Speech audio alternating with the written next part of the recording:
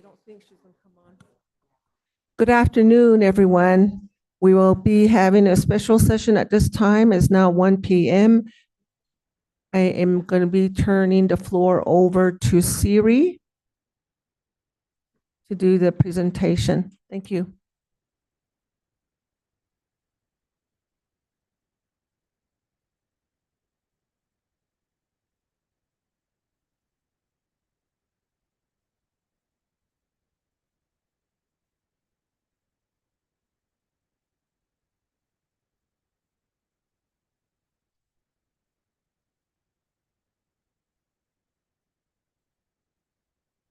Good afternoon, Chair Begay and members of the board. I'm Andy Bertelsen, County Manager, and pleased to be with you here today.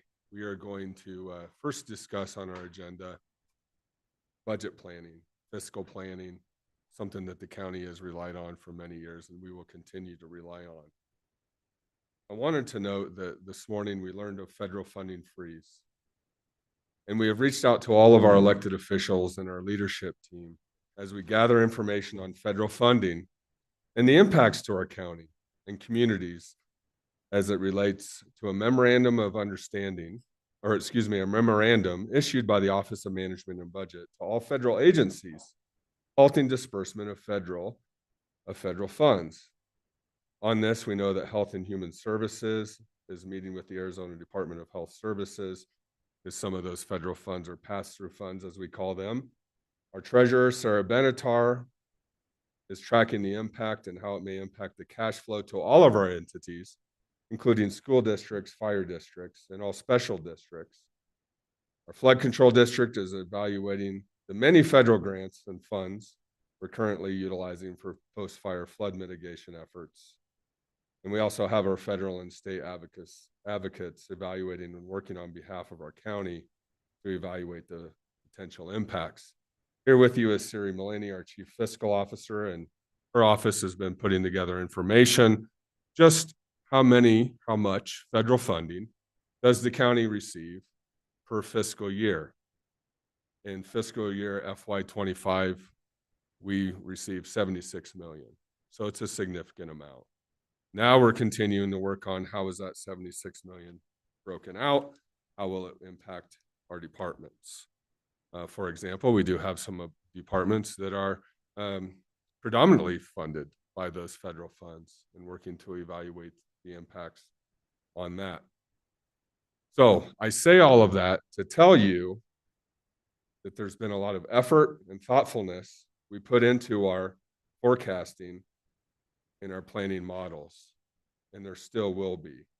So this effort is never more important today. This is the effort that we, the county, need to rely upon to provide us stability in an ever-changing environment. Taking into account county issues, county focus was with an awareness on all the factors out of our control. Influence, yes, out of our control. That's a difficult proposition to comprehend. But here's what we can control. Our county processes, our planning efforts, our budget process, and we can manage that to the best of our ability. Again, we don't have a crystal ball, a magic 8-ball, whatever it might be, but we can all evaluate the factors that influence us in these planning efforts. The Board of Supervisors, in your effort, in your responsibility for the county, is fiscal responsibility. And that's reflective in our budget process, this process, and all of our processes that we'll be undertaking. This one, budget process, and our strategic planning effort to really evaluate our priorities and how we plan as a board, as a county, to move forward during these times.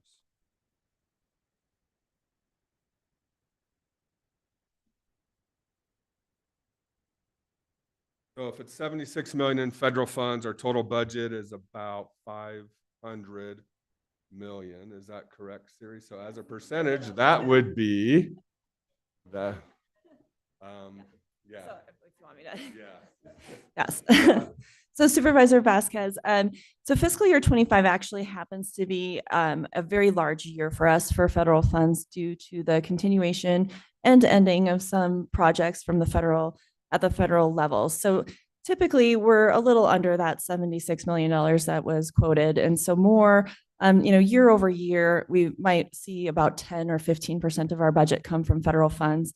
We're a little higher in fiscal year 25 due to significant efforts by the flood control district as a major contributing factor to our federal revenues. So when we look at that dollar amount, 25 is a little higher than historical, which unfortunately makes this timing all the more important as we have all of these projects underway. There's also lots of federal programs that we're wrapping up from the American Rescue Plan Act, for example, and some other things that are impacting that number. So, just kind of setting the stage from what is sort of a typical budget versus this year, there's a little variation with this year being unusually high. Thank you, Siri, and Supervisor Vasquez. Thank you for the question. And like I said, with that 76 million, we'll be working on the breakdown and how that impacts the county and departments, et cetera. Any other questions, comments, observations? I think it'd be helpful to get a list of the actual programs and projects that are funded. I think that would be helpful for us both now and also moving forward in case this is not resolved and is not temporary, and we need to make some priority decision-making on this. Comment heard, and we are working on that right now as we are here. So, in focusing on what we can manage, our financial planning history and effort, we'll be talking a bit about that today, the conceptual framework for doing so, and then the FY26 outlook. Now, the outlook may shift depending on administrative actions, federal actions, state actions, et cetera. But again, this is the beginning of our outlook and our planning effort going forward. So there is a long history of prudent financial management. I will say in 2005, we began the 10-year financial planning process. And of that 10 years, we planned on a 2-year recessionary period. So 2-year recession every 10 years. That's the recessionary planning model. So when this began in 2005, we should note that we did begin to experience a recessionary period the beginnings of around 2006, hit a little harder in 2008 and lasting through that recovery 2010, 11, 12. So it lasted for quite some time. I will tell you that during this time, the county, and I was both working in the budget office and then eventually as the public works director, during that time, we, the county, did not lay off employees.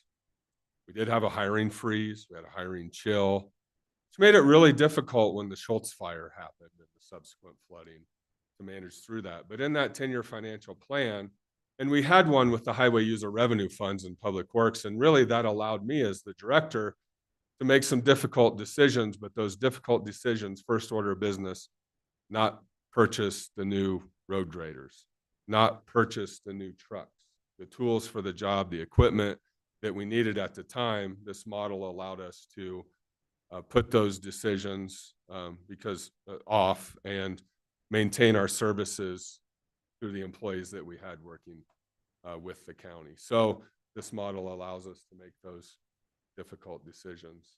And then aligning the revenue type with expenditures.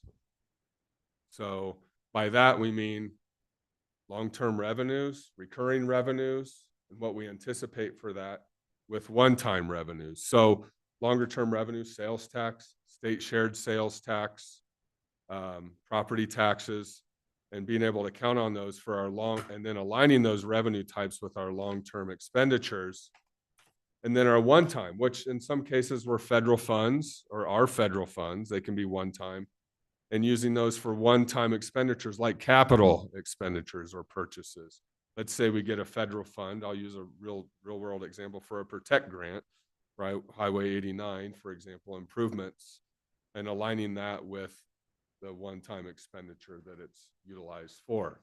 And then spending only to recessionary levels.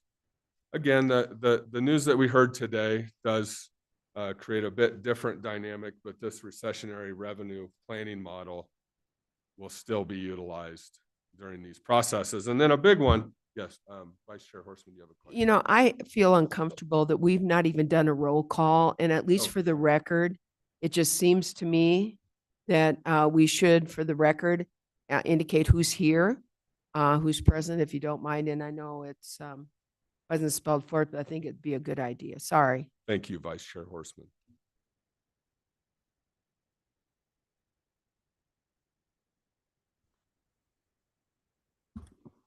Thank you. District 1, Yes, I'm the bossy one. District 1, Patrice Horseman, present. District 2, Good afternoon, everyone. Geronimo Vasquez, Supervisor, District 2. District 3, Tammy Ontiveros, District 3. and with District 4, Judy B. Gay, and we don't have District 5 available today to be attending the meeting. Thank you. Thank you, Vice Chair, Chair, members of the board. I should have caught that as well. Quite frankly, I was ready to give this presentation. So, yeah, thank you. Yeah. So, and then a big opportunity for us that we utilized early in this planning process, paid debt and built prudent reserves. We, the county, have been pay-as-you-go historically. Many would say that that is prudent fiscal management and planning. Now, and if we are to utilize debt, what are we utilizing debt for? Capital projects, et cetera. We did have some debt in 2005 that needed to be paid, and that was for certificates of participation for the projects that were done in the early 2000s for jail modifications, courthouse improvements, et cetera. That was our last big, I would say, capital campaign. And we'll learn more about our capital campaigns from facilities, I believe, next week. But that was an order of business. And in paying off that debt, we were able to utilize our fiscal reserves to pay off that debt. And we saved upwards of $1 million, if I remember correctly, in doing so. Is that right, Siri? Yeah, thank you. So that's been a significant part of our model as well. Another is locked into long-term retirement savings. So as you all know, if you've been following the state level conversations, there was the PSPRS, Public Safety Personnel Retirement System, that was not solvent. And I can tell you that as part of our financial conversations, we, the county, were certainly on the front end of those conversations. And we now have a representative that is the director of Public Safety Personnel Retirement System, Mike Townsend, that has really worked diligently to make that system solvent. That, in essence, I'd like to be able to say that that effort started here at Coconino County in the thinking for that solvency. So that's important to note. And then continuing to develop our strategic budgeting process. So with that, and as we go through the budget process, we'll be having those conversations with the board on that alignment. And then in 2009, recessionary period, federal funding, concerns, cost shifts, rising cost of providing service, Coconino County established the Public Health Services District. And that was really our first effort, our effort to create revenues associated, local revenues associated with the services that were in high demand, particularly at that time. So that was a significant accomplishment that happened with Coconino County during that time. And Siri, I'm probably starting to take your slides, and I believe this is your slide. I could keep going, but I'd like to give you the mic for a bit so I can recollect my thoughts. Thanks, Andy, and Sharon, members of the board. And Andy, please come back up or jump in as you need. So our next slide, a lot of what we're talking about, you'll see a little tag off to the right on the slides to kind of orient you. Are we talking about the history of the county? Are we talking about the framework, or are we talking about the outlook? So in still thinking of our history, and a lot of it is important as we think about building to FY26, this slide is something that we've presented off and on over the years, but it really does highlight the county's success and how we've been able to be successful with using our financial planning model.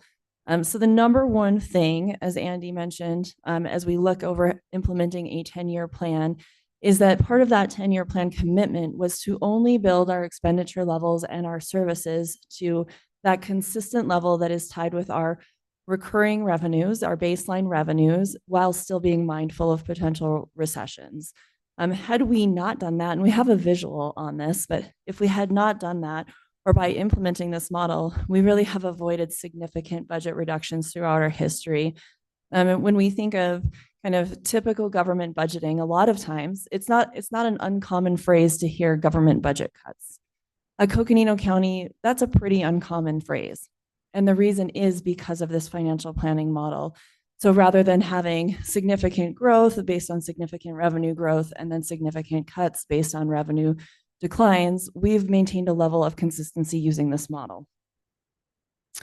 So here's the visual of that. And again, noting that this was put in place around the fiscal year 2006 timeline. And as Andy noted, then going into a really significant, the Great Recession, shortly thereafter. Historically, how Coconino County had done forecasting, how many governments had done forecasting, was they would take a point in time and say, this is our revenue today. What is our growth? What is our growth from here? So any point that we were at, any point that a government is at, looking at then kind of historical average growth and just growing, growing, growing. What the county did was took a look at trends, took a look at data and said, this doesn't look sustainable. It looks like we may be in a bit of a bubble. Maybe we should be mindful of our revenue forecast moving out into the future to keep in mind that things may not be as good as they are today for, forever. And it may not be growth from where we are, but it may be that we're seeing a little bit of an anomaly in our revenue sources. And in doing so, rather than building to that top line, that full growth scenario, our budget was pegged to that middle line. When we look at actual revenue, that's the triangles. So that bottom line. So there's a variance, $3.3 million had we set at or kind of kept on our historical path of revenue growth. So we avoided $3.3 million essentially of revenue cuts just by making that decision back in 2006. And then as Andy noted, things were still incredibly difficult because although we had trended and looked at recessionary scenarios, nothing had prepared us for the Great Recession in any of our historical data.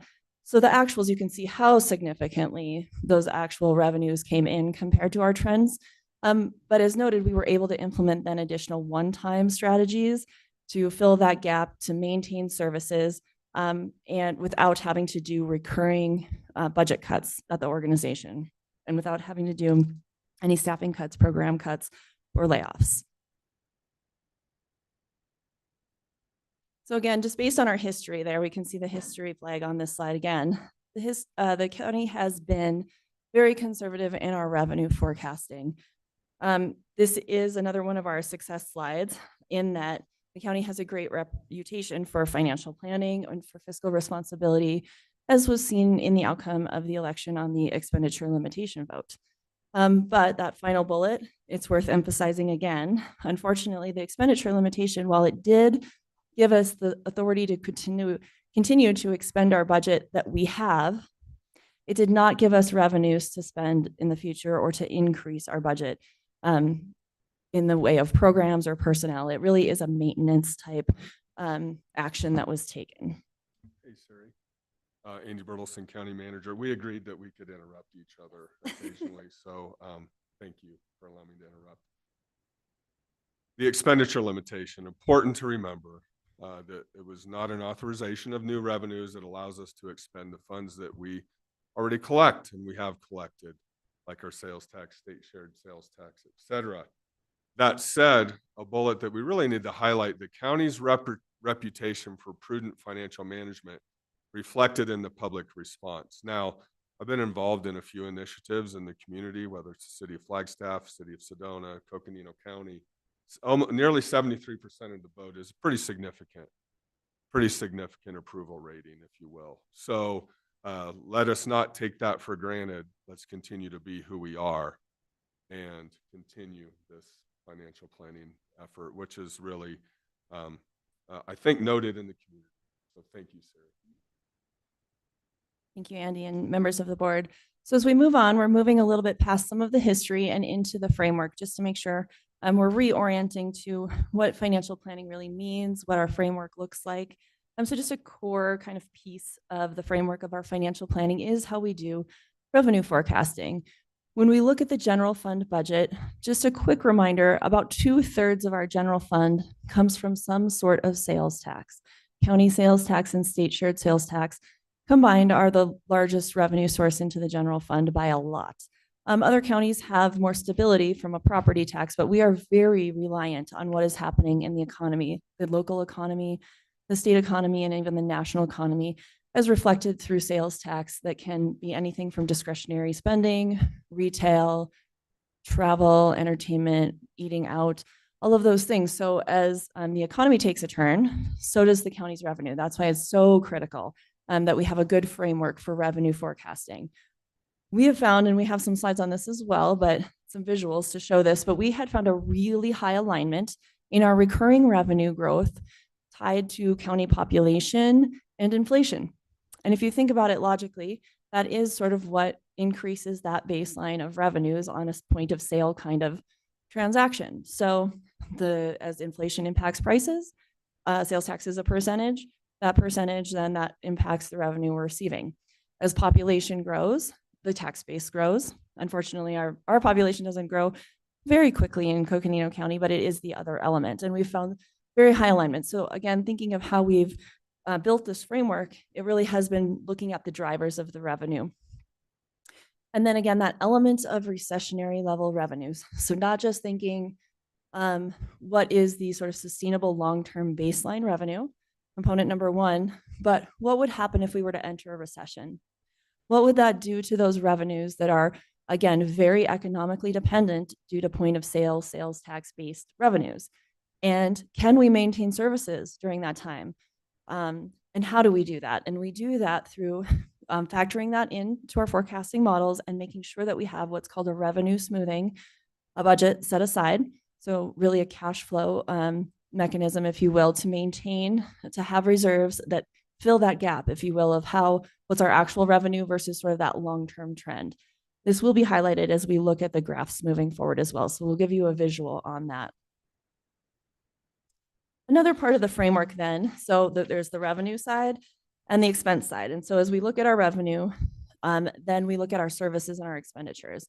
And essentially the model that we've adopted is something called what we call the line, above the line and below the line. So above the line, that's really just that recurring revenue level, regardless of a recession or regardless of a boom maybe that may be happening or shorter term blips with one-time revenue that's coming in. The line of sustainable revenues is dedicated to those essential services. And really we have to go through almost a walkthrough of how do we invest those dollars. We have to start with mandated services because that is, we have no choice. And a lot of times there's financial penalties if we don't satisfy the mandated services. But when we speak of mandated services, we mean costs and those services at least at the core fundamental level that's required by the mandate. Most of our budget in the general fund is also dedicated to personnel costs. And so maintaining the staff that we have and keeping them without any staff reductions or layoffs in force, those have been those above the line things, along with the key operating costs to maintain our current programs. So what I would say is this is kind of a boring slide, if you will. What it means is it's allowing us to maintain what we have. It doesn't allow for those discussions of what programs can we add? What else can we do? How many new staff can we add to departments? What we have for our sustainable level of revenue is really spoken for with these items already. Then as we look at the below the line conversation on the next slide, so this is when additional one-time resources are available. So we look at, again, first accounting for a drop in revenues due to a recession, and then what are those other services or those one-time investments of funds the county can do? And the reason for the line is if we're not hitting our revenue target, these are the first lines, if you will, that get taken back out of consideration in developing a budget. But additional enhancements or other services that aren't mandated, CIP funding, so capital facilities, whether it's improvements or R&R funds or anything new that we may be adding from a capital perspective. And then any other kind of one-time incremental growth to the budget. And Andy, please. Thank you, Sari. Thanks for allowing me to interrupt. So this is an example of above the line, below the line, below the line. The example that I gave in 2008 with the purchasing of the new equipment, that's a capital improvement funding request. The tool for the job, a new motor grader, which now cost upwards of $500,000. At the time, still in 2008, still significant, still an expensive cost. That line sort of allowed us to make that difficult decision, whereas we're obligated to provide the service, maintain roads. We had to ask ourselves the question, can we do that with the equipment that we have? Can we do that with the tools that we have? And in doing so, we need to ensure that we keep the people that are employed with Coconino County to provide that service. The human element was above the line, so to speak. So thank you. Thanks, Andy. And as we look at this is the final slide of just bringing it all together, the visual depiction of the line. And so again, looking at this really speaks to the county's kind of pay-as-you-go financing model that we've had in place. And as we look at small CIP or small capital, we've pegged that to first accumulating the resources and then doing the expenditures rather than issuing significant debt and building, big buildings or adding to what we have for our facilities. We've had a tendency to accumulate resources and then invest in capital. And then if we've had the need for large initiatives, and we did back in, I think, 1998, we issued debt for that, but really looking at what is the revenue source that can fund that. At that time, we did a debt sinking fund. So we still had significant resources in place to then retire that debt using those resources. But as we move forward, that may be a different revenue source like a secondary tax or something like that. But again, it's not part of that baseline. We're not adding to that recurring, because as you add debt, you add something above the line that you have to pay without going into default. You're taking something off the top out of those revenues. Siri, if I could also add below the line, what's at the top is other R&R, repair and replacement, so IT and facilities. We know that we can, if it's below the line, so to speak, we can put off those costs for a period of time. At some point, you have to analyze and continue to invest in that repair and replacement, because why? Things can depreciate beyond, and then it becomes an actual capital improvement as opposed to a repair and replacement. So always being cognizant of that as well. Okay, so we're moving a little bit past the history and the framework, and now we're going to head into the outlook. All this was really important to lay some of the foundation of the rest of our discussions for today. But this slide, this is a really fun slide for me because it has numbers on it. This is kind of another visual, if you will, of the revenue forecasting model we've had and what we're seeing and what's changed. So as we look back historically, we grabbed some snapshots of time, fiscal year 1995 to fiscal year 2005. Our actual revenue growth was 3.9% on average per year. So you can see that bolded number. Off to the right, there's a smaller number, 4.6%, kind of italicized. What that represents is the total of inflation and population on average during that time frame. So there was a little bit of a disconnect between FY95 and FY05, although it got closer together as we moved closer towards recent history in that. But this is what was the basis essentially for starting to look at population and inflation as our baseline sort of reliable revenue growth basis. We can see how well that served us, because even when we factor in the Great Recession, that really impacted our revenues from fiscal year 10 through fiscal year 14. If we look at that snapshot of time, that 10 years of fiscal year 06 through 15, on average, even with the declines we saw during the recession, our average annual revenue growth was 3%. If you look at Western urban CPI and county population together, the average annual growth was 3%. So that really validated that model we were using and gave us a lot of confidence that we were, we had really solid numbers that we were basing our outlook on. As we look at another snapshot, so the next 5 years, again, 16 to 20, and we stopped at 20 because, of course, something pretty significant happened in fiscal year 20 with the COVID pandemic that impacted our revenue. But if we look at that, 3.3 average annual growth in our revenue compared to 3.2% population in CPI. So again, just validation of the model. Really, the effectiveness of the model really helped our budget to avoid major fluctuations and helped us know what is our sustainable level of service without making a lot of changes. But then our data started to change. So as we look at fiscal year 21 through fiscal year 24, you can see that post-pandemic, post-COVID, we've had an 11.4% average annual growth. So that's not cumulative, that's the average annual growth in those sales tax revenues. Now we know inflation's been high. So if you look off to the right, you can see that reflected, because also higher than historical is that inflation and population number, on average 5.8% during that same time frame. But there is a much broader gap between our actual and that population inflation based number. And so what is drawing that? And this is the question we've been asking ourselves for a few years, and we'll talk about that. We started to see this right in 21, which we would expect, because 20 had such a drop due to COVID and that shutdown period and the impact that had on our sales tax revenue, that we figured there was some pent up demand, right? Everyone bought toilet paper, but maybe not much of anything else during that time. So, sales taxes were returning to a higher level. But it wasn't expected to sustain for this long. Some of those factors, though, as we look at it, prime contracting right now, when we look at prime contracting, that's at 18% average annual growth. So thinking of sustainability in prime contracting, that's probably not sustainable. The driver, one of the big drivers on that had been federal money. There was a lot of capital-driven federal money happening. So that's probably a bit of a blip, right? A little bit of a bubble to account for. And then the other thing, though, and this is where we had been having some conversations with Alan McGuire and asking him, what is he seeing? What other factors and indicators might help explain this? And one thing he mentioned was household spending, that household spending trends have been much higher post-pandemic. The way people are spending money versus kind of how they're saving money, that trend has really shifted. So that's another influencer of these factors.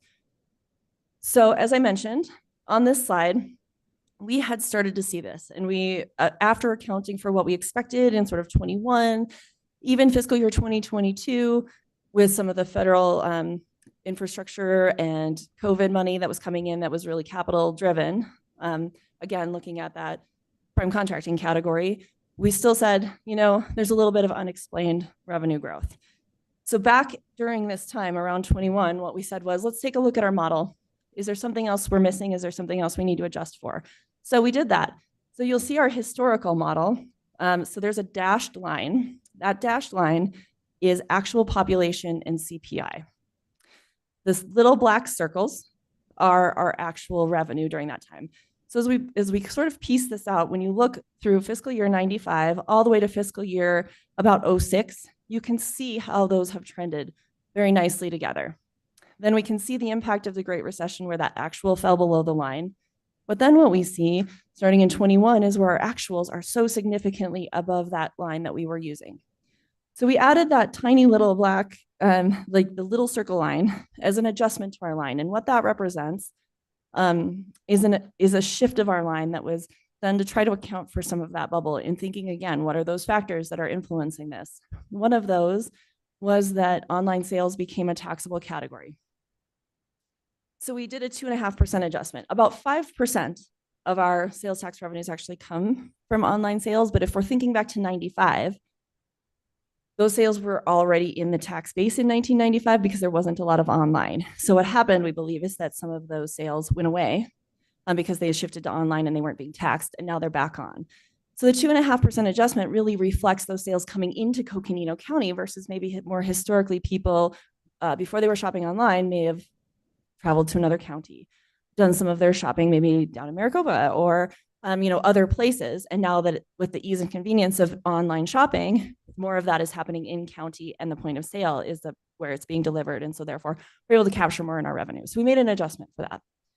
You can also see we made an adjustment to shift that line, as we always do, based on actual inflation. So this is already reflecting that higher inflation in both of those lines.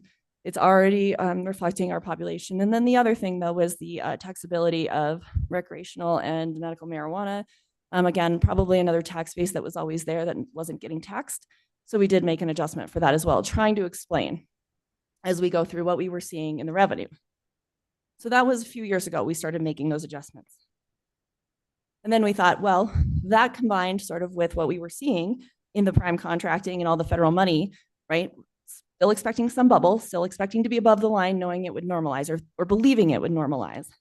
But we've seen it sustain for longer than we thought. So that leads us to where we are today. So where we are today is on this slide. So again, having those discussions, I had a great conversation with Ellen about this, kind of looking at our numbers. What would be a reasonable adjustment? We talked about a couple different scenarios. We thought, does it make sense to adjust our population because we've based it on Coconino County population, but our point of sale is really more reflective of the entire state due to tourism, second home ownership. Does it make sense to fold that in? We ran some scenarios. I was like, well, that doesn't do it. That doesn't do what we think it was going to do. But then Ellen, also mentioning that trend of spending said, I think, the best thing to do would be to adjust your line, make another adjustment to account for that change in spending patterns. So more money getting put in towards taxable sales. Oh, and Ellen is on, yay. He's raising his hand. So let's stop and have Ellen jump in. I think that would be great. Well, thank you, Siri. Yeah, I think it's important to understand that households changed their spending patterns during COVID. They began to spend more money as a percentage of their total income, right? So maybe they spent, 25% or whatever it was on taxable goods. Suddenly it went up to 30%.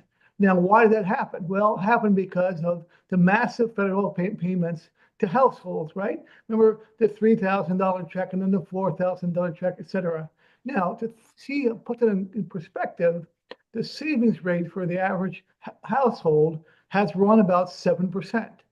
In the beginning of COVID, that savings rate for the average household in America jumped to 34%. That's a massive increase in savings. That meant that people took part of that money from the federal government and saved it. Now it's dropped below 70% today. So what does that tell us? That tells us that those were temporary spending, right? They went on for a couple of years, but it's not going to go on forever. And the federal government, as Siri just said, did lots of capital projects as a part of the recovery, and that also impacted your sales tax. So what you've got two factors that are going to go away, right? They're only temporary. So, and one of the things that we've seen, one of the worrying things we've seen is that households are taking on debt to continue to spend above average. Well, they can't do that forever. So we concluded that you could increase the amount of revenue one time, right? So that's called a shift in the curve up, but not an increase in a slope, right? Now, both of marijuana and the online were one-time shifts because it was increasing total amount of sales tax, but it was going to be a stable rate from there after that. And you can see that in the graph here, the dashed line, the dotted line is above the dashed line, but it isn't going at a faster rate. And that's a really important thing here. That's not the way, normally when we see an increase in spending, we would think, oh, well, it'll go on forever, but no, it won't. And so again, in light of your conservative revenue forecast, this makes sense. If that makes sense to you.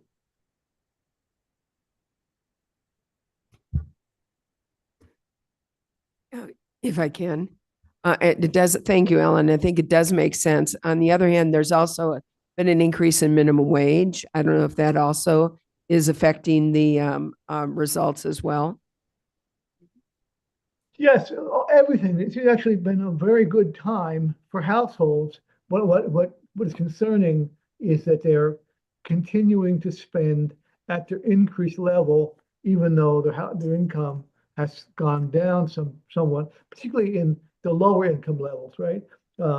We saw that the that excess savings amount was spent down first by low-income households, which is not surprising. But higher income households have hung on to some of that. But you're right, the minimum wage, but that's like an inflation, right? Like an inflation, it's an adjustment for inflation. So it kind of offsets because you're gonna have an increase in your revenues and an increase in your spending as your agencies want CPI adjustments, et cetera.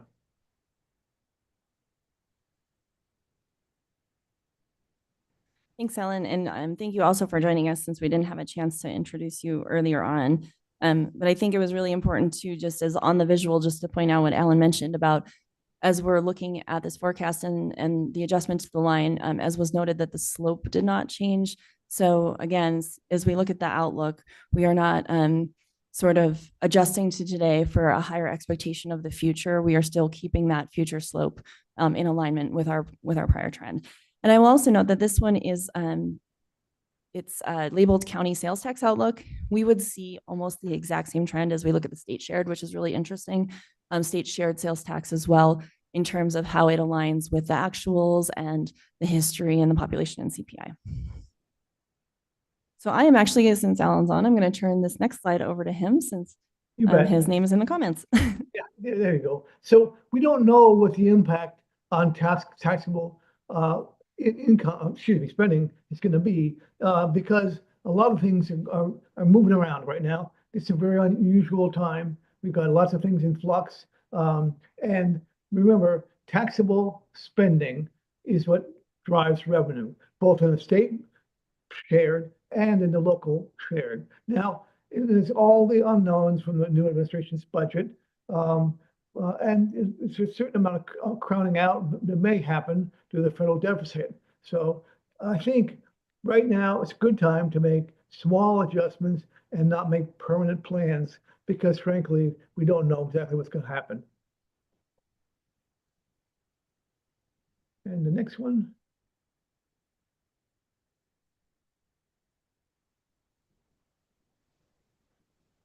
While we're going to the next slide, Alan, I just want to ensure that you get the proper introduction. Andy Bertelsen, County Manager. Alan McGuire, economist, long-term partner, currently sits, I believe, on the Public Safety Personnel Retirement Board, has been involved in fiscal economic policy at the state level for quite some time. And we utilize Alan as a checks and balance to in essence, to look at our long-term financial principles. He helped us develop them and then really checking Alan on what he's hearing about economic policy and how we are lining up as a local government in our planning practices. So thanks, Alan. Sorry I didn't introduce you. Oh, no problem. No, I'm pleasure to be here. So the county's long-term conservative approach, Siri talked about that earlier after today, Indy, you guys have the most successful forecasting model in the state of Arizona. And I mean that sincerely. I've tried to get the state of Arizona to adopt your method, your recession-based methodology, because it would cause a lot less problems than they always tend to be running to figure out the forecast. But the real watchword for now is uncertainty. We just don't know what's going on. The stock market is frothy. There's all kinds of yesterday, somebody, there was a news story about a Chinese AI product. It caused the high flyers to fall 3%. Well, okay, that on top of the fact that the bulk of the gains in the market in the last few years come from a handful of stocks. That's not good. I mean, what you want is a broad-based market increase. So, and the Federal Reserve's policies at a tipping point. A month ago, they were talking about cutting. A couple of weeks ago, talking about raising. Now they're talking about leaving it alone. That's not where you usually find ourselves. They usually has a pretty good idea with how the Fed's going to react the next time it has a meeting. So I guess I would say that, that this is the best of all times and the worst of times because there's a lot of uncertainty while everything in the economy is going pretty well. And I guess I would say, honestly, the change in administration changed what's uncertain, but didn't change that the uncertainty exists. Thanks, Alan. You're welcome. And I can. And of course, even though I know we aren't getting off on that track, that has not been factored into here. And that's the recent uncertainty of a new administration and a new approach, shall we say, to policy formation and the economy. So, I mean, that's not even in here. So, and those are all justifications for us to continue a very conservative approach. Yes, yes.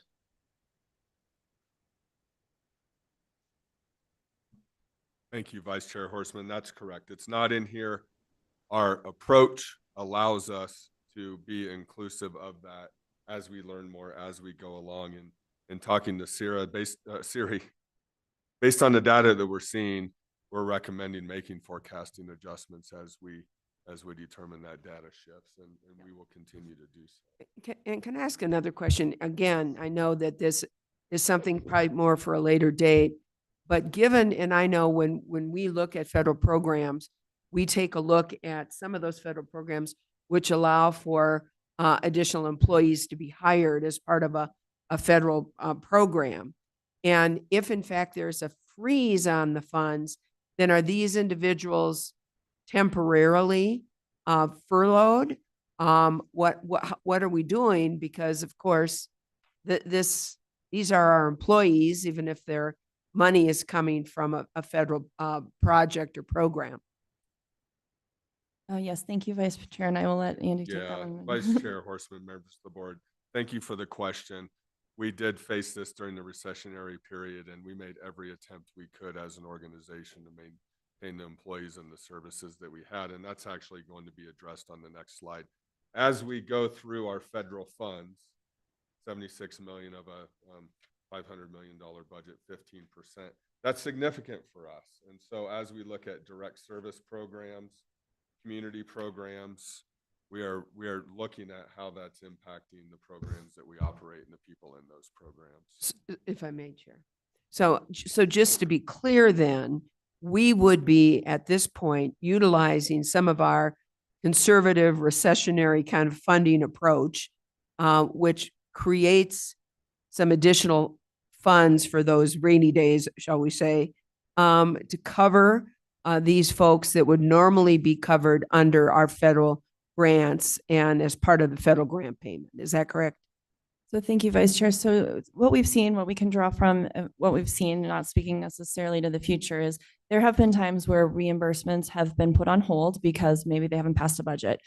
During those times, we're still eligible for those reimbursements. And as of right now, that may be the case because we have agreements with the federal government. So our services are continuing. Until we hear otherwise, services are continuing. People will continue the work that they're doing. And we fully expect that reimbursement should be forthcoming because of the agreements we have to get reimbursed for those services. But of course, everything is day by day. The magnitude of 74 million, if there were to somehow be, no federal funding ever at all for anything, that would be a whole nother series of conversations. But I think that's important to make clear for ourselves and the public as we move forward. Yes. Siri, should we go to the next slide, or do we want to talk more about the forecasting philosophy? Nope, I think we. The next move on. slide, and I want to stand up. Vice Chair Horseman, to your point on the question, and members of the board, also to the public and to ourselves, and also want to note we have many department directors and elected leaders on this call today. So thank you all for being here because they're asking the same questions. What does this mean? What does this all mean? We're going to focus on service continuity, proactively pursue revenue sources and investing in program before investing in program growth and service expansion. Now, we put this together before the announcement that was made today on the federal freeze, department CPI funding. We want to ensure as costs increase that we're making those investments in those programs. And then employee compensation. I think this would be better worded employee commitment. Erica Philpott has some information to share as well in terms of our health insurance, but in employee commitment and all the departments that are on the call as well. With the compensation we currently have in our financial planning model, 2.5% planned for salary. And I've said this a lot. Our partners in the community, City of Flagstaff, Mountain Line, Metro Plan, all of the City of Sedona, all the cities, they are our partners. They are also our competitors as employers, Flagstaff Medical Center, et cetera. So we are paying attention to what's being recommended. The announcement today certainly might change some of those conversations, but we're paying attention to that constantly because we want to ensure that we are, Coconino County, the employer of choice on all levels. Now, I do believe we are the best organization to work with, and I believe the strength lies within each of us. The strength is in this room, the strength is on this call, and the strength's in our community. And we prove that time and time again, and we'll continue to do so. But also knowing that it's a competitive workforce as well. So with the commitment, we want to ensure that we're committing to the people that are committing to Coconino County and the services that are being provided. So Erica, do you want to talk a little bit about what we've learned from our Public Employee Benefit Trust? Thank you, Andy. Erica Philpott, Deputy County Manager.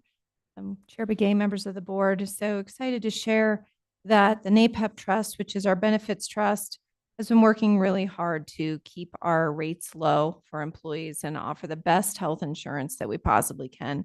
It's part of the total compensation package that we give to all of our employees. It's something they look at when they consider employment with us, and it's part of our retention as well. And you'll recall that last year we were very proud to have a 1.5% increase. And it's important to note that that's a very, very low increase when we're seeing national trends be much higher than that. And that's a percentage of the premium. And so this year, the trust was looking at a 3%, but the trust had some reserves and chose to spend $465,000 of reserves to buy down the rate across the trust. And we will again have 1.5% increases to our health premiums this year, to our medical premiums. And that's a weighted average.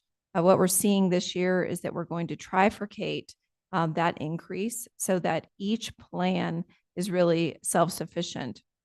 Last year, it was 1.5 across all three plans. We did not differentiate that percentage between each of the medical plans. But this year, in order to slightly align that better, we will be trifurcating. So the high deductible health plan will go up 0.5% for the premium. The base will go up 1.25%, and the buy-up medical plan will go up 6%. And that results in that weighted average of 1.5% across all of those plans. So that's based on, that trifurcation is based on the true cost of coverage to make sure that one plan is not supplementing another plan. I'm also excited to share that the dental plan will move to self-funded and also change from 2 plans to 3 to give employees more choice.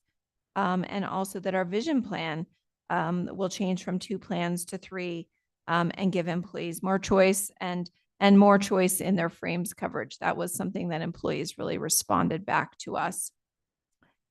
We are also adding a high cost generics program to help employees save money. We are going to be making some other adjustments to the plan. And one of the things that we saw a year ago was that our preventable cancers had been up dramatically across our trust. People had put off some of those pre-screenings, and we saw an increase in the pre-screenings over the last year. We took that very seriously. We tried to have more people have access to pre-screenings, and we were able to move those numbers. So we want to continue to get the word out on that pre-screenings work, that we want to catch particularly cancers early and We, as a result, had the mom van come more than once, the pop van come more than once, and are continuing to do that again this year. So really excited to share those rates of 1.5% with you. Thank you.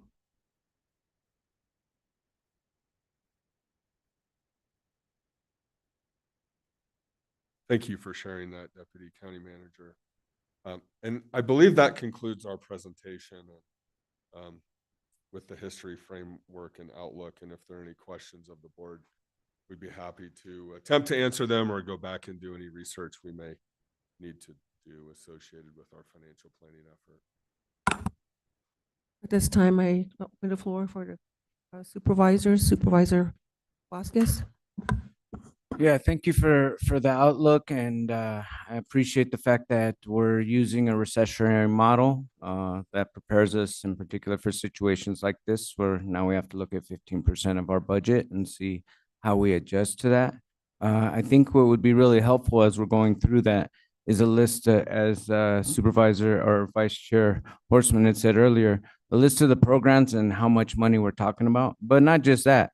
The FTEs we're talking about and what those services are, because there's more than one service that those different programs provide. And so, you know, as a service providing county, we want to make sure that we're providing as many services to our county residents as possible. And so we need to know, and we need the public to know, the real-time public effects of these kind of freezes on federal funding. So if you could please put that together, we'd appreciate it. Thank you.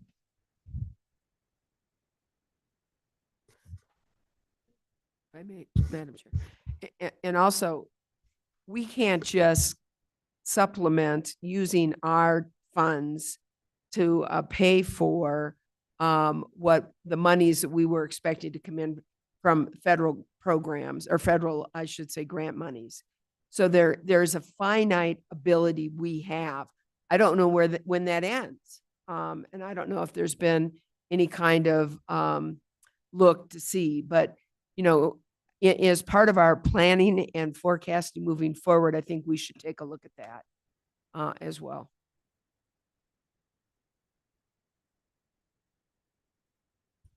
Thank you, Siri, for your presentation. The model we're using is something that, you know, is something that Ellen is, you know, very proud of, as the county is using it. And I think that, you know, my colleagues have, you know, pretty much asked, you know, what we need to be working with. But if you, on the flip side of that, we really need to look at the what ifs. You know, what if, you know, these monies are actually cut?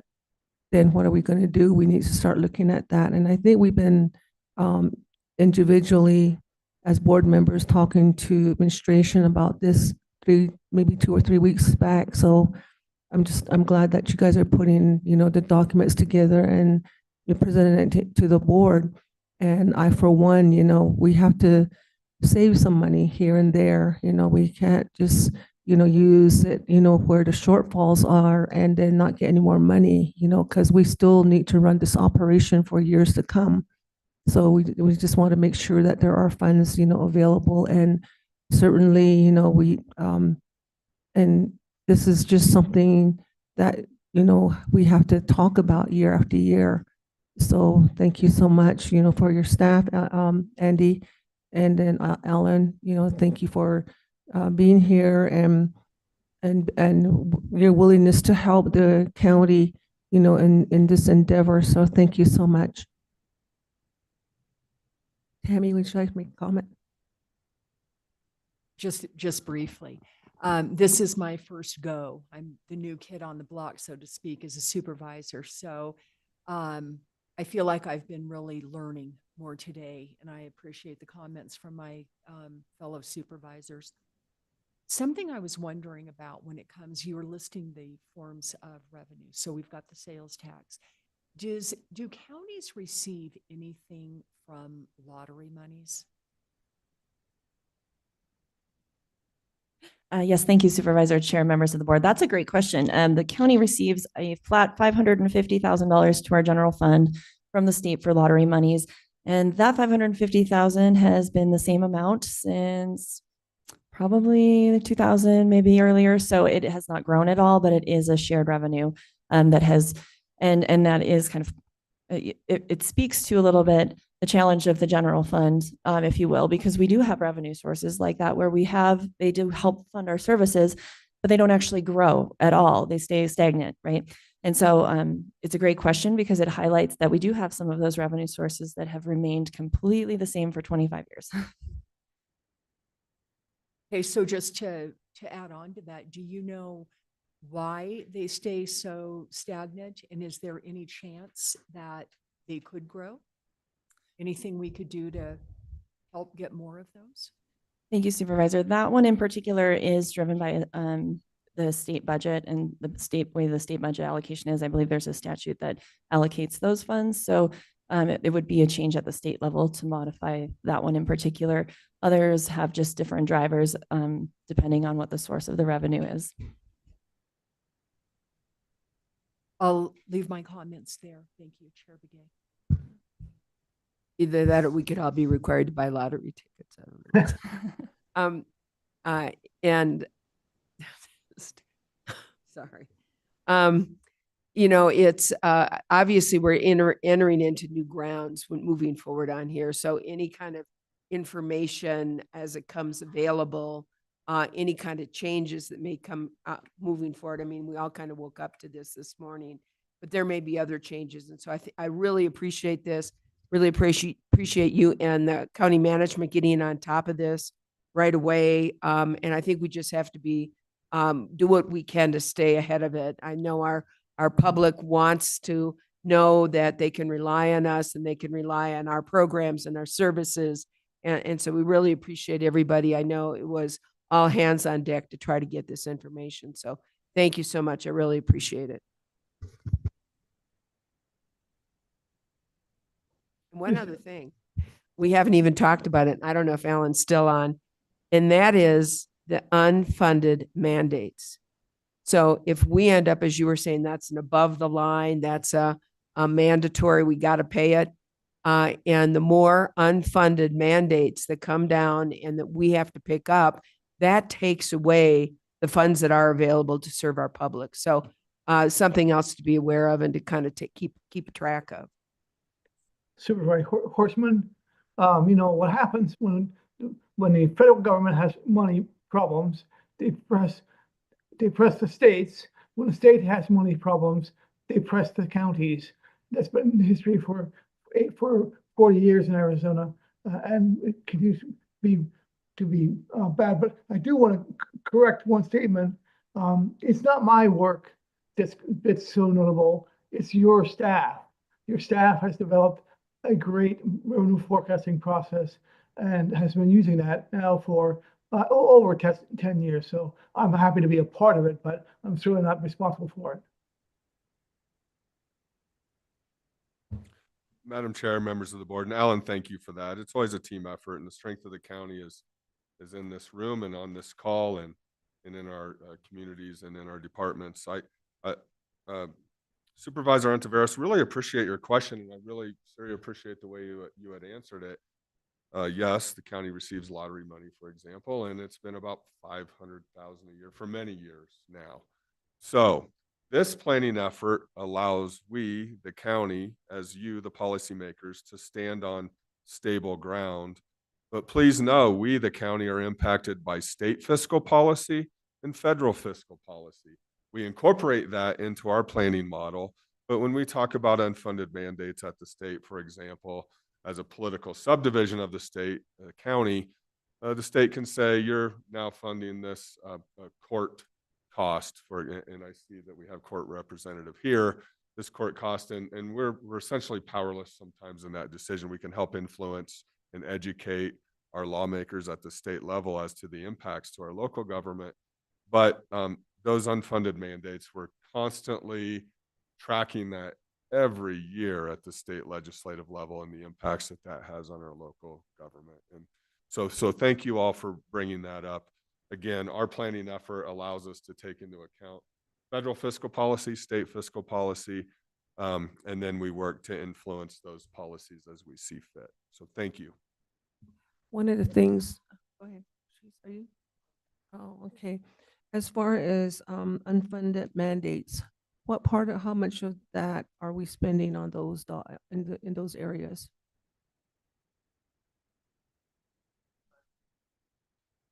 I don't know if we have a number. Kim could probably give us I some think that would examples of be that in a nice, Health and Human good Services. information as we go see the lawmakers, how much money, so that we can have some talking points or something, I think, we need to get prepared for that too. So the amount of money that we're spending on unfunded mandates is something that would be important. Thank you.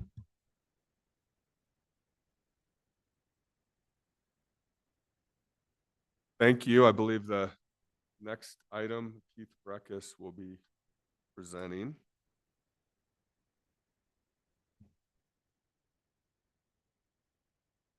And thank you all for working with us on this presentation. There was some anxiousness leading up to it, and appreciate you bearing with us on that. Am I on? I think I'm on. Yep. So I think the next part we're going to go over NACO boards and commissions. So I'll wait till Lindsay probably has a slide for that. I'm hoping.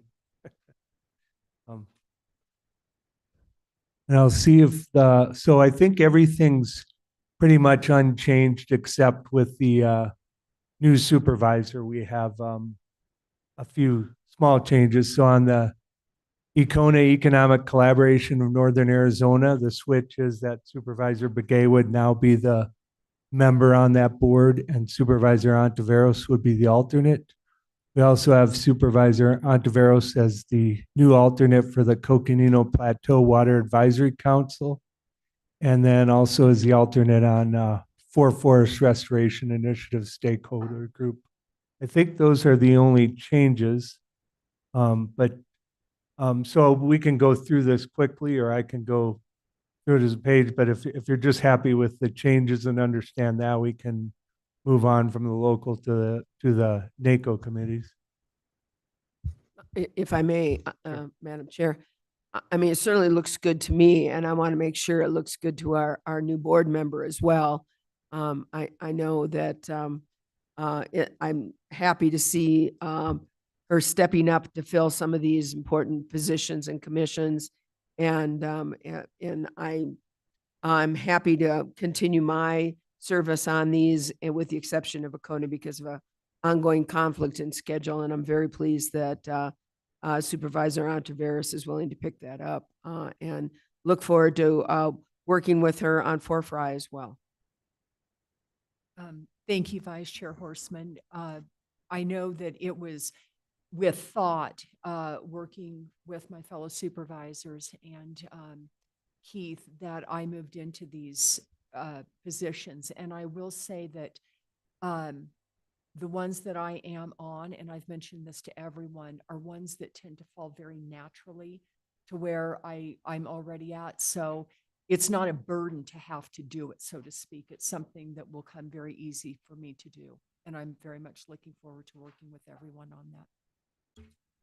Yeah, we're excited to have you on those boards. And I think Vice Chair Horstman raised a good point. A lot of things what we run into is the board members are so active in so many areas that we do run into scheduling things. There's so many state, national boards, so many visits that in some cases we have two different committees that meet at the same time in any given period of the month. So it's good to see us be able to shuffle around and make sure that we have coverage on all these boards because one person can't do it all. And so it's helpful to have 5 active board members to kind of move the chess pieces around, if you will, to get people in the right places. And we're excited about this. So that's what we have for local boards. I think on the state and national boards, Lindsay could probably pull up the slide, but I don't think there's any changes on this one. So we're going with where people already are. I think some of these committees will have, I guess we probably mentioned in the last meeting, but both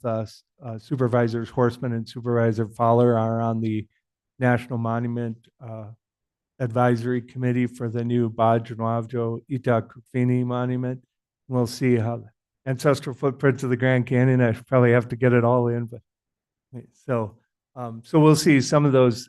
There might be some changes this year, or things that we will be attentive to on the state and national level. But as far as our membership, those are all unchanged. So if nobody has questions on there, the one category that we can move on to after that is the NACO memberships, which we will have trying to get the new supervisor onto a NACO committee will be a appointed discussion, because that's something that just that we're just working in as of today. So that's a work in progress. But any questions on the previous, on the state and national?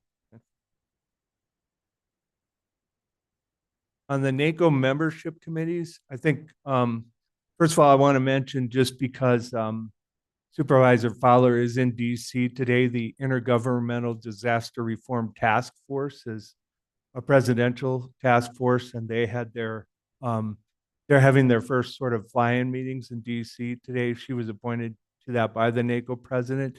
And I really want to thank Lucinda Andriani and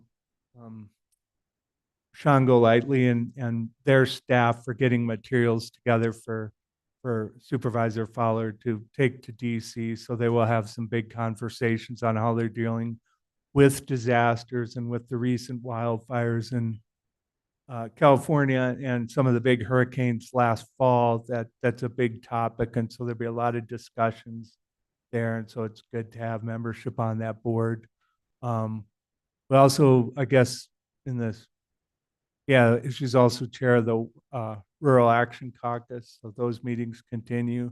We have a bunch of other committees. But the one thing I did want to bring to the board is we did check for Supervisor Ontiveros if there were vacancies on some of the, there's 11 11 steering committees on NACO. We have membership on, each of you is a member of a committee, at least one committee. And we have some committees that we had vacancies. And so two of them that she's looking at that Arizona does have vacancies is the Agriculture and Rural Affairs and the Environment, Energy, and Land Use Committees. So she won't be on two. We will pick one of the two, or she will. And possibly subcommittees on the Agricultural and Rural Affairs. There's a Rural Development Subcommittee, which might be a good fit. And on the Environment, Energy, and Land Use, there's an Energy Committee and a Land Use Committee. And she hasn't narrowed it down, I think maybe leaning towards the Agriculture and Rural Affairs, but we just got the information from Penny at CSA today. We had requested if those committees had openings, and we found out they do. But I guess in terms of direction, what we might look for, if we're allowed to do that, is if it could be empowered to pick one of those two committees, or if that's not something that's permittable, we may have to bring it to the next meeting. But I think if people are comfortable with her serving on either of the committees, we could probably consider that an okay direction to go. And then we'd probably nail it down by the end of the week, which one you want to serve on. Is that your understanding? Yes, you did recap that very well. And when we were meeting, I did say that I would like to kind of get this done by the end of the week. And again, just to point out that both of these kind of fall where my natural interests and abilities lie. So looking forward to whichever one I happen to be on. Great. Do we need any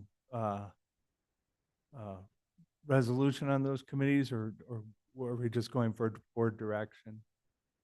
Well, I don't have any problem just saying, I would go ahead and make a motion that we approve the committees as set forth, with the understanding that for the NACO membership committees, that'll be at the election of Supervisor Ontiveros. I'll second it. Okay, all in favor, say aye. Aye. Opposed? Motion carries. Great, I appreciate that. Thank you all for that part of the discussion.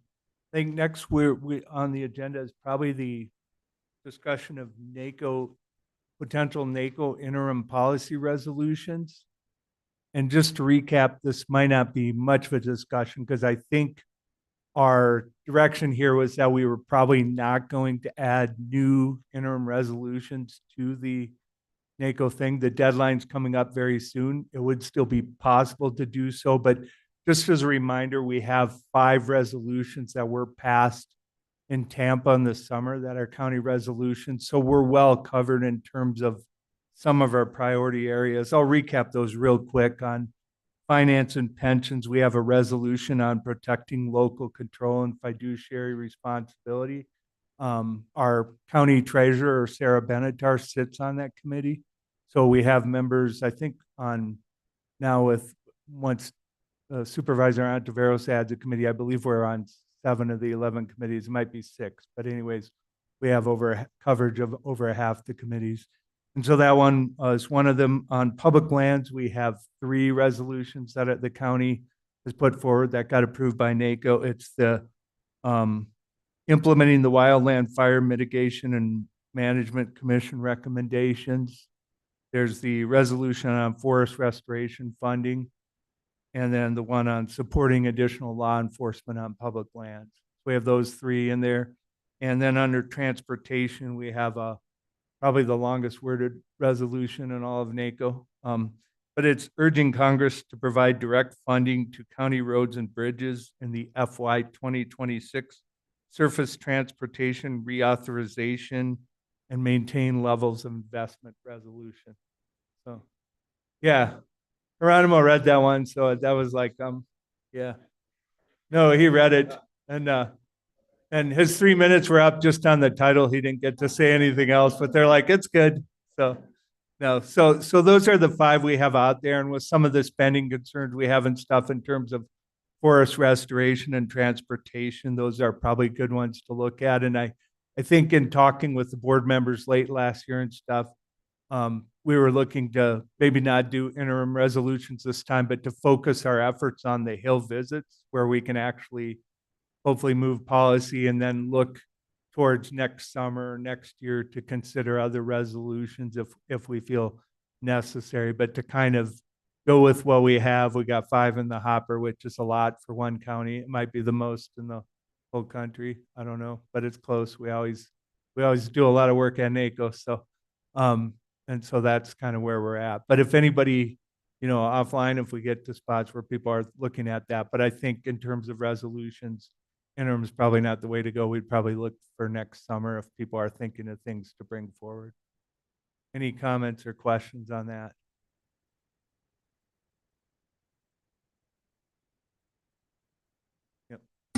All good for now. I think the final thing, and we're making pretty good use of time, so you'll probably get part of your hour back, is just the state and federal agenda. We do have, I think we have the state agenda typed up and printed, but not the really cool copies. But I know when people went down to the legislature, Geronimo was down there yesterday talking to some of our lawmakers. He got to meet with Senator Rogers as well as a couple of the people on the transportation committee, Martinez and Biasucci. So Biasucci and Rogers were very generous with their time. I won't say anything about the other one's generosity with their time, but we did get to meet with her.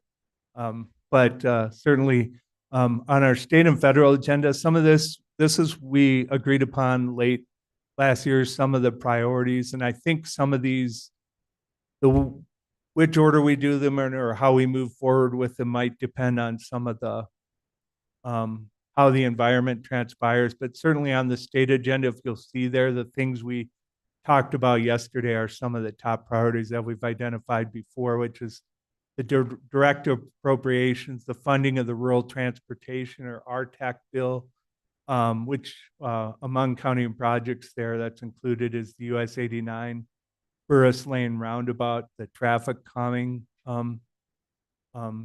thing there.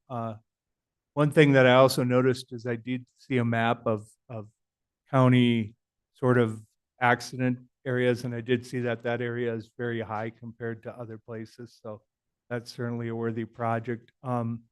With Karen Cruz, we've also advocated for the DFFM wildfire emergency response funding. That's become very important. And I think with the fires in California and also the possibility of things like FEMA reform or possibly passing some of the responsibility back to the states, that DFFM funding will be very critical. Rural groundwater, I think Supervisor Horstman's been working on that, and the governor's office has been proactive on making quite a bit of moves. We did attend a rural water, not sure what symposium, that's what the word I was looking for. I knew it wasn't a summit because it was down the hill in Maricopa County. So, we did attend something there, and they gave a really good presentation. The governor's water group, Patrick Adams and Jen Laredo, are very active, and yeah, and the governor, yep, working on policy reforms and working with all the counties to do that. So, and I'm sure they will have more things to present in that area in terms of priorities and legislation.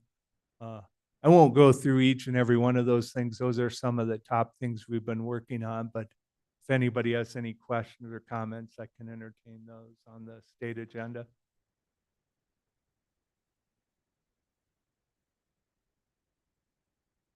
And if no comments or questions, we can move to the federal. I think the federal, obviously, there's a lot going on there, and we'll see how it plays out. But some of the priorities that we've worked on is the Farm Bill to provide flexibility for our forest restoration. Those talks have gone pretty well. The Farm Bill is a long time overdue, but at least when they do finally get to a Farm Bill, a lot of the stuff that we've asked for, it appears like there's a reasonable chance that it'll be in there. We do seem to have bipartisan support for a lot of that. And they have good committees on agriculture. They have some good members on both sides. So the agriculture committee works better together across the aisle in the Senate than many of the committees. So we're hopeful that that will continue and that we can get a decent farm bill. Again, I don't think I need to go through each and everything. I think when we do our Hill visits, we can emphasize our federal priorities, and those may pivot depending on things that happen between now and then, although that's not far away, but a lot has been happening day by day, so we could see some things. I think obviously certain issues like immigration will perhaps be there'll be more attention to some of those issues than maybe there was a year ago, but we will continue to do what we do in trying to advocate for the residents of our county and bringing together county issues up to our representatives on the Hill. Any questions or comments here?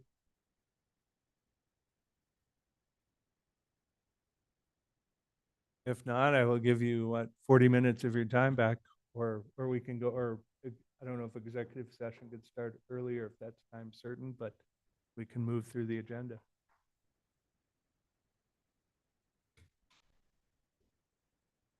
Are we just gonna proceed with the executive session? Okay. Yeah, thank you, Chair. Keith, thank you for the update. Very informative. Thank you, Chair, members of the board. I believe we can begin with executive session. I know Jay Christelman, our Community Development Director, is on his way.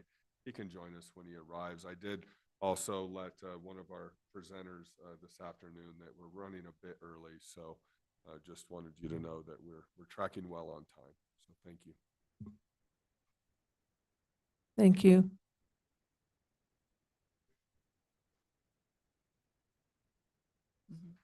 Okay, we are now going to be going to executive session.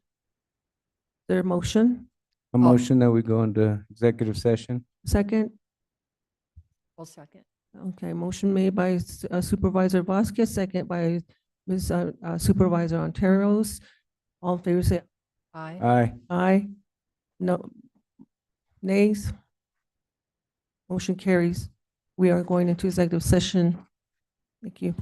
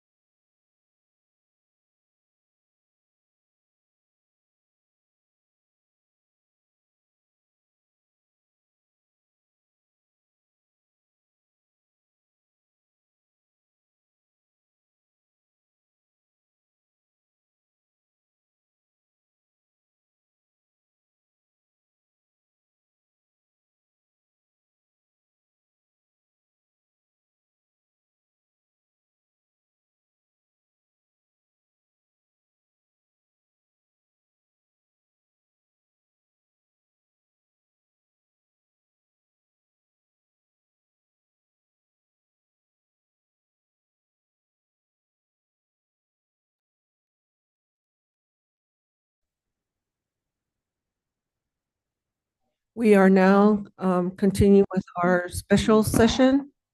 And at this time, we are on item number 6. And item number 6 is a recognition. I will go ahead and give the floor to So moved. second. I'll second. Okay, motion been made. There's a second. All in favor, say aye. Aye. Aye. Oppose? Motion carries. Okay, Mr. Burleson? Thank you so much, Chair Begay and members of the board. The next item, we have Heather Domlin here for a special recognition. Heather, thank you for adjusting your plans. I know it's been a hectic day for you today. And so with that, I will turn the floor to Heather Domlin, our CEO of Mountain Line. Great. Thank you so much for that. I wrote this a couple months ago. Good evening. Thankfully, I get to tell you good afternoon, Chair Begay and members of the board. My name is Heather Domlin. I do serve as the CEO and General Manager of Mountain Line, the transit programs here in the Greater Flagstaff area. I'm actually here today to recognize an award presented to Supervisor Vasquez at the November Mountain Line Board of Directors meeting. The Arizona Transportation Champion Award was given to Supervisor Vasquez during the Rural Transportation Summit in October of 2024 in recognition of his leadership on transportation issues in Northern Arizona. The nomination was made by Mountain Line and MetroPlan jointly, and it reads, Supervisor Vasquez currently serves on both the Mountain Line Board of Directors and MetroPlan Executive Board, while serving as an elected official with the Coconino County Board of Supervisors. He further represents the MetroPlan region on the Rural Transportation Advocacy Council, and he serves on the National Association of Counties Transportation Committee. He has led efforts to introduce a resolution to secure NACOG support for the continuation of bipartisan infrastructure law funding levels for transportation and infrastructure. As an elected official and a board member, he knows the many transportation issues faced in our community and is willing to be an advocate on policies and funding. Supervisor Vasquez regularly meets with decision makers to make the case for our crucial local projects and issues to improve the state of good repair, address emerging flooding issues, and support transit development as an alternative to cars. His efforts have brought funding and solutions to the transportation needs of this community and state. We are proud to make this nomination for Supervisor Vasquez to be recognized as a transportation champion. So congratulations, Supervisor Vasquez, and thanks for all that you do for transit and transportation in Northern Arizona.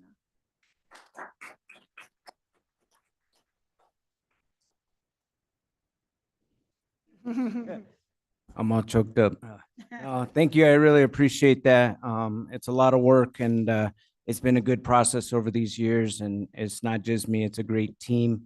And I really want to thank Supervisor Ryan for really setting me up on the course for transportation. When I first came on the board, he was ready to start pulling back. And so he suggested which transportation committees to get on and how to kind of move forward. And so then it was just natural to go with the flow. And we did have a couple, little emergencies in our county, which caused to advocate on transportation issues and, culminating with the project, the Protect Grant last year and some of the other efforts with Mountain Line, which is really exciting. And so it's a great honor, and I'm really grateful for the recognition and for working with such great folks in transportation. Thank you. Thank you. Thank you.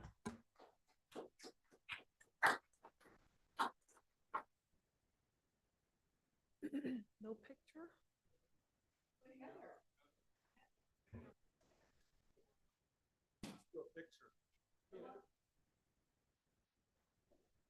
Hey, Don, can you?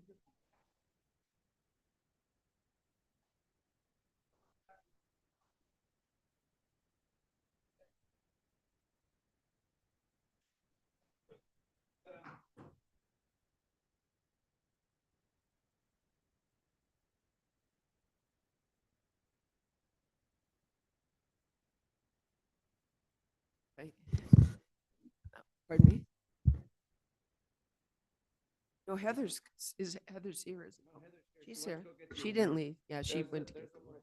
Yeah, so, well, while we're waiting, I think we should kind of sing the praises here for Supervisor Vasquez. And you know, these are things I know that individual board members have picked various areas that they have really championed on behalf of the board in Coconino County. And I've certainly seen the tremendous work you've been doing for transportation on the county's behalf and on the board's behalf. And so I want to thank you. It's a lot of work. It's been a lot of travel. I guess that's what transportation's for, but it's truly been a lot of travel, and you've really advocated and represented us well. So thank you so much. So. Ooh, I thought she was going to roast me. Well, you deserve it. Really, really good. You, Supervisor Vasquez, yes. Any committees that you're sitting on, it's a lot of work. And, you know, I'm just thankful that you carry the this transportation and also to make plans and, you know, getting an award is something that, you know, is cherished. And, you know, I just want to say you do a good job within that field. And I just want to say thank you and congratulations.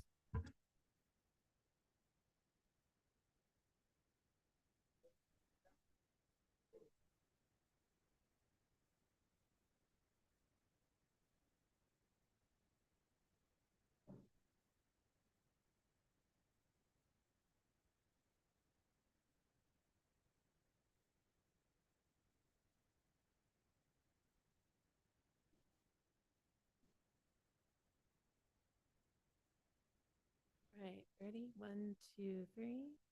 One more. Then done.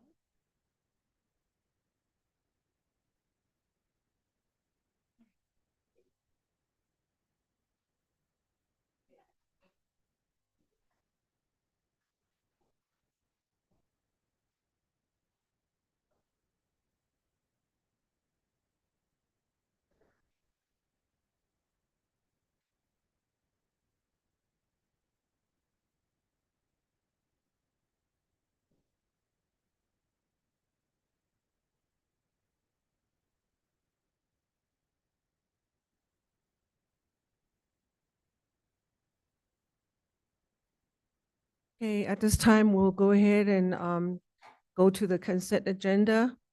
All matters under consent agenda are considered to be routine and will be enacted by a single motion. Are there any items that board members want to consider separately? Madam Chair, if I may, I would like to pull item 9.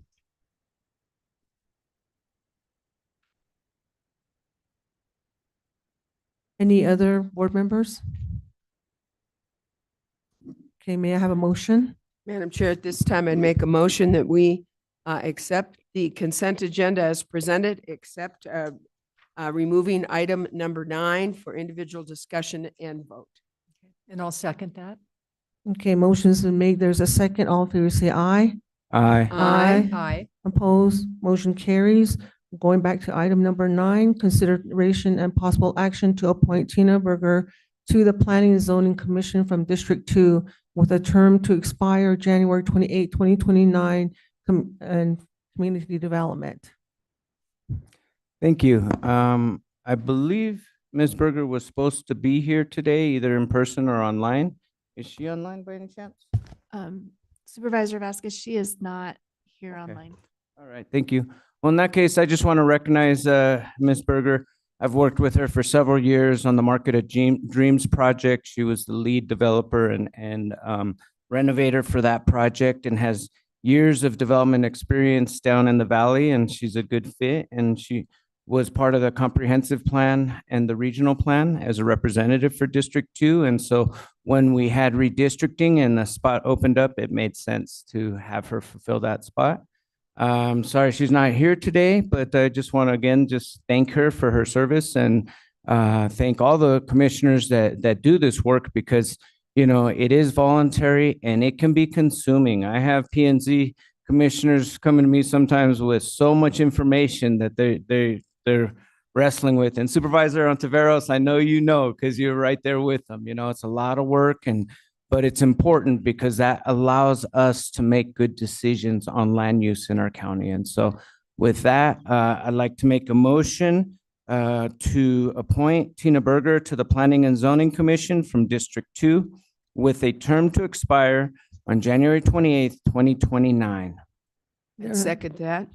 There's a motion and there's a second. All in favor, say aye. Aye. Opposed, motion carries. And we are done with our special session. And we will go ahead and take a break at this time and come back for our regular session at 6 p.m. Thank you.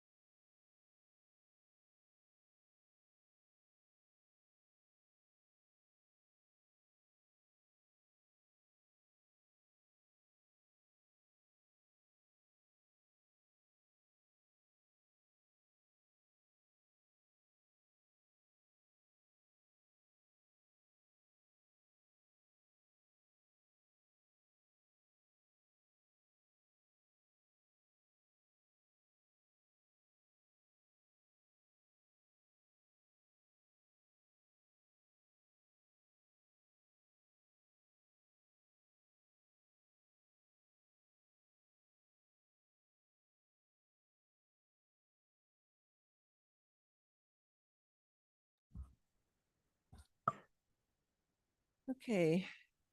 Good, good evening, everyone. Thank you for being here, for our regular session this evening. I am now calling the meeting to order. It's now 6 p.m. Can we all stand up for the Pledge of Allegiance?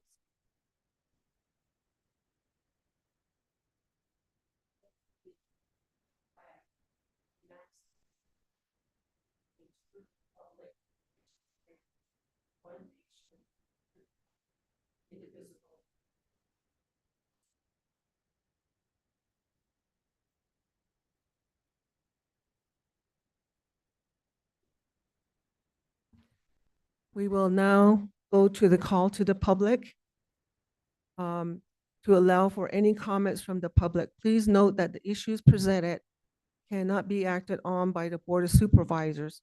For items not on the agenda, individual supervisors may ask questions of the public but are prohibited by open meeting law from discussing or considering the item. Only the speaker who has been called upon is authorized to speak. To encourage and respect expression of all views, we ask that there are no disruptions. If you have comments that are related to the public hearing item on the agenda, please wait to comment until we get to that item and open the public hearing. Individuals are limited to 3 minutes for their comments. Clerk Daly will explain how the public can provide comments at this time. Clerk Thank Daly? you, Chair Brigade. I wasn't sure if you wanted to do the roll call real quick. District 1? Good evening, everyone. It's great to see you all here to join us for our regularly scheduled board meeting, and thank you for being here. My name is Patrice Horseman. I am the Vice Chair of the Board and the Supervisor for District 1. District 2? Good evening, everyone. My name is Jeronimo Vasquez. I'm Supervisor for District 2. Thank you for being here. District 3? Good evening, everyone. I'm Tammy Ontiveros, District 3 Supervisor. Good evening again, everyone. Judy Begay, District 4 Supervisor and current Chair of the Board. Do we have District 5 Supervisor on the line? Chair Brigade, no, Supervisor Fowler is not online. Okay, thank you. So, Clerk Daly, can you continue with the comments? Thank you, Chair Brigade. This time, if there's anyone that would like to provide a comment during the call to the public portion of this agenda, we have forms you can fill out, or you can make your way to the podium. We do have somebody that's filled out a form for this portion. Let's see, Jill Stevenson. And if you can state your name and address for our minutes, we'll set the clock for 3 minutes. So you have 3 minutes to speak.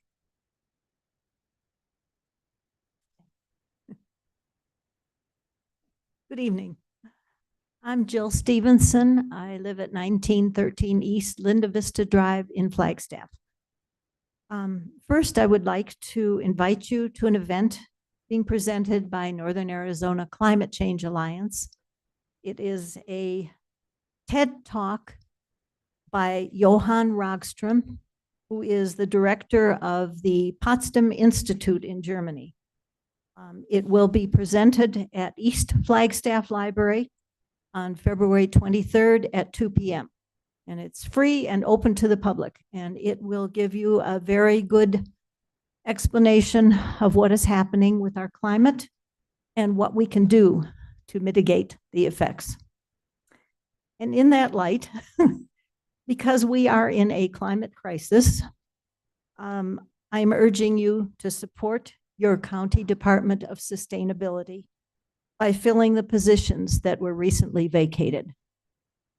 Nina Schmidt, the only remaining employee in that department, does an excellent job in her field, which is sustainable building, but she's only one person. And there are so many areas needing attention in achieving the goal of net zero anywhere in the near future. So please, I'm urging you to give serious consideration to hiring more people for the sustainability department. Thank you for your consideration.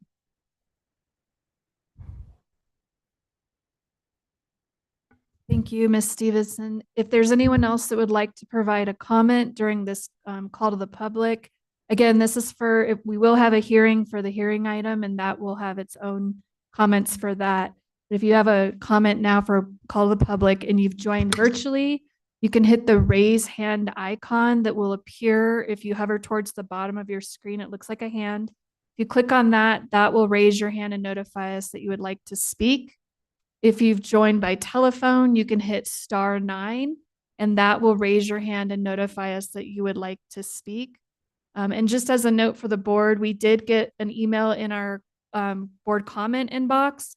That email was forwarded to you. That came in a couple days ago, and it was specific to mitigation of sediment on Lake Mary Road from Greg Wall. So you've all gotten that.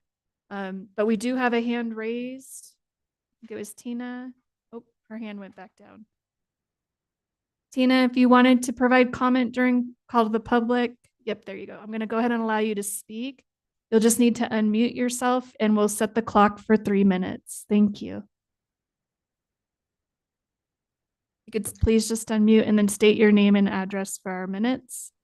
That is Tina Berger, 2401 Northwest Street, number 205, and I'm in Flagstaff 86004. Recently appointed to the Coconino County Planning and Zoning Commission.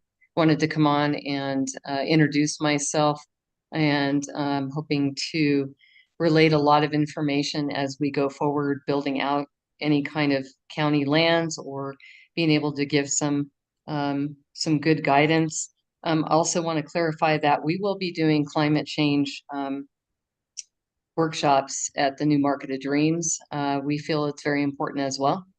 It's been brought up, but we will do forward on our calendar, which will be the Market of Dreams, Sunnyside University. So we'll have that available and announce that to the public soon.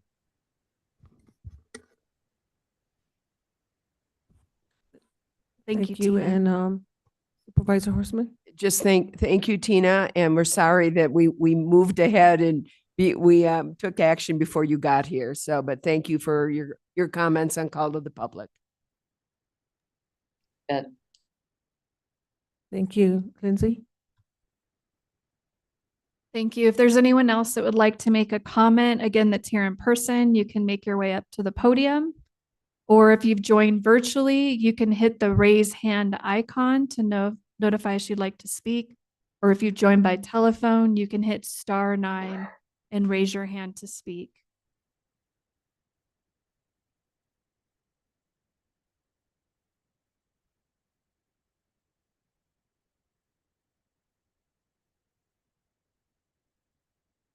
And we do not have any hands raised, Chair Begay.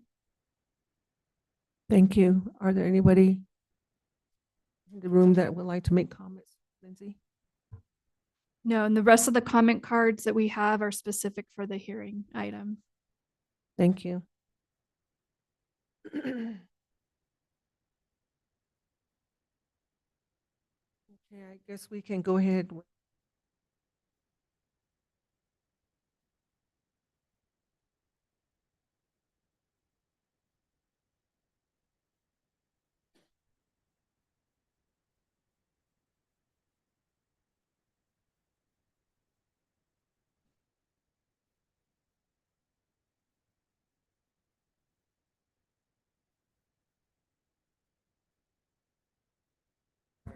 Okay, so the public hearing is consideration and possible adoption of ordinance 2025-01, approving a zone change from open space to resort commercial with a master development plan update on 47.79 acres in Happy Jack.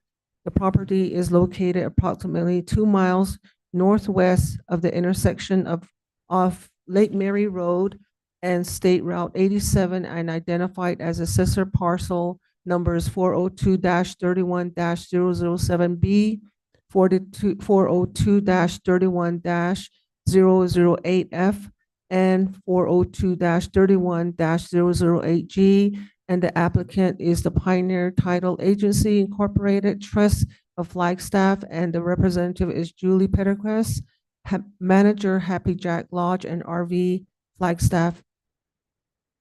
So Madam Chair, if I may. Yes, go ahead. Before we get started on this, and in light of the fact that one of the principals in Happy Jack Lodge application is my former law partner, Mike Mangini, I want to have a statement for the record. It is my intent to fulfill my job responsibilities as a supervisor on the application before us and to make a decision based upon the law and the county zoning ordinance. I have reviewed the Arizona Conflict of Interest laws, and I can say that I have no substantial interest in the decision before us. I ended my partnership with the law firm at Hufford Horseman Mangini Parnell and Tucker before I was sworn in as a county supervisor for District 1 in 2021. I've also reviewed my ethical obligations as a supervisor, specifically the appearance of an impropriety, and I can say that I can make a knowing and impartial decision based on the facts and information presented to the Board of Supervisors here this evening. That my decision will be unbiased and based on the information presented. I've lived in this town for over 50 years. I have a number of friends and business associates. Anybody who's lived here for a long enough time, it's still a small town. You can understand we all have very deep roots in our community. And I am very clear on what my role and duty is as a Board of Supervisor, and I can fulfill that both impartially and fully. So thank you. Thank you, Supervisor. Okay. Thank you, everyone. I would like to state for the record that I was a member of the Planning and Zoning Commission on October 28th, 2020, when this case was forwarded to the Board of Supervisors with a recommendation of approval for this zone change. The vote of that hearing was 5-2 to recommend approval, and I was one of the 5 commissioners who voted to approve this recommendation. Also, I would like to state that on January 7th, 2025, I did a site visit at the subject property with staff from Community Development, where we met with the applicant and toured the property that is being considered for a zone change this evening. I have read the staff report, the applicant's written presentation, the letters both in support of and opposition to this rezoning request, and I believe I can be impartial in my decision-making process this evening. Thank you. Thank you, Tammy. So any other? There being none? There being none, we'll go ahead and turn this over to the county manager, Andy Bertelson. Thank you, Chair Begay, members of the board, Andy Bertelson, Coconino County Manager. Lindsay Daly is preparing to put the presentation on the screen. Jess McNeely, our Deputy Director of Community Development, will be making the presentation on behalf of staff this evening. So I see Jess is ready as soon as Lindsay can get the presentation ready for us. So thank you very much.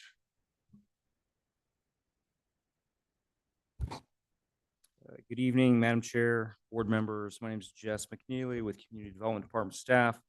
And I would like to thank my fellow planner for the county, Bob Short, as having done the vast majority of the work and heavy lifting and analysis in this case. And as stated by the chair, this request is the Happy Jack Lodge RV Park expansion zone change request. And just for the record, of course, our applicant in this application, property owner is Pioneer Title. The applicant is Happy Jack Lodge, and their representative who has submitted the applications with our department is the manager of Happy Jack Lodge, Julie Pendergast, and I believe Happy Jack Lodge representatives are here with us this evening and will be able to speak with you this evening. The current zoning of the subject property is OS, open space, as it was a Forest Service land exchange and came into county jurisdiction for zoning as OS open space. The requested zoning is RC Resort Commercial, which is what the remainder of the existing Happy Jack Lodge is zoned. And our site is 3 separate parcels totaling 47.79 acres. And to be specific on the request, the zone change from open space to RC Resort Commercial is along with a approval of an expanded master development plan, as the county's zoning ordinance requires that in the resort commercial zone, you have an approved master development plan. The proposed expanded master development plan would add 250 additional RV camping sites and 240 additional RV storage spaces beyond what is already developed on the existing portion of the development. This is a vicinity map, or along with satellite imagery, just to give you some orientation to this site. And I believe, okay, good. I do have a capability to show with the mouse what we're looking at here. I apologize that items on this map are kind of small, but we did want to expand out about 5 miles to be exact, to show you some of the surrounding areas surrounding the existing development and the proposed zone change, just for your understanding of where the impacts are. We would point out that on the image you're looking at on the screen right now, the vast majority of the land, everything you're seeing on that screen, is National Forest land, Coconino National Forest. And of course, we all know that National Forest land, real asset to our county, is open, can be accessed by anyone for free for camping, what we commonly call dispersed camping out in the National Forest, and for recreation in the National Forest. And this area, most of the area that you're seeing on the screen in front of you, is actually quite a popular area. It is well accessed from Lake Mary Road that you see bisecting north-south through this area. Of course, Lake Mary Road is a paved, well-maintained county road. And just south of our application area here is Highway 87. So access to this area by paved road is good, resulting in this area, the National Forest in this area, being popular because it is easily accessed. Our subject properties are located and identified here with the arrow. They are highlighted with white. So you see those subject properties, and I realize this is small. In the middle of those subject properties is the existing RC, Resort Commercial Zone, Happy Jack Lodge, existing Happy Jack Lodge. And then surrounding to the south and then on around to the east is some G-zone property, the general zone. And of course, most of those properties are in 40-acre parcels, and the G-zone is a 10-acre minimum. Those could be split down to 10-acre parcels. And the reason we expanded it out this far was to point out to you the only subdivisions that you see within kind of this 5-mile radius are the Clear Creek Pines, 1 and 2 subdivisions. I'm pointing to the closer one right here. That's within about 3 miles of Happy Jack Lodge, of the existing Happy Jack Lodge. It is accessed from Lake Mary Road and then off of Forest Service roads that go through that subdivision. And the other Clear Creek Pines subdivision further up here to the north, that's about 5 miles away. Both Clear Creek Pines subdivisions, the only subdivisions in this area that are zoned AR, agricultural residential, so they're also for residential use. They are subdivided down to about 1-acre lots. So that's our only subdivisions in the area with smaller lots. And you see where their proximity is to the existing Happy Jack Lodge area and the proposed zone change area. When we zoom in a little with the aerial photograph, you can see the existing Happy Jack Lodge and RV park. And I'll see if I can use my cursor here to help point things out. So we have Lake Mary Road bisecting through the existing development, cutting through the development this way. On the northeast side of Lake Mary Road is the existing RV storage area. This is an area where people simply store their RVs. They don't camp there. And on the southwest side of Lake Mary Road is the existing Happy Jack Lodge RV park, where people camp in their RVs along with other amenities that exist at the RV park. And you see the 3 subject properties, the 3 separate parcels highlighted in white here, surrounding the existing Happy Jack Lodge to the west and to the south. Further west and further south are those 40-acre parcels that are zoned G. They can be split down to 10-acre parcels that are referred to as the Happy Jack Ranch development. And the Happy Jack Ranch area was actually a part of the same forest land exchange that created our subject properties, made them available for development. I will point out on this image, right along the south or southeast side of the subject property, right here where I'm pointing, is Forest Service Road 122. Forest Service Road 122 is how these Happy Jack Ranch properties access their property, and that would make the southern southeastern boundary of the proposed development. When we look at the background of this case, and some of this has already been discussed this evening, back in October of 2020, this zone change request was heard by the Planning and Zoning Commission. The Planning and Zoning Commission forwarded a recommendation of approval to the board. In December of 2020, the board heard this zone change, and the board chose to continue this hearing. They did not have a date certain for the continuance, but the continuance had two specific tasks to the applicant. The first task was to improve their master development plan to more accurately show what the existing development on the existing property consists of. And the applicant followed through on that request. The second task was to conduct a traffic impact analysis, commonly called a TIA, that would analyze what the total traffic impact would be, the additional traffic by the proposed development, and what improvements would be required to accommodate that increase in traffic. The applicant also followed through on this request. We would point out that neither state statute nor the county zoning ordinance has a continuance time limit. The applicant took this amount of time to follow through on those requirements and has requested to come back to hearing. Being that this hearing was continued here at the board hearing, it is correct that it comes back to the board hearing as the applicant has followed through on those requested items, and this is where that hearing was left off as a continuance. When we look at this updated master plan, and we'll show you some images, we will point out that the updated master plan clearly shows some RV campsites on the existing development that are on their updated plan once they did some better analysis that were not shown on the master development plan that was submitted back in 2020.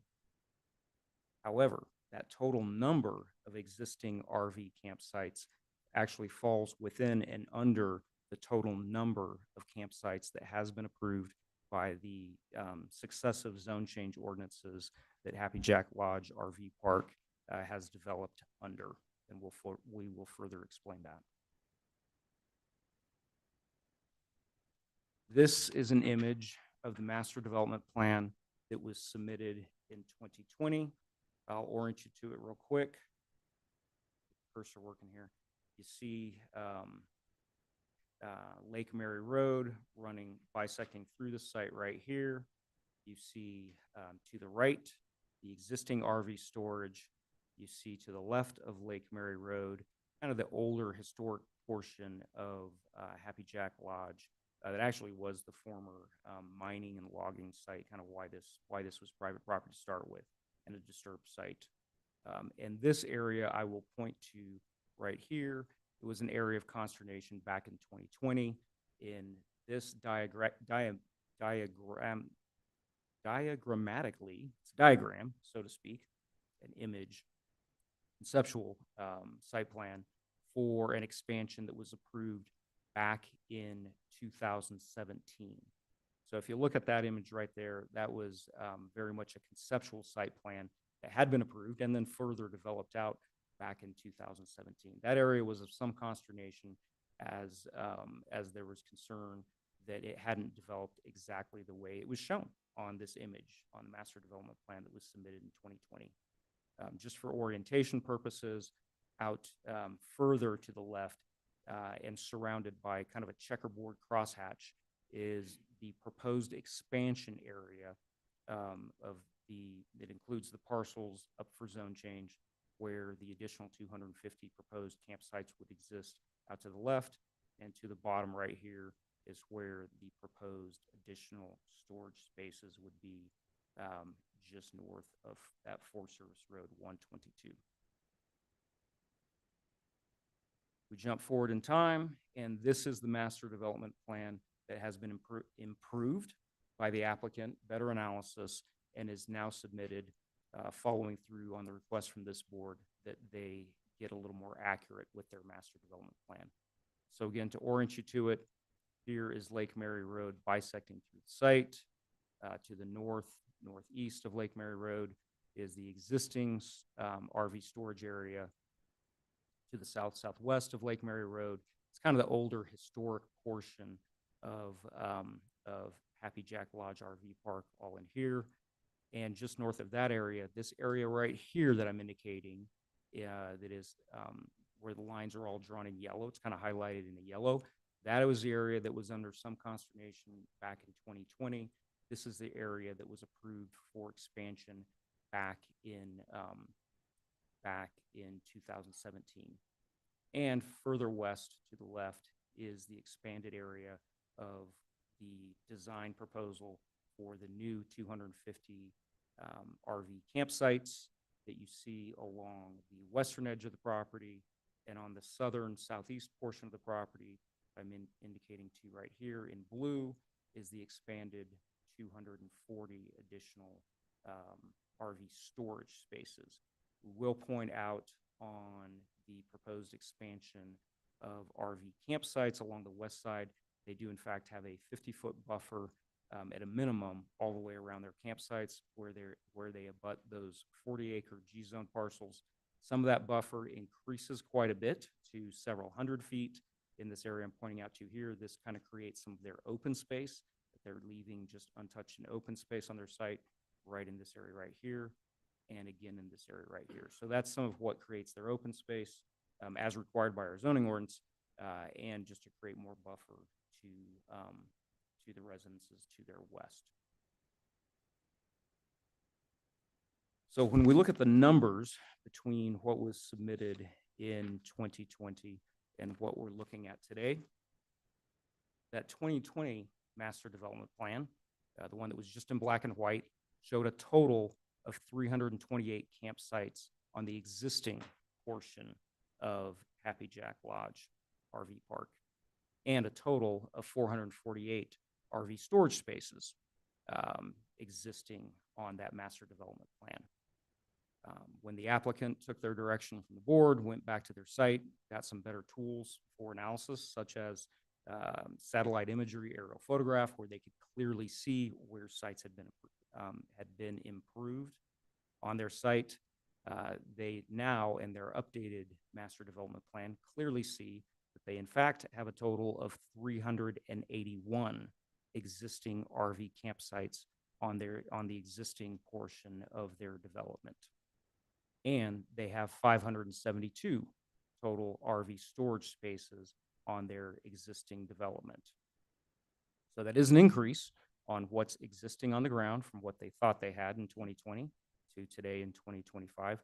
However, we do point out in this third line down that when you go to all of the zone change ordinances that were approved between 1994 and 2017, the total number that adds up in those ordinances for RV campsites would be 413 total campsites and 597 total RV storage spaces. So by the numbers, we see that they have stayed with their master development plan in their development as it exists under the number that was approved with all their successive zone changes.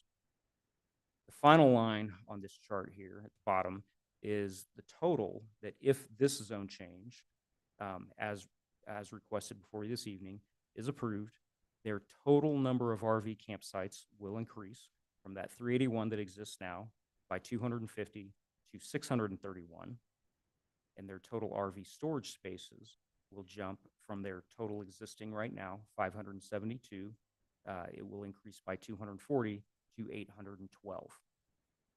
Are there any questions, Madam Chair, or board members on this chart or any of the presentation up to here? Chair Begay, if I may. Mr. McNeely, would you, I do realize that it's about 47 acres coming in. With that 47 acres, will you please state for everyone what the total amount of acreage is, including the 47 that is at issue this evening? That the 631 RV campsites will go on and the 688 RV storage spaces. The total development will be a total of 152 acres. Okay. And I would also defer to the applicants, as I expect them to know their property better than me. But if, yeah, that question also we can reinforce with the applicants on Okay. what they understand about their property. Okay, and I will confirm with the applicants. Thank you. Okay.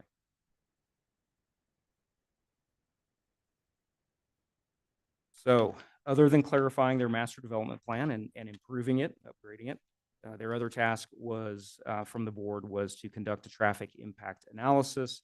That was in fact done. It has been approved by our Public Works Department as required by the county's Engineering Design and Construction Manual. And the TIA indicates that this proposed expansion and the increased traffic generated by it would require left and right turn lanes at their main entrance to Happy Jack Lodge from Lake Mary Road. And of course, the way the TIA and encroachment permitting process works, the applicant will have to construct these prior to operating with that proposed increased number in RV campsites and storage spaces. So this is an image we wanted to provide you of what the area looks like that is proposed for the expanded RV campsites. If you looked off to the left of this screen, further over a little bit of that rise you see on the left-hand side of this photograph, you would then get into the 40-acre parcels, Zone G, the Happy Jack Ranch parcels. And this is an image of a photograph of the property as it exists today, standing on Forest Service Road 122, looking north. As a matter of fact, you see the gravel in the bottom part of that image, standing on the road, looking past their boundary fence there and into kind of some vacant open area. You can see that vacant open area was kind of disturbed historically over time from the mining and logging operations that had taken place on this property. Further north and uphill, you see existing improvements on the Happy Jack Lodge RV Park property, including some of their existing solar panels, building, water tank. I will point out that where you see the barbed wire fence in the bottom part of this image marking the Happy Jack Lodge southern property line, that is where the design proposal proposes an 8-foot metal fence along that property line or an 8-foot solar panel fence along that property line that would screen the RV storage area from the residential properties further south. And this is an image to give you an idea of what the existing RV park looks like.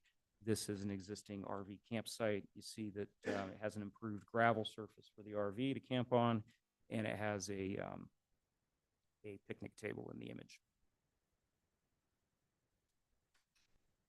When you look at the conditions that were proposed and recommended for approval by the Planning and Zoning Commission, we would like to point out a few of the important ones here of these conditions.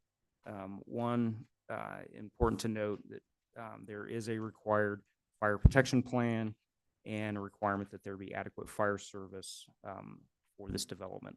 Now, that's been a requirement historically for the Happy Jack Lodge development.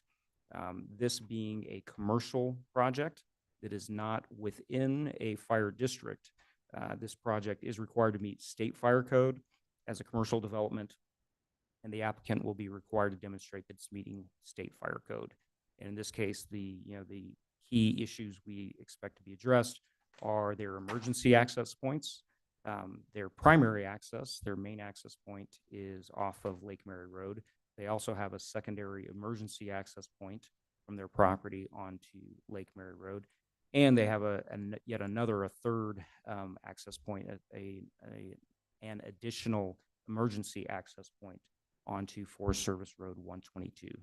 So important to note that they do not have commercial access, normal, regular, everyday access to Forest Service Road 122. Rather, they only have emergency access to Forest Service Road 122 if necessary in the case of an emergency. As discussed, the other conditions that were key in this case are the RV storage area being screened by an 8-foot metal or solar panel fence, and that there is a 50-foot buffer maintained between the RV campsites and the adjacent residential. And within that 50-foot buffer is retention of the native ponderosa pine forest that you saw in that picture of that area. And there's a requirement with these conditions that the perimeter of this property, the subject property, be fenced and that it be clearly marked so that RV campers will know how to stay on the Happy Jack Lodge RV park property and not trespass on the adjacent residential properties. And actually a visit to the site clearly shows that a wire fence does exist at the perimeter, and there is in fact markings delineating that where you're at on the Happy Jack Lodge property.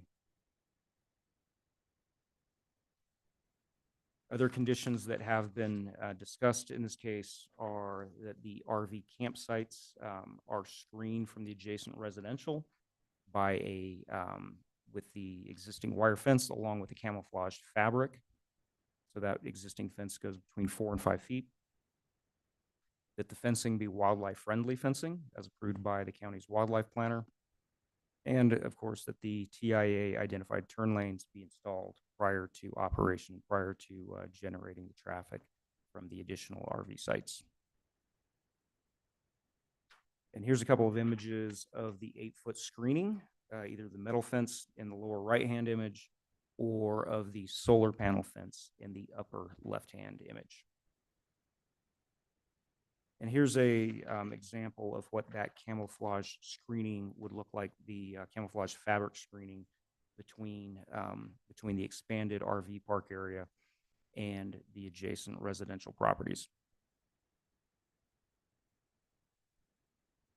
When we look at citizen participation in the life of this case, the applicant held a neighborhood meeting on the site in September of 2020.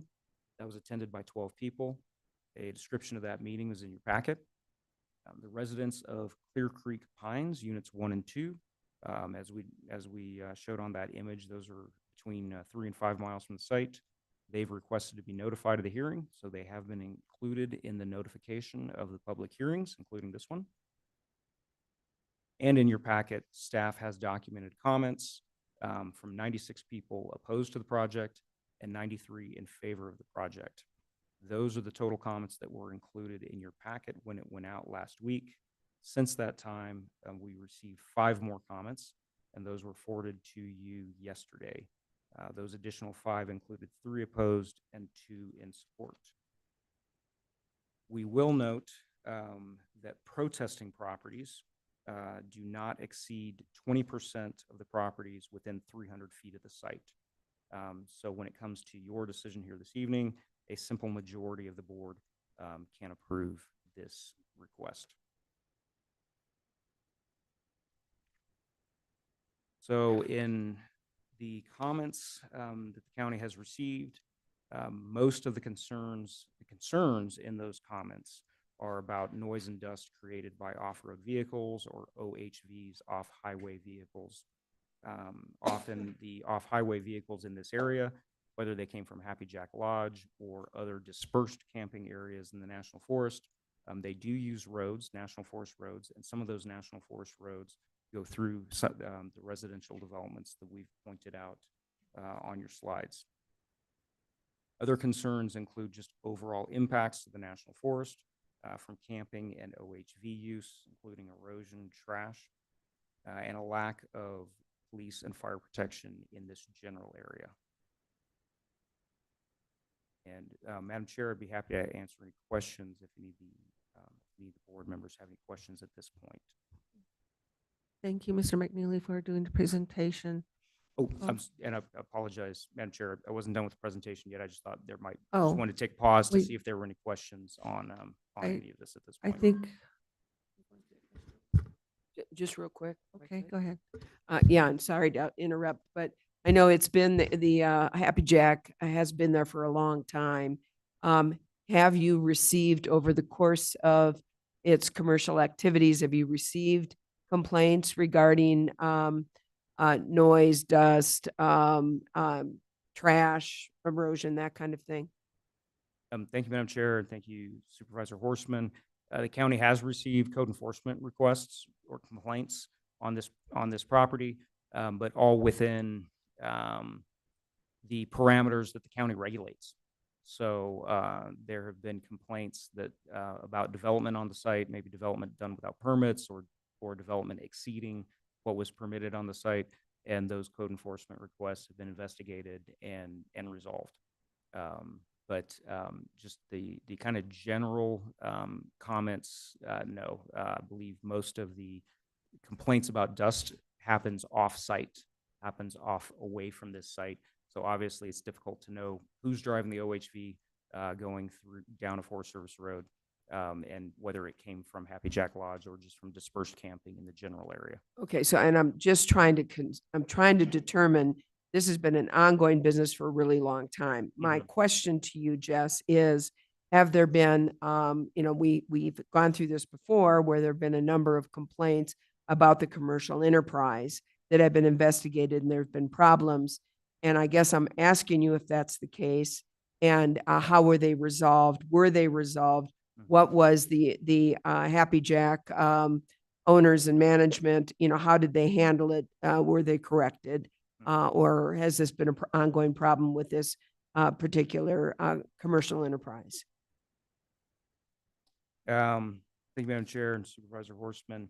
To answer your question, those have not been just the general dust and activity complaints have not been an ongoing regular complaint to the county. The only complaints that our department has received were ones specific to the development and the regulation or permitting of that development.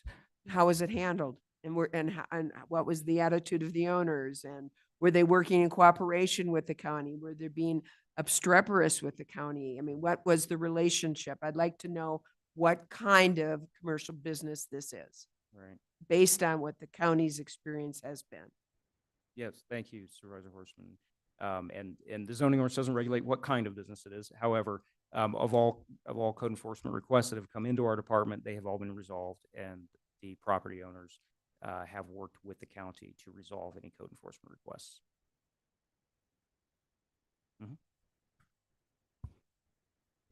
Mr. McNeely, simple question. Going back to condition number 3 that you put up there about the fire. Mhm. The state fire marshal is the fire governing entity that would be the one, right, that would set the standards? Yes, thank you, Madam Chair and Supervisor Ontiveros. As this is a commercial development and it does not sit within a fire district that has Right. their own fire code, this defaults to state fire code for a commercial development. Okay.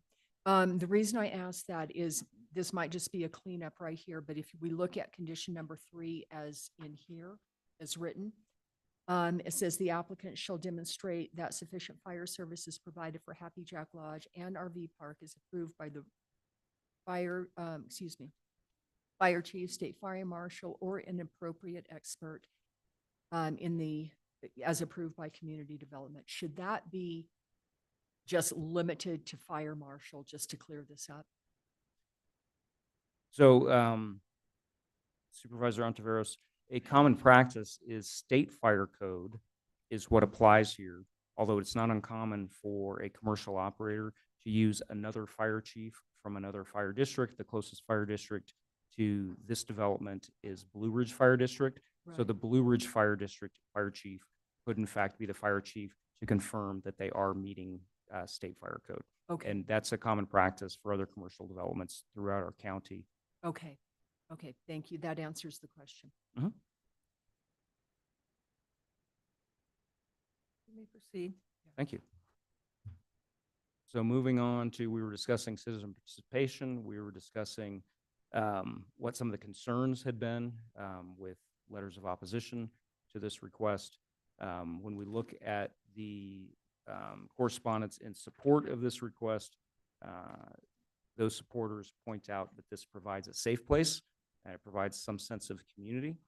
In safe, there is some management in this space. So if there is a burn ban, other regulations that they have within their RV park, they are able to manage their RV park and keep it safer than areas out with dispersed camping where you are not going to get that same level of management from the National Forest. The letters for support point out that there's less fire danger in the campground than with dispersed camping. They do point out that many of them are not able to afford a second home in the area, and camping in RVs is their way of being able to spend time in this national forest area.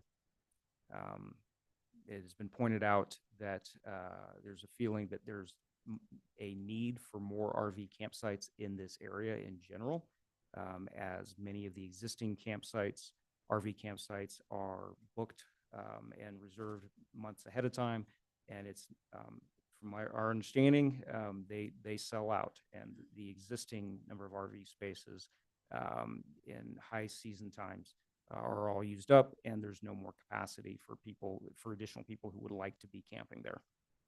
And of course, the RV park does offer some amenities, water, a place to buy supplies, food, and a restaurant. And very importantly, they do provide waste disposal. So both trash, solid waste disposal, and black water sewage waste disposal coming out of your RV can all be taken care of at this site. And of course, this site also offers those services for people who are doing dispersed camping in this general area. They can stop by Happy Jack Lodge, buy some of their supplies there, and they can use the facilities at Happy Jack Lodge to dispose of their solid waste and their sewage black water waste. So when we look at the conditions for approval, and of course, these are what are forwarded to you from the Planning and Zoning Commission. The applicant did request some amendments to 3 of those conditions. The first one would be condition number 4, where the applicant has requested the flexibility to do either an 8-foot metal fence or a solar fence instead of that 8-foot metal fence. And I believe the applicant has communicated with the neighbors to the south where of their proposed storage area that would be impacted by this, and that was seen as a positive thing to use solar panels as the screening. When we look at these conditions 10 and 11 that we have on the screen in front of you, both of those conditions are regarding OHV use. And the applicant's proposed changes, and staff concurs with the applicant that these changes would acknowledge that the county cannot prohibit or really limit OHVs onto a site. OHVs, if they are licensed, are a legal vehicle licensed by the state of Arizona to be driven anywhere, and we can't prohibit OHVs any differently than we would prohibit any other type of vehicle. The applicant instead offers signed agreements, and that's what's been written into your draft conditions along in your draft ordinance. They are offering signed agreements of 1 OHV per campsite. And these signed agreements would ensure an understanding of and respect of where the residential areas are and how to respect those residential areas, along with pamphlets from the National Forest and Game and Fish on the regulations and safety and best practice for OHV use. So it's along with the spirit of what was originally approved, but with a couple of modifications in there. The commission's recommendations did not include a signed agreement, nor 1 OHV per, and the applicant recognizes they would like to offer those things. Likewise, the county recognizes that it would not be enforceable and for the county to prohibit OHV access to any particular site, as those are licensed, permitted vehicles per the state of Arizona. So question, with that change for number 10, why do they remove providing a pamphlet or at least providing information to folks about the residential areas in the areas? I mean, I appreciate the signed the signed form or whatnot, an agreement. But it just seems like it would make sense that if you're gonna have them sign an agreement, you'd have a map that would show those residential areas in the area. Thank you, Chair Begay and Supervisor Vasquez. Actually, the information, including the maps, got bumped down to condition number 11. So it's still in there. It was just separating out. So condition 10 went specifically to one per campsite, limiting one OHV per campsite, and a sign agreement for all of their campers on OHV use. And item 11 includes the maps and the pamphlets on best practice and regulations.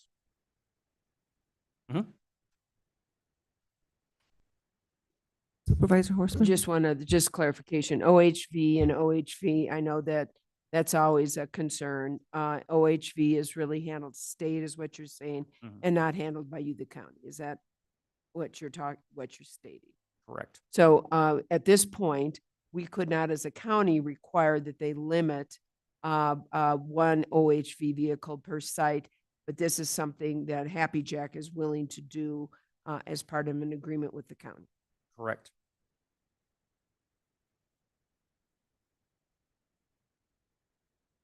So, Madam Chair, this brings us to the findings for a zone change.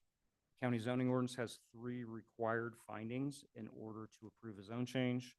First one on the screen in front of you, item A, that the change is consistent with the goals, objectives, and policies of the comprehensive plan and this ordinance in reference to the zoning ordinance. And the Planning and Zoning Commission's response to that finding was that the proposed zone change is consistent with the goals, objectives, and policies of the comprehensive plan and the zoning ordinance with the conditions listed in your draft ordinance for the zone change. The comprehensive plan supports tourist-related development projects that focus on conserving and showcasing the county's unique natural and cultural and dark sky features while integrating into the natural environment. So that was the Planning and Zoning Commission's response. When we look particularly at how this application lines up with the zone change requirements, we put this little chart together to explain that. The minimum area required for an RC zone for the zoning ordinance is 5 acres, and this project is a total of 153. I think I was off by one there, 153 instead of 152. The minimum open space in the RC zone per the zoning ordinance is 30%. The applicant's design shows a total of 39% of open space on their site. The maximum RV campsites per acre in our zoning ordinance is 12 per acre, and the applicant's proposal includes a total of 4 campsites per acre. The zoning ordinance requires that that RV parks have fire and emergency services, and the conditions, if you see condition 2 that we were just discussing, does require approval by the state fire marshal as meeting state fire code. Via, it could be several other methods, including another fire chief. The zoning ordinance would require that the primary access to an RV campground be from a publicly maintained road. In this case, that is from the paved county-maintained Lake Mary Road, and that there be emergency access to RV parks, and that is accommodated by an emergency access to both Lake Mary Road and as proposed to Forest Service Road 122. The zoning ordinance requires a 50-foot compatibility buffer setback from adjacent residentially zoned parcels, and the applicant's design shows a minimum of 50 feet that actually goes to several hundred feet in certain areas of forested buffer space between their RV park spaces and adjacent residential. And the zoning ordinance requires that traffic impacts are addressed by the proposal, and the applicant's TIA clearly shows that the additional traffic from the proposed expansion would generate a requirement for both right and left turn lanes into this site from Lake Mary Road. Moving on to the second finding required for a zone change, finding D, that the change will not be detrimental to the public health, safety, comfort, convenience, or welfare. The Planning and Zoning Commission, in their recommendation, responded that provided all permitting and code requirements, the proposed zoning modification is consistent with the public health, safety, comfort, convenience, and welfare. The applicant will retain native trees and vegetation to the extent practical, while also adhering to fire-wise practices and addressing weed mitigation. When we look at the final finding for zone change, item C, the change will not adversely affect the established character or the surrounding neighborhood, nor be detrimental to adjacent properties. The Planning and Zoning Commission, in their recommendation, responded that the local neighborhood has changed significantly since 2018, when the zoning of the adjacent properties to the west, that would be the Happy Jack Ranch properties, changed to G, general zone, allowing the development of parcels as small as 10 acres. However, this property has been an RV park and resort since 1994, and the current proposal utilizes appropriate mitigation measures, including buffering and landscaping, and appears to be compatible with the established character of the surrounding neighborhood and not detrimental to adjacent properties. And with that, the recommendation that is forwarded to you from the Planning and Zoning Commission does recommend approval of ZC 20012. And of course, that approval can be done with approval of ordinance 2025-01, which is in your packet. The conditions are on the draft ordinance, and the master development plan is an exhibit to that ordinance. So with that, the board can choose to make the findings to approve this zone change as recommended by the Planning and Zoning Commission. They could not make the findings and therefore deny the zone change. They could continue this request, or if they felt there was discussion necessary, specific discussion necessary to take place back at the Planning and Zoning Commission, the Board of Supervisors could remand this request back to the Planning and Zoning Commission for specific discussion of specific items. With that, I'd be happy to answer any questions, Madam Chair. Thank you, Jess. Are there any comments by the board at this time or questions?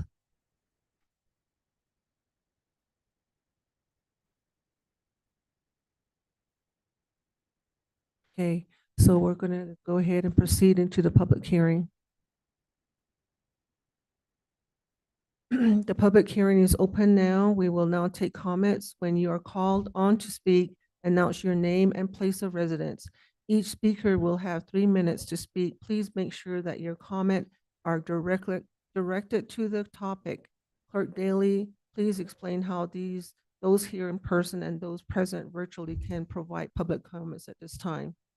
Sorry, Chair Begay, we do have the applicant would like to present before we go into the public hearing comment period. Oh, okay. Do we have an applicant here? Julie?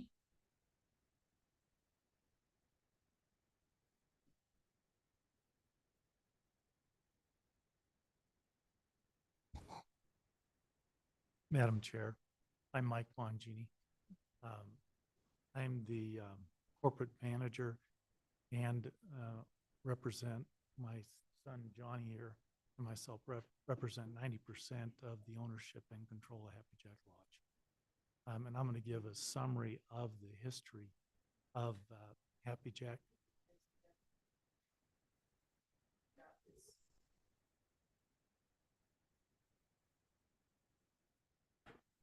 Is that better? Oh.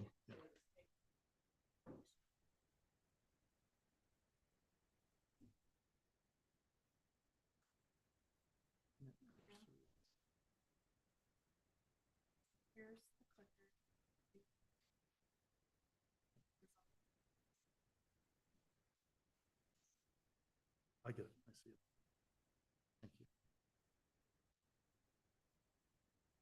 Madam Chair, supervisors, staff, I want to thank the planning staff and the engineering staff for the work they've done. We did submit the TIA that took some time to get completed, and also a conceptual design for the improvements at Lake Mary Road. That took quite some time. Once this is approved, we will go through what the current standards are and come up with a plan to build the improvements on Lake Mary Road. I'd like to go through, this is the history of Happy Jack. It was a mining claim and it dates back. These are some of the more modern name of the companies, and most of those were out of Philadelphia or New York. And they were mining manganese in this area. So when you're out walking around, you'll see these look like molten shaped rocks. They're black, very dense. Those are manganese. And that's what the whole area was. They'd pick them up, haul them. Part of it was for the steel industry, but it dates back even into the 1800s when they put it on donkeys and hauled it into ore cars and sent it down to Puerto Penasco and hauled out and went around the Horn. There's a long history of this area being a manganese mine. Happy Jack then also started developing as a logging camp, and you can just see the Hyde House cabin there. It's near the junction of the State Highway and Lake Mary Road. We'll move through this a little faster. The stuff that's important here is with the Railroad Act, when it came to be, basically the nutshell is alternating sections were odd sections were given to private development, to the railroads to do what they wanted. This is a map that you would see of that area. I can see Happy Jack sitting down in the corner because it was a mining claim. It wasn't part of those alternating sections. And that's, anyway, so they got swapped out. What's happened is, and I've been dealing with this stuff, swapping these lands out for quite some time. As you can see, those checkerboarded, those really disappeared in the 80s, the last ones. There was a big one in early 1990 with the Bar T Bar, moved the stuff down in the Verde Valley. But that has kind of been a mission for this area, is just to preserve the Coconino National Forest. Now the logging industry took place and they were logging. Railroads went out there and brought them into the various mills that were scattered around. Now Southwest Forest was a subsidiary of Stone Container. They're the ones that decided we're going to build this logging camp out there in the mining claim. And so they went in early 1970s. They built what we were talking about there.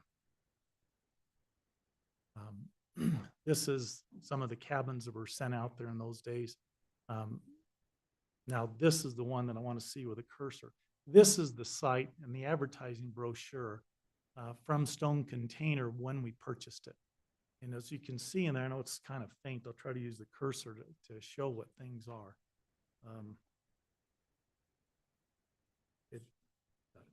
That building right there is our main lodge building.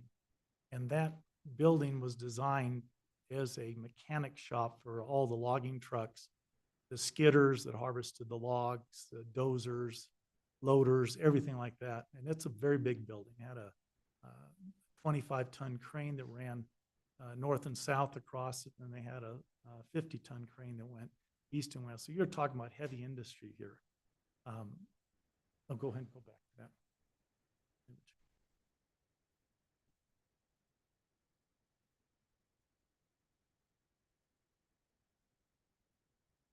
No, there we go, that one.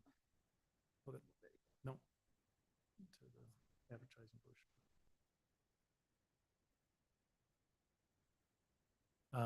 You have the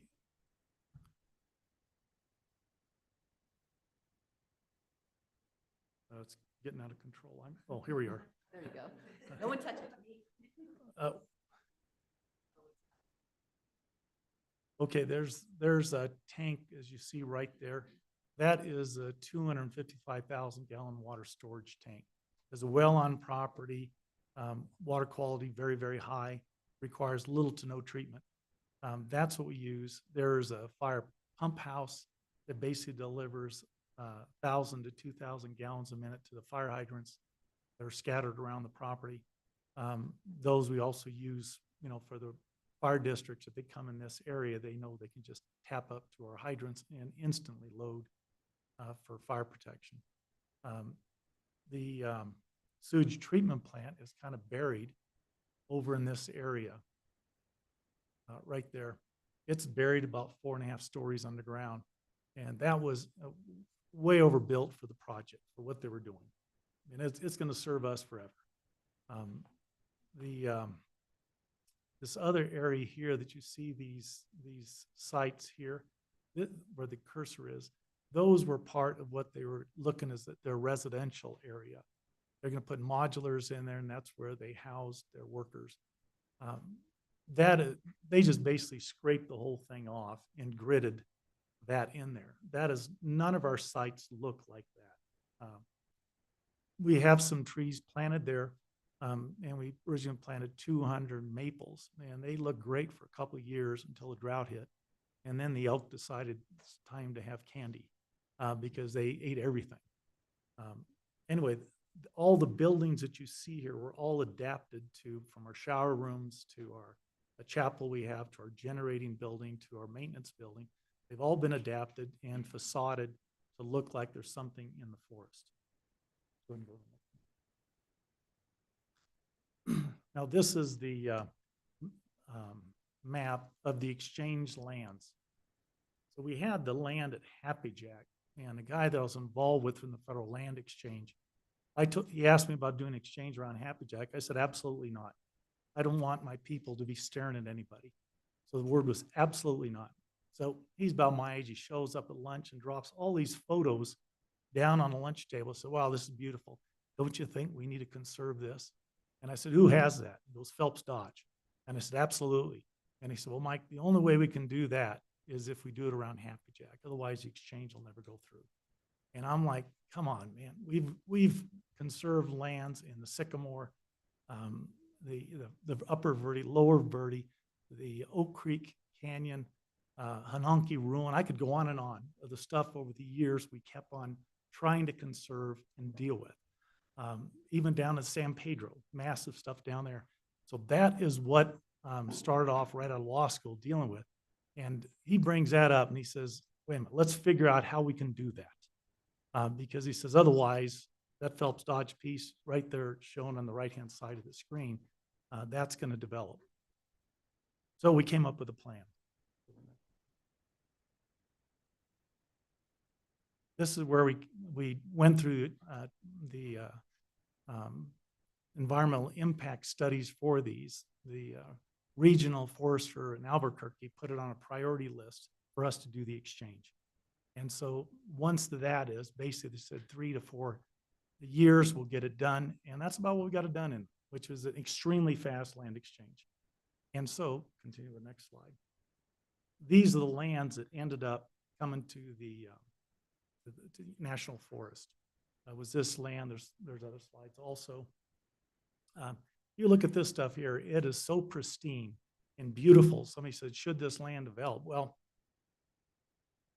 somebody who wants to build their $1 million houses there, absolutely will say yes. But we all know those, not all of us, but most of us think that should become part of the government riparian areas, end of story. So that's we came to terms on how that's going to happen. The lands, I'll put cash in for the deal to get it going from Phelps Dodge. And this is how the land's going to end up. So we came up with a topo concept around the lodge. So my people don't have to look at any development that takes place next door. People in my campground don't want to camp where they're staring at someone's house.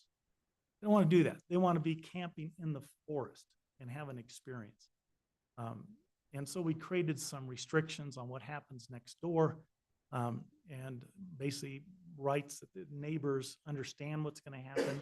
Every property that bought, they signed a public report acknowledging this is what's happening next door to you. We'll go to the next slide.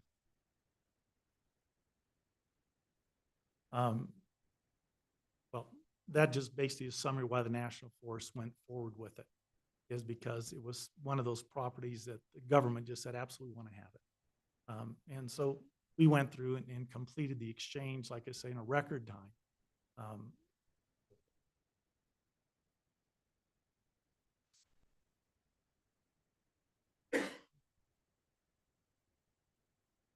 Now what you're seeing is a map of the National Forest, and you see that there's really, from the earlier slide, the alternating sections being private. You just have this one little area right here that's left, and you have the Clear Creek Pines 1 and 2 to the north.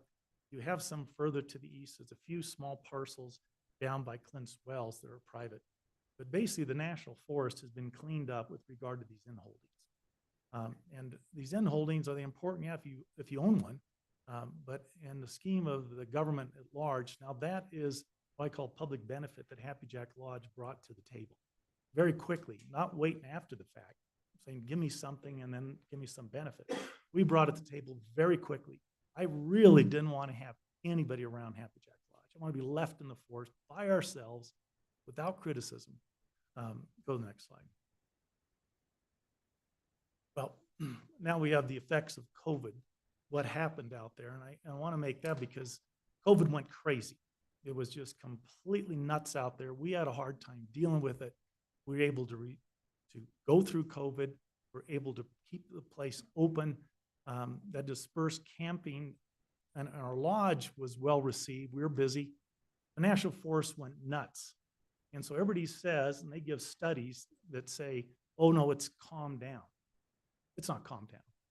I can tell by the RV dumps that come into our place how busy the National Forest is. Because National Forest, they come to dump. Our people don't need the dump in the RV dumps. We have most of it's what we call centralized sewer system. And the people in the dry camping, we pump their sewer. We have little cute little trucks that go around, they pump the sewer and they take it back to the treatment plant and it gets processed. So what comes through our RV dumps is significant. And when we first started this, I went to the National Forest and asked them, what do you guys need me to do out here? And they said, one big item, you have to deal with the RV dumps. They're dumping all over the National Forest.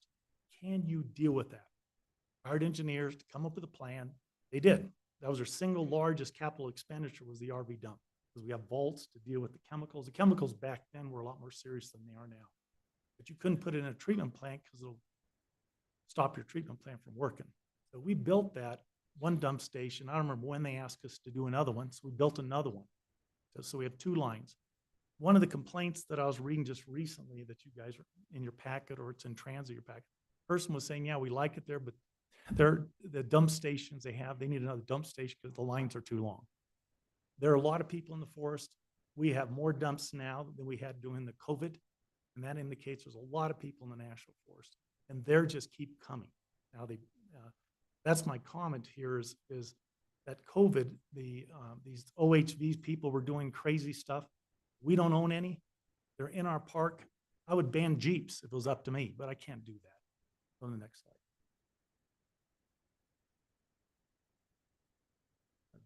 Julie is here. She's the Julie Pendergrass.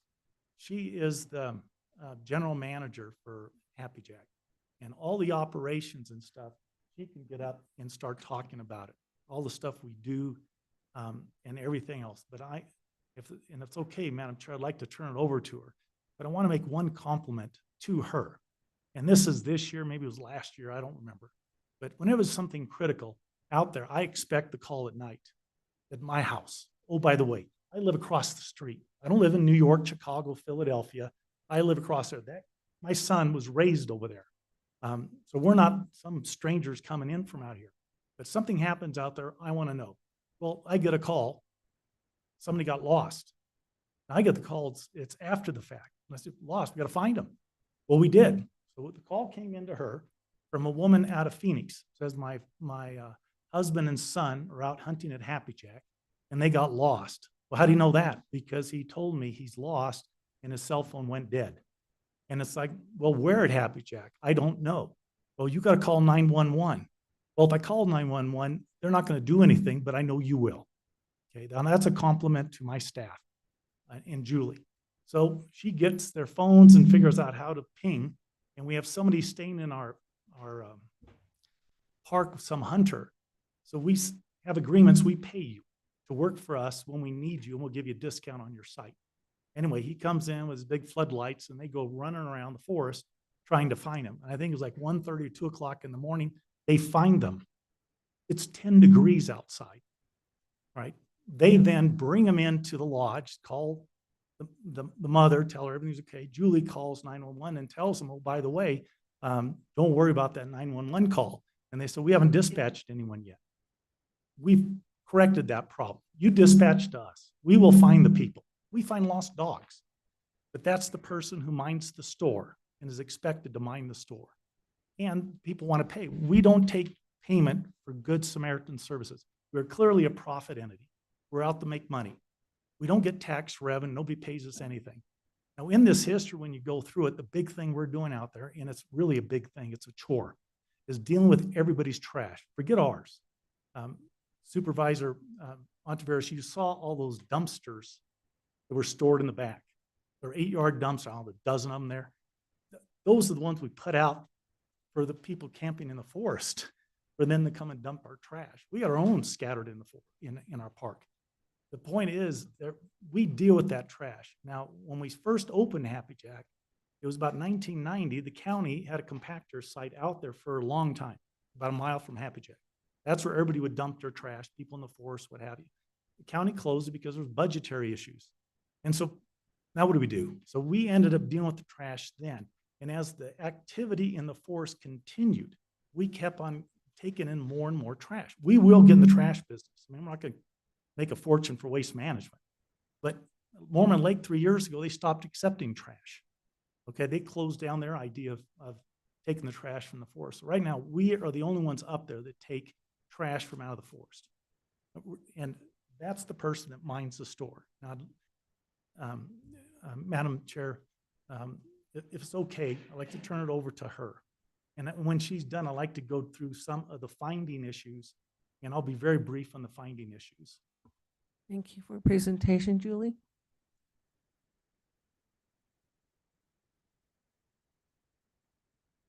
Good evening, Chair and board members. Thank you for the opportunity to have a couple moments tonight to talk about Happy Jack Lodge. I know we've talked about a lot of the history. There's been a lot with the staff and going back on historical things. I sit up here as the general manager, but most importantly, proud of Happy Jack area and Happy Jack Lodge. And I'm hoping that I can at least characterize a couple things that really does and on paper doesn't characterize the lodge. This first thing is a very quick video, and I'm hoping it illustrates, because I know for the board it's kind of difficult in maps to kind of, you know, really see things. So hopefully this is a quick overview. Oops, I forget. So this is going to start at the entrance area. And what I wanted to point out, see if it'll let me stop here real quick, is I know there's been some comments about ingress and egress on the property. And so I did want to clarify for the board that there is one main entrance off of Happy Jack Lodge. There is only one way to come into the property and leave for normal traffic patterns. That's our traffic management. Now that's critical to this community, but it's really critical to our management of who's coming on the property. We start at that gate and that door coming on with what they're bringing on the property, what their speeds, who's driving. And there is areas of public access and then people that are guests in the park. And so we do have things fenced. If we've ever got a complaint, I think since I've been general manager, there's been 2 complaints where somebody allegedly on our footprint tried to get off or trying to leave. And I will tell you, we respond to that because that is not something we want. The only exception we would say would be for emergency. And then we do want to have secondary, third, fourth points based on what's happening to say how are we going to move people out or move people onto our property to help if it's happening somewhere else.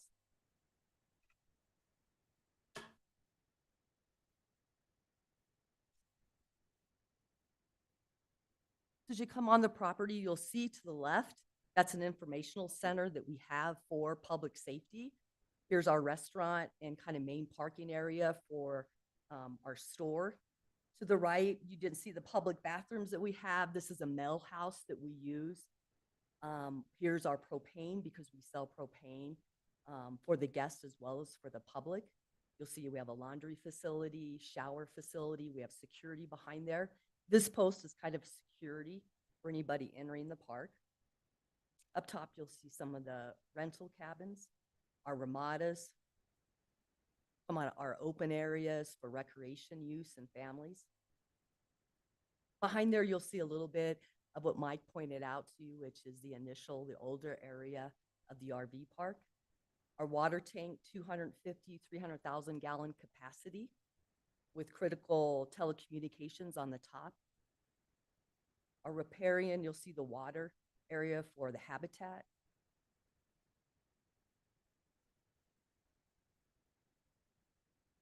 And I just want to stop. This is, we've talked about Forest Road 122. The proposed expansion for the storage area starts going to the left. And this is kind of an existing, this is a parcel you'll see that kind of is located right across the open parcel. And I think it's going to fan, hopefully here to the left, and you'll get a good view. There it goes. So as we turn, this is the Forest Road 122. There's your parcels, and this strip right here, which is what the area and the parcel would be for some of those storage spaces, the 240. There's our solar. We have 2 RV dumps for public use that comes into the property. Again, a kind of another view of our riparian habitat. Back to the side of where we do our dump and sewer, we also have our trash receptacles.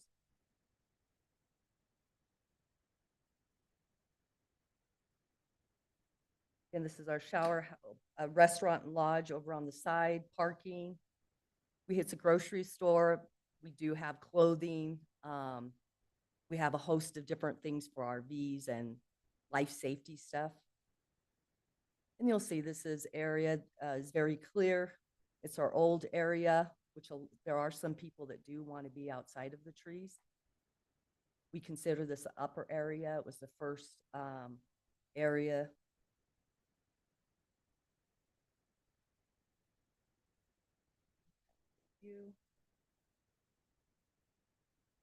There's a water treatment facility on the right side.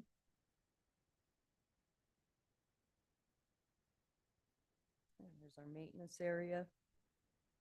And again, another view of that proposed storage area. To the left of it is our solar panels.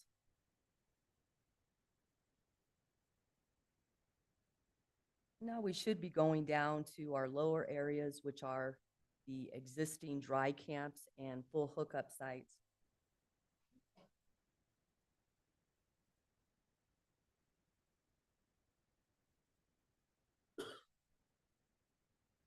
It's going to go to the storage. So you'll see our storage is across on the north side. Obviously, it's buffered and set back. We have fencing. We have a cell tower and infrastructure. This is entering our areas of the dry camp and full hookups.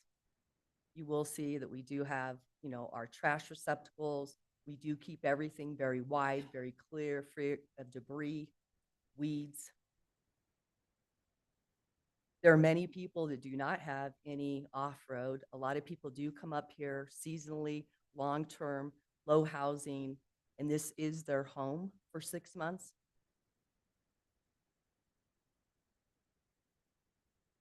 And we will talk about it as I go through the slides, that we do limit our existing folks with only 1 UTV per site. And you can see how you really can't see from, high with the drone footage, but at eye level, it's very difficult to see any of the RV park. There's our expansion area to the southern and western area. You'll see that there is some natural landscape with roads in there that we would utilize and try to maintain most of the natural landscape, but to include that fire mitigation with anything that we do have there, and clearing and thinning if needed.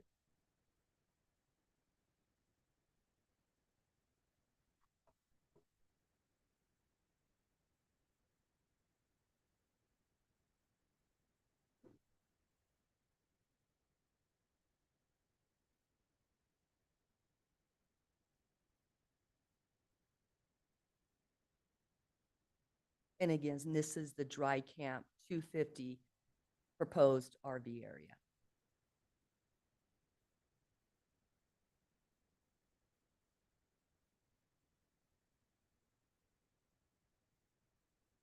I'm going to try to, there'll be a couple of slides in here that are kind of redundant. Staff, your staff did a really good job of providing a lot of information, so I don't want to take up too much more time with things that have already been covered. These are some photographs of the infrastructure on our existing solar that we've placed at Happy Jack Lodge. This is a great photograph from the winter time. You know, we also do have winter snow play up there. It is a great location, you know, for safety. A lot of people want to pull over on the side of the roads, and it's not safe for traffic or for citizens to do that. So Happy Jack Lodge has, with the elevation, been a great place for people to come. This year, not so much because we haven't had a lot of snow. Our general store area is open every day. We don't close. We're open every day of the week. I have staff and office manager here. And again, the store has been expanded to be, it's very comprehensive from when it started. So we do have a lot of life safety supplies, from not only food, from groceries and essential things, but clothing. But it does have very unique character. It's 2 stories. Beautiful picture in the wintertime of the cabins. For those that have visited the restaurant, it has its own unique display that goes back to the mining and the sawmill. We've kept that in there. People come to the lodge and ask about, can we get in there if it's not open, because people want to see it. But I will say that in the community, it has become a place of fellowship. Not only do we have you know, events there for children's and for families, bingo, we did get a license. But when you go there, it is a time that I do think is enjoyed by all in the neighboring area. You know, we do have a lot of employees. Because we have a moment here, I'd have to say that, you know, most of the efforts that really make Happy Jack Lodge so special is employees. And these are employees that live there year round. Seasonally, when we have that influx, we certainly have to hire for additional staff. But Happy Jack Lodge has people that live there, that maintain, and that respond not only to our property, but outside, and it's their home. You know, highlighting, and we've talked about, we were here in 2020, but I want to tell you, Chair and Board, we did need to spend time. There were things that we needed to do. We heard there were things in the community, coordination, cooperation, and collaboration with people. And I will tell you, we worked, staff and us, very hard in the community to, I think there's always been outreach. It's always been a wonderful place, but there were room for improvement. And so we started really engaging even more than what we had in the past. You'll see, like, this is just an illustration that we have used the lodge and facility to do classes, free classes. This was a gun safety class and concealed carrying class. Items in the area that were of concern on the committees we were setting at. But what we really learned is when you bring people together and you know people face to face, it really makes a big difference when you're trying to solve problems. Cornhole tournaments we've had in the community. We've had a lot of great time. This was just showing some of our gun safety classes. We've had many events having to do with, yes, off-road, but trash and stewardship of land. And so this was an event that we did at Happy Jack with Waste Management and the Community and Forest Service. We got kids involved, again, because we keep our area and site clean. But again, we've continued to host those kinds of things, and we will in the future. You know, 4th of July is a big time at Happy Jack. I know that we covered that we have the habitat area during, you know, drought times. And for those that live up there, because we have a lot of people, you will have a lot of habitat up there using those areas, because there isn't really anything else. And we always want to ensure that they're able to come onto the property for that. We mean this sincerely. This is our mission statement at Happy Jack Lodge. We want to make the outdoors enjoyable and accessible for all families. encourage responsible land stewardship, to improve the quality of life in our community, and to render good Samaritan aid to those in need. That's what we've been doing, I know, since Mike purchased the property in 1994. And I know that we continue to remind ourselves on training and make sure that we are fulfilling that goal when we come to work. This is redundant, so I'll go through it fast. This was talk about the zone change request of adding the 250 RV sites, the storage sites, the modification that have been spoken about earlier. Our efforts in ensuring that we didn't come to you and come in front of you without making sure that we weren't consistent with the comprehensive plan, that we made sure that we mitigated, worked on relationships, and did the things we need to do to limit impact to the neighbors and community.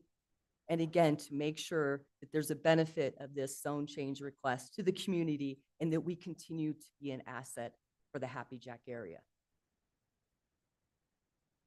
We did want to reaffirm, and you saw in the paperwork, staff did a lot of work, even for somebody like me coming in years later and looking through those ordinances and reading the language. I do think it was important.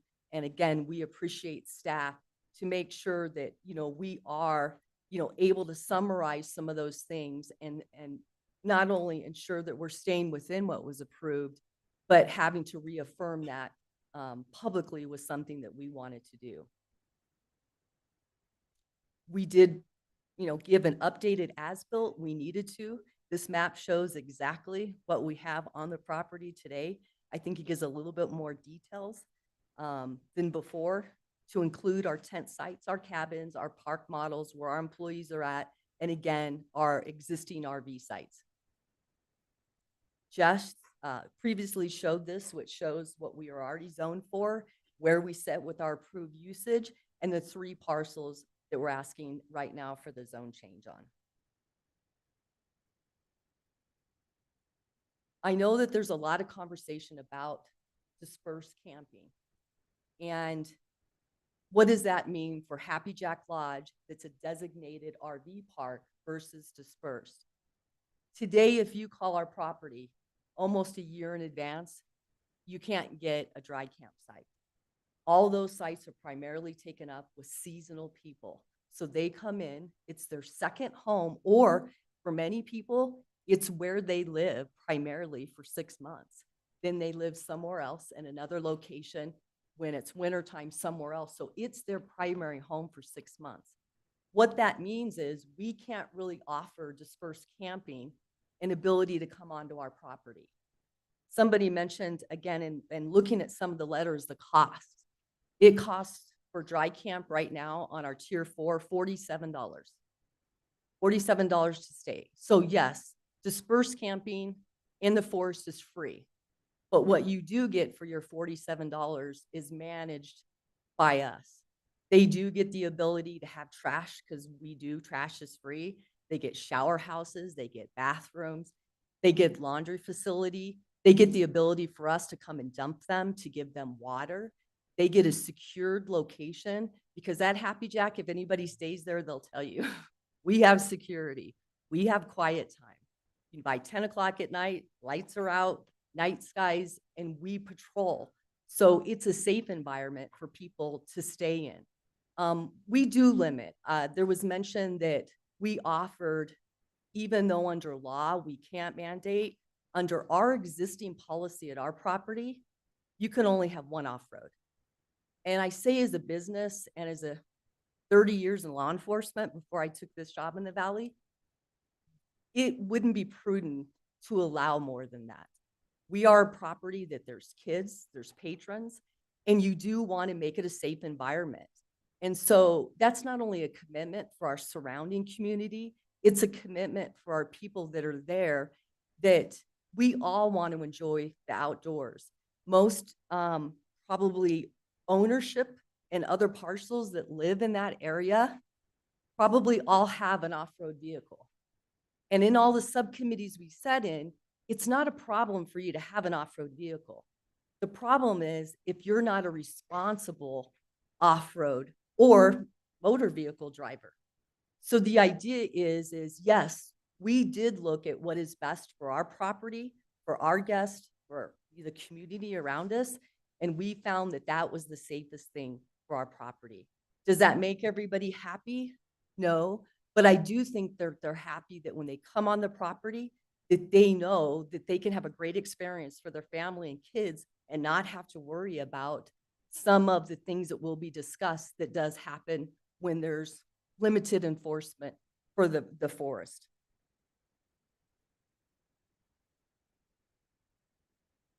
We did talk about, the initial zone change request outside of the reaffirmation of what we're approved for. That's been covered very well. It was presented that it's 47.74 acres, utilizing 24.62 acres for the spots and open space at 16.32. I know it was mentioned, but in most of the areas, it's more than the 50 foot. We go at least 100. And then in some cases, there's so much open space that there's a lot more than that. You guys did get the map, our storage, 7.35 acres. On modifications, Happy Jack Lodge is in agreement with what was proposed on number 4. We were only offering because there was comments from the public and other people about solar panels and being a fence. So we came in and said, for us, it doesn't matter what the public wants or the board would like to see, we're happy with. So the modification is just giving the board another option if you would like to consider on the solar fence.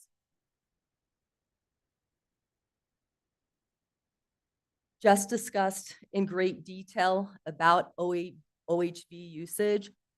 I will tell you, we have great compliance. People want to stay at Happy Jack. When you get a site there and you get on the property, it is one thing that having compliance with people, educating them wanting to be there. And so when we talk about agreements, the agreements do mean something to people on the property. We did talk about, and I know some of the OHV stuff, the reason why the language had to do with OHV, with Game and Fish, and with the Forest Service, they're constantly reassessing and updating a best practice. So the language is really to say, if we're going to give out, which we do all the time, we want to make sure that we're giving the most up-to-date information to patrons. And so that's why that language was there. If I may, and I'm sorry to Yes. interrupt you, but since you're bringing it up, Absolutely.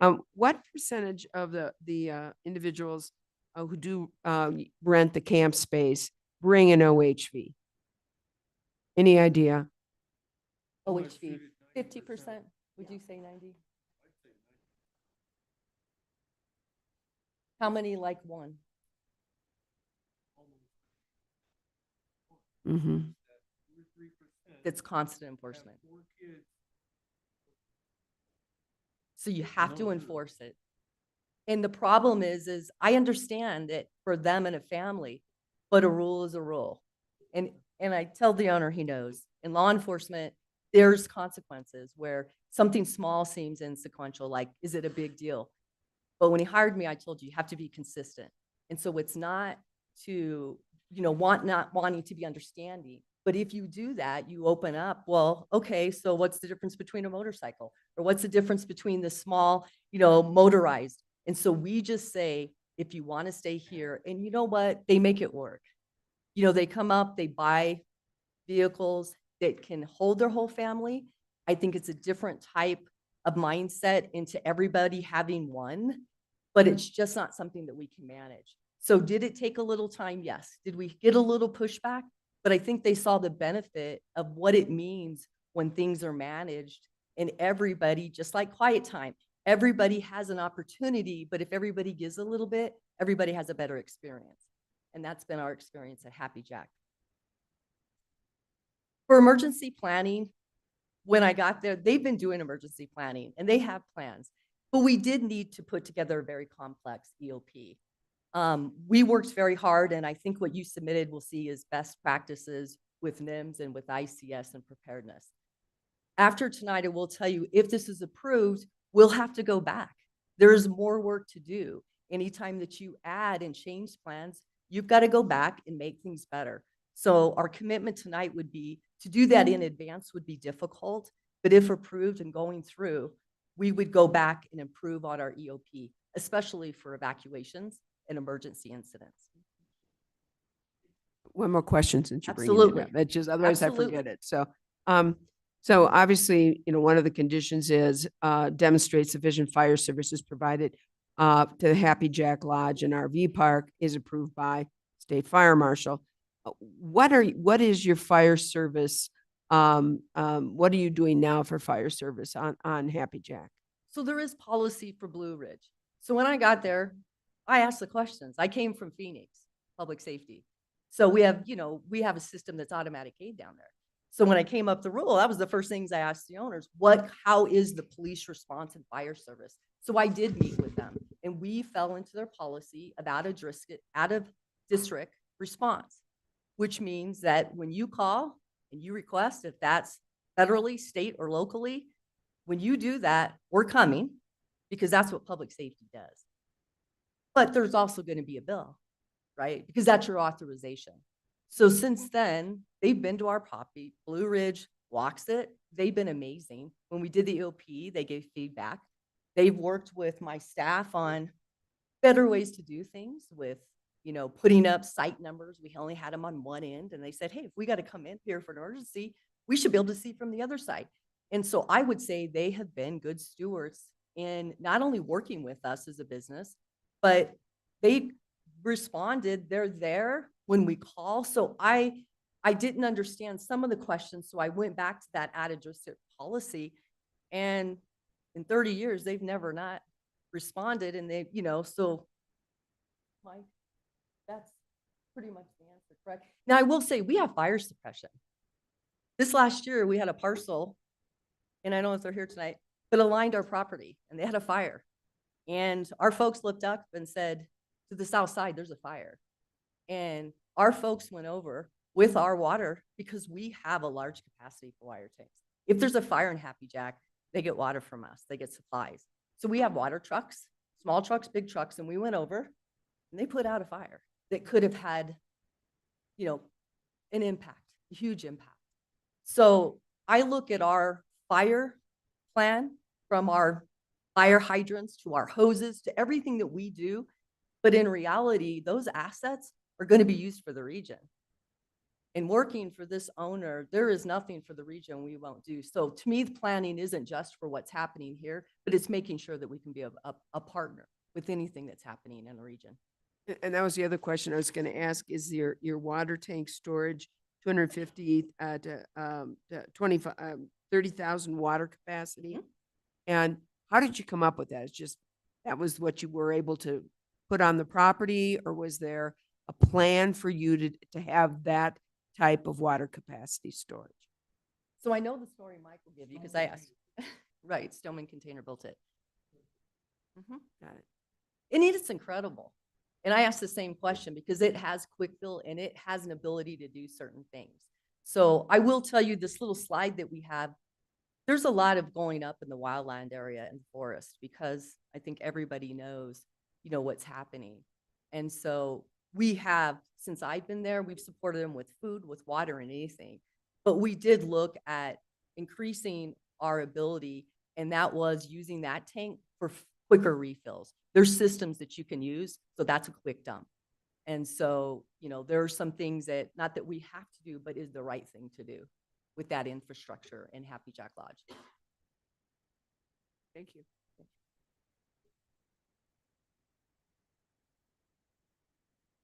I know Jess covered that very well, as well as Mike, that, on our zoning compliance, we worked really hard to make sure that everything we did exceeded. I don't think it was good to just be at 30%. If we needed, there's a reason why 30% is needed and setbacks are needed. So I will tell you, our efforts were, here's the bar of what minimum is, but our efforts were to go, but how far can we go above those zoning requests?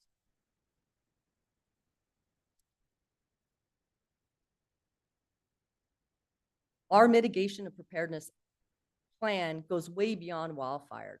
We do talk about evacuations. We have used our area for loading zones. We hit the natural things with natural disasters and intentional or non-intentional acts, but we do deal with a lot of winter. I think I didn't realize that until I lived up there, coming from the valley, that there really isn't anybody in the Happy Jack area for resources late night, but we're there. Last night, the sheriff called us. They had an incident on Lake Mary Road, a pursuit, suspect outstanding in the middle of the night fleeing, and he called me like at 10:30. We woke up staff, our security. He asked about what we had on our cameras because he was a fleeing felon in the area. And there's not a lot of places to go. The other thing is they closed down the roadway, so they needed patrons in their cars to go somewhere. And so our planning does take into account the winter time where roads are closed down. When they close down Lake Mary Road or 87, people get stuck.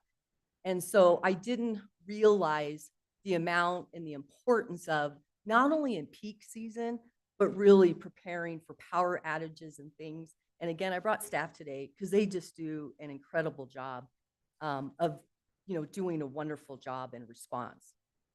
Our key assumptions in our planning has to do with, again, not only what we can do for our guests, but what we're able to do for everyone around us.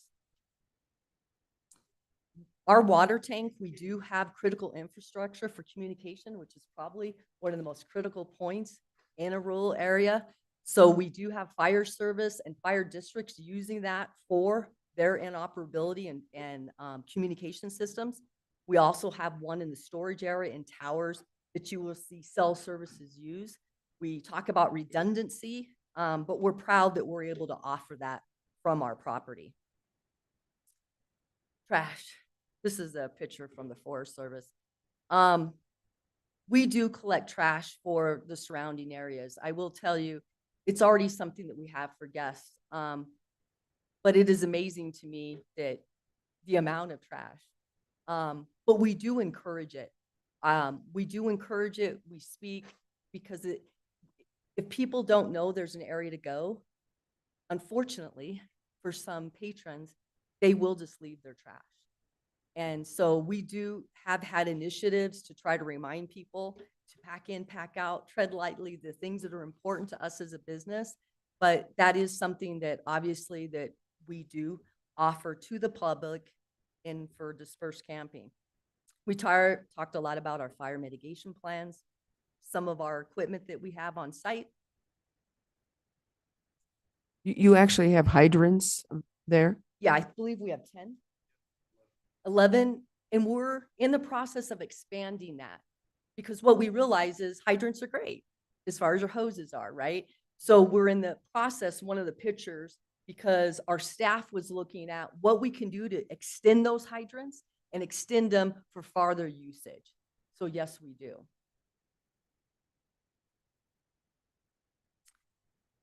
And we do talk about the presentation. I can't hit it enough about dispersed camping involves self-sufficiency. And I do believe, just like in public safety, 99% of folks are there to have a great time, enjoy. Unfortunately, there are people that don't follow the rules and they can have catastrophic impacts. We do believe, if you look at our record, if you look at the record of not only RV park, but most designated areas, it's safer for the community to have people in designated managed areas. We do believe this expansion will allow us to take people that are in the force that have no opportunity to stay at RV park and offer them an opportunity to stay in a designated area.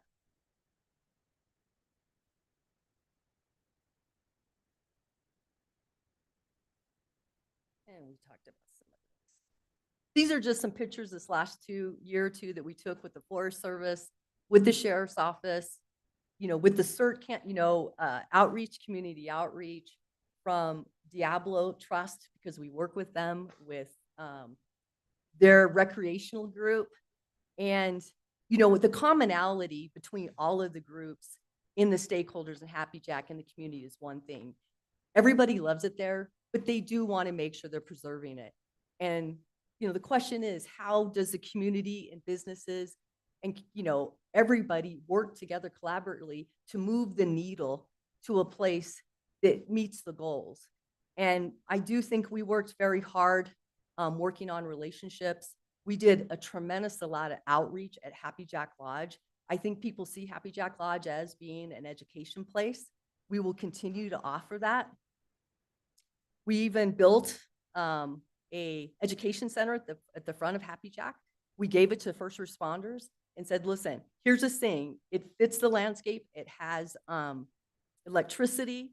Use it, put your stuff in it, use it in any way. We'll stand there with you, but it is something that we continue to encourage. We've initiated our own pamphlets, of course, promoting already what the laws and regulations are for not only our guests, but for anybody that stops in at Happy Jack Lodge.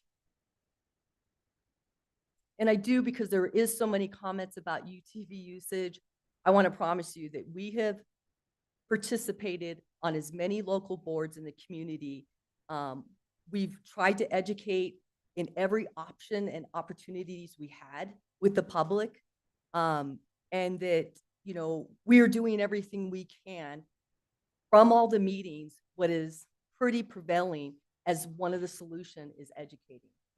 That once people are educated, you have a better chance of them following the rules. And so our efforts are going to stay with their objectives. There's been conversations again about coming on and off of our property. If anybody left our property, they got through a hole or did something. And when we found out, we fixed that, because there's only one entrance on and one entrance off, except for emergency. We have fencing, signage, and I know there was photographs given. I know that board member Vasquez, you did talk about where the areas in the community. So we have worked, because you got to be comprehensive, you know, and I've learned that, you know, you really have to do a lot of outreach to make sure everybody's included. And so we did do, and we have noted many of those residential areas. And on this topic, I want to say one thing. If you don't want people to go anywhere, you want to tell them where you want them to go. And so we really worked with the community and the county to say, try to negotiate with everybody what is a good, safe area for somebody to take a trail. Because then you're encouraging them to go in areas that do not affect the ranchers, don't affect the neighborhoods, and not areas that are used too often. And so I do think that's some of the work that we've done, is every year maybe change that, but then you're not overusing areas and you're giving people an opportunity, again, to go where you would like to see them go. Question. Yes. You're saying that there's a one entrance and one exit. Is that just at the entrance right there? Yes, In ma'am. and out. Yes. What if there was some kind of emergency or outlets that you have? So that would be the exception. So on Lake Mary Road, we have areas and gates and things that would be used for only emergency purposes. So there's roads there, there's area of, you know, ingress and egress, but we only would want to use this in the, you know, time of an emergency. Because in your planning, depending on where that emergency was at, you might want to choose which route you want them to go at. So thank you for that question. And all I'd like to say is thank you. Thanks for the opportunity. I know it took a long time to get here. Thank you for giving us the opportunity to speak tonight. And the owner, Mike Mongini, and myself are open to answer or, you know, try to give feedback on anything that you guys would like to know more about. Thank you for your presentation. Are there any questions by the board? I don't have any at this time. Okay. So we started the public hearing process, and we're going to go ahead and proceed with that.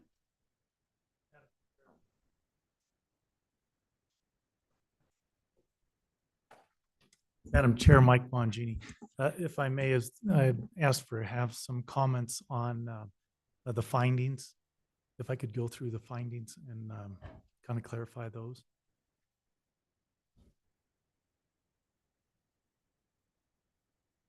No, I don't need the PowerPoint. No. It'll be Okay, go short ahead. and concise. There is the whole idea of this comprehensive plan comes from a state statute that provides, I'll give you the citation of 11.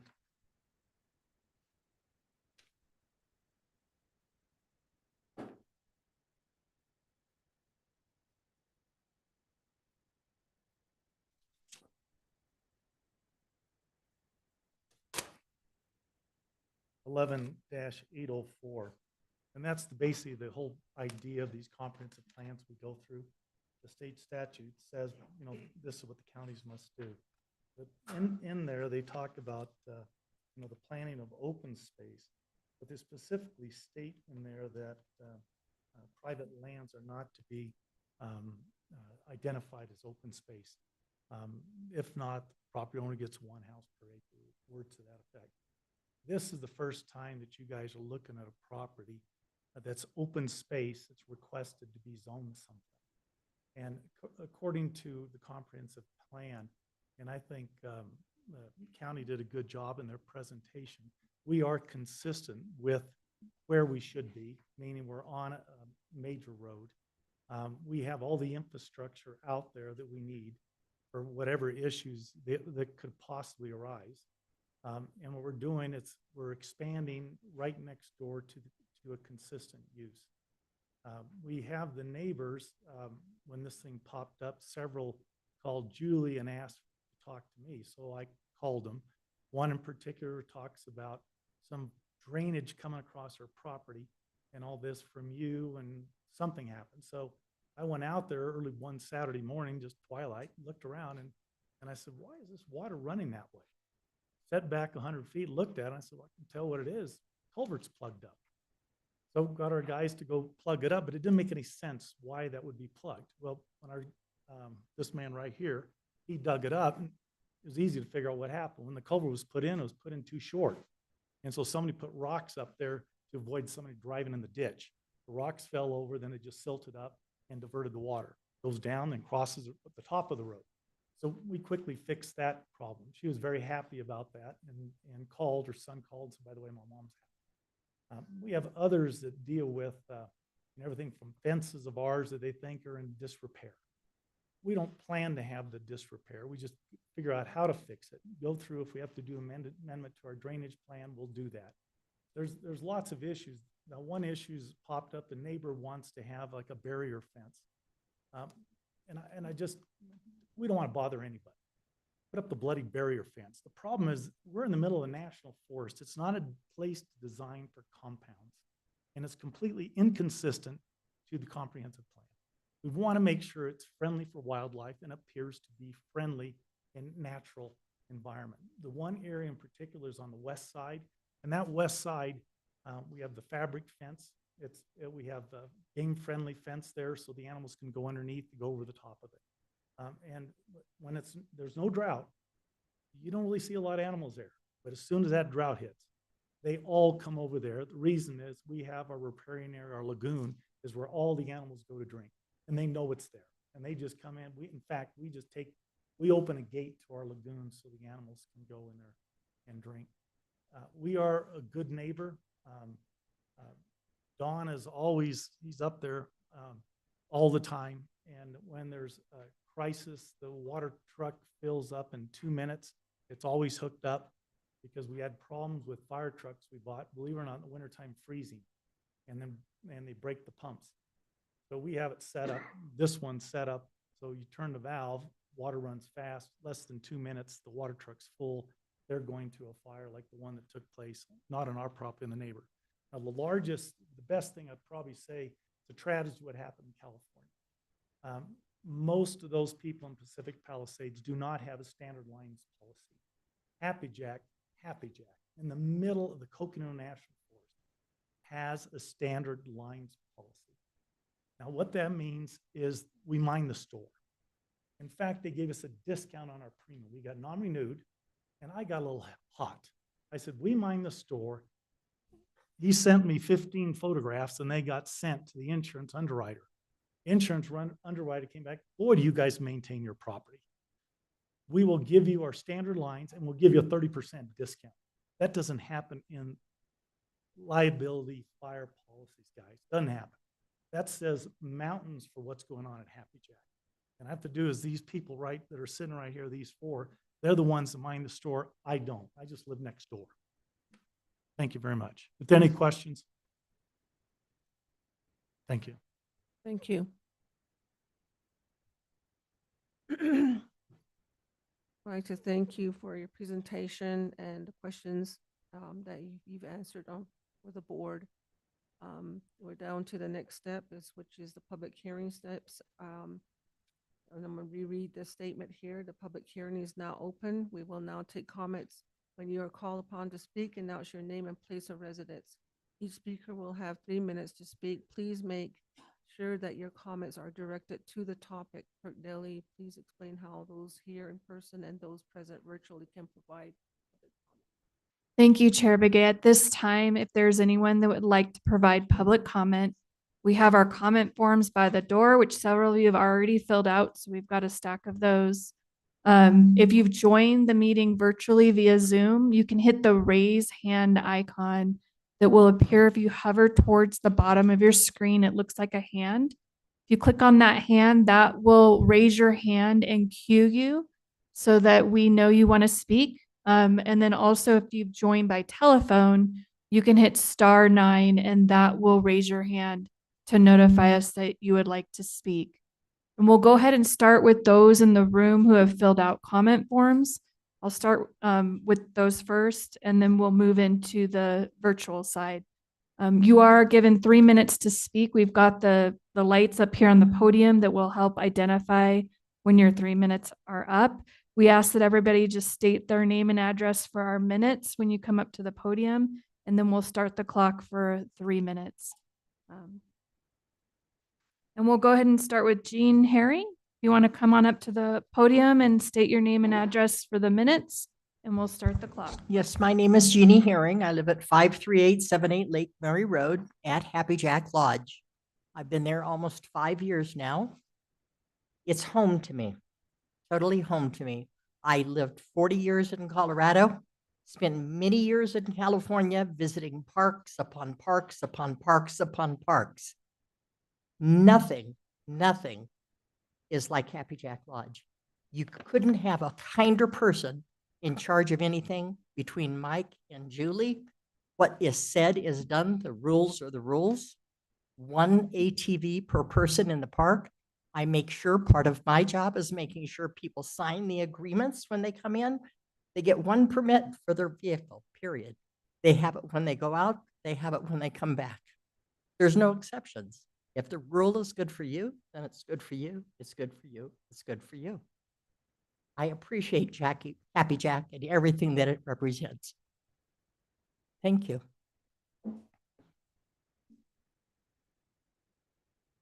Thank you. Next, we will have Terry Cloth.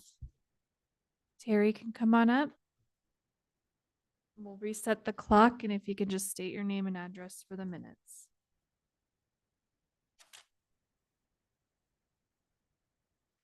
Hi, my name is Terry Clough, and I have been enjoying coming up to our property for 25 years.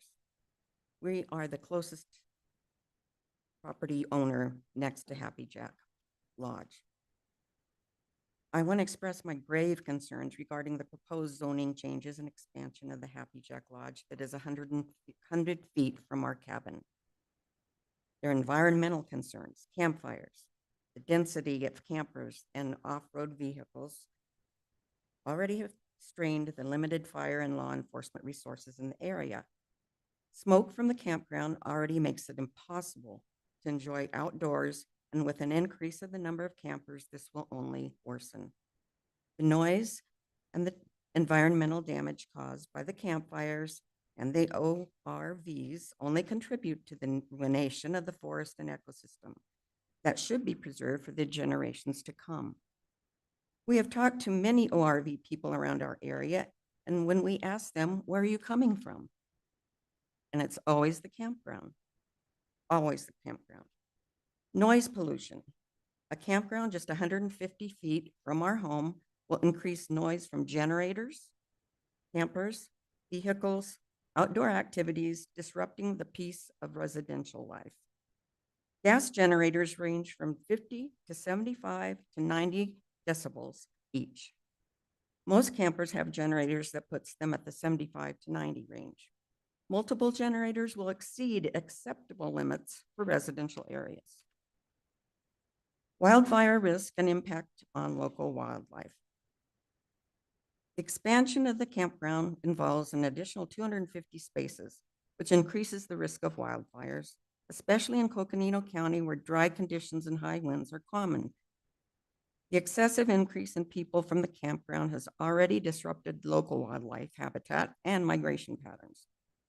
This has had a detrimental impact on the environment and wildlife and will only worsen with more campers. Property values.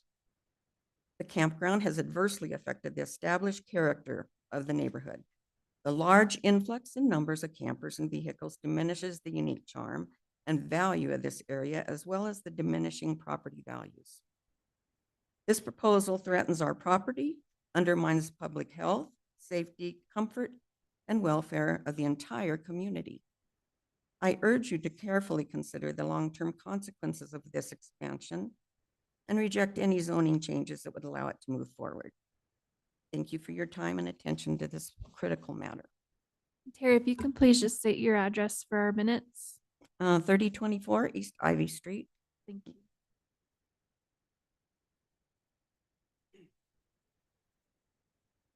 Okay, next we have Phil Troutman. You can come on up to the podium.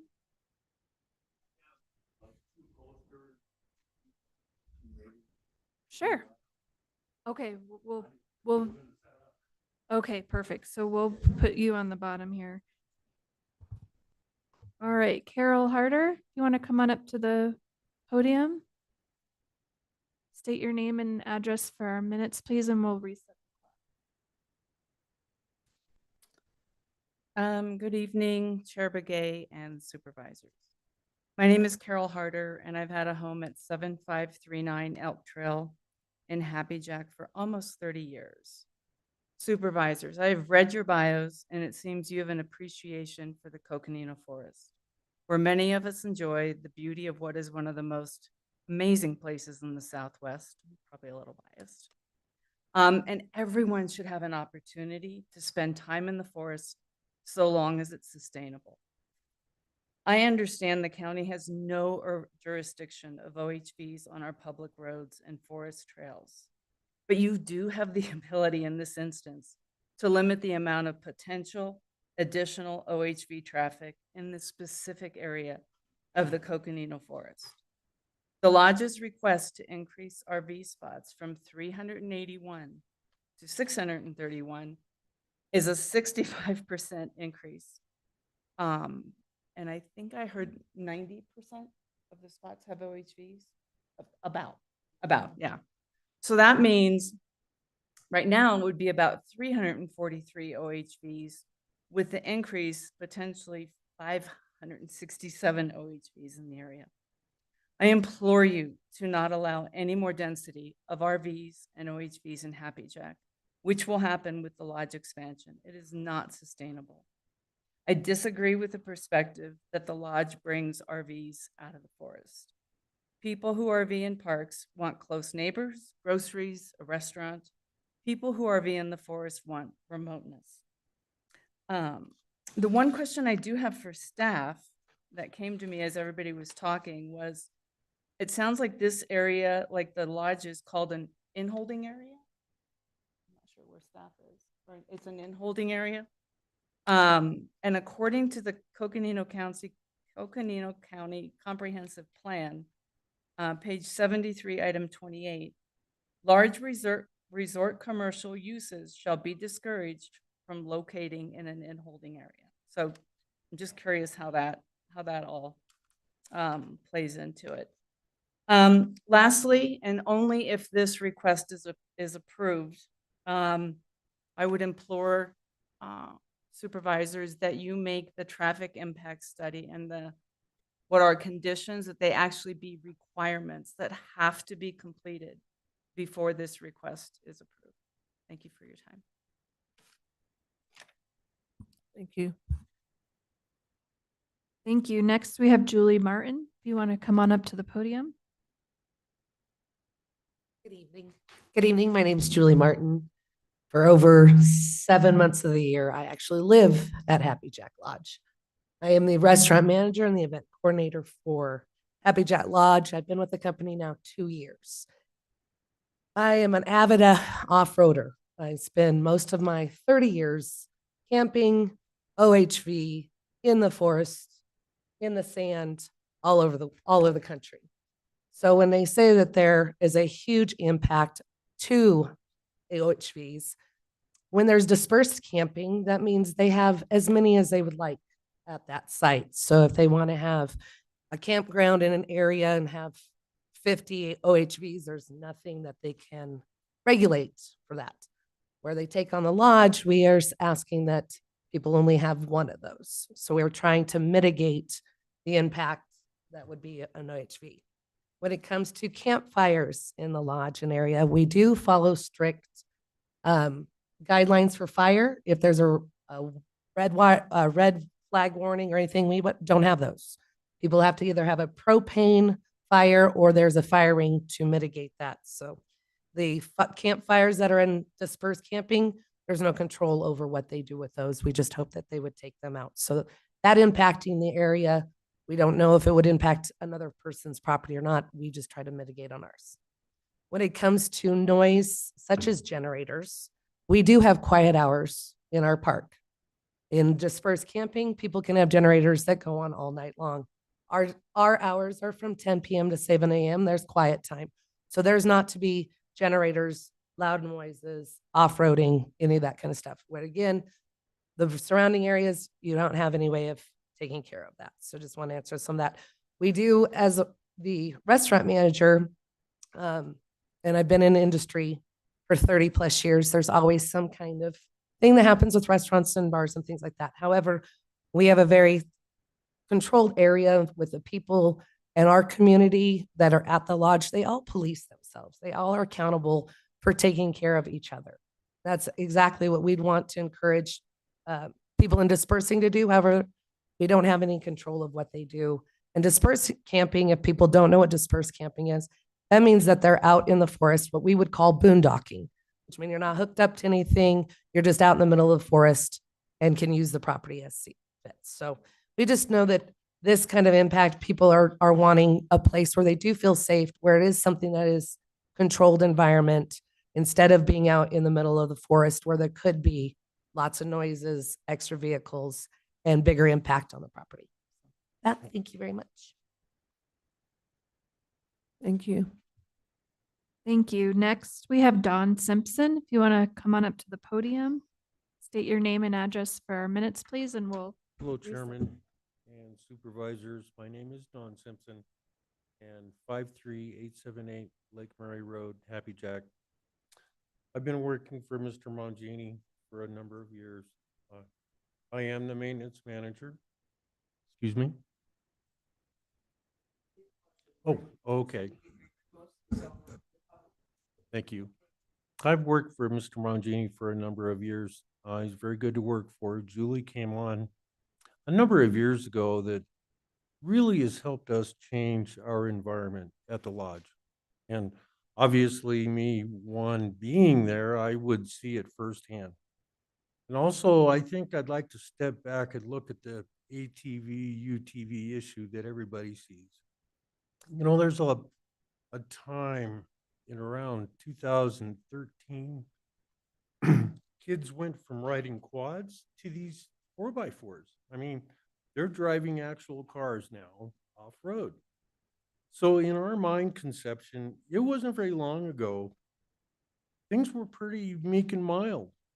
And I honestly don't think we're, as a society, going to be able to change too much of these side-by-side machines, although we are trying very actively. I'm in charge of all the security, so I have to schedule people to go hide in the woods out in our proposed areas, trying to make sure we don't have kids on motorcycles, off-road machines. We drive around the park constantly, citing people. After so many citations, they're out the door. Now, I don't know if you remember, I mentioned something about families with these small quads and whatnot. It's really disheartening sometimes to have to kick them out. But that's what has to happen, because that's now the rules. It's been the rules for almost since 2021. We've had that rule. So if you're seeing a lot more impact out in the woods, it's not from us. That's remote campers that are out there that are causing a lot of what you're seeing going through these communities. So please take that into advice and understand that we're trying to do what we can do to support everybody here. Any questions you would have for me? Good, good. I appreciate your time. Thank you. Thank you. Thank you. Next, we have Daniel Sullivan. You can please state your name and address for our minutes, and we'll set the clock for 3 minutes. My name is Daniel Sullivan, 368 Double Cabin Road of Double Cabin Park. My name is Dan Sullivan. My family owns property in the Coconino County area for over 50 years.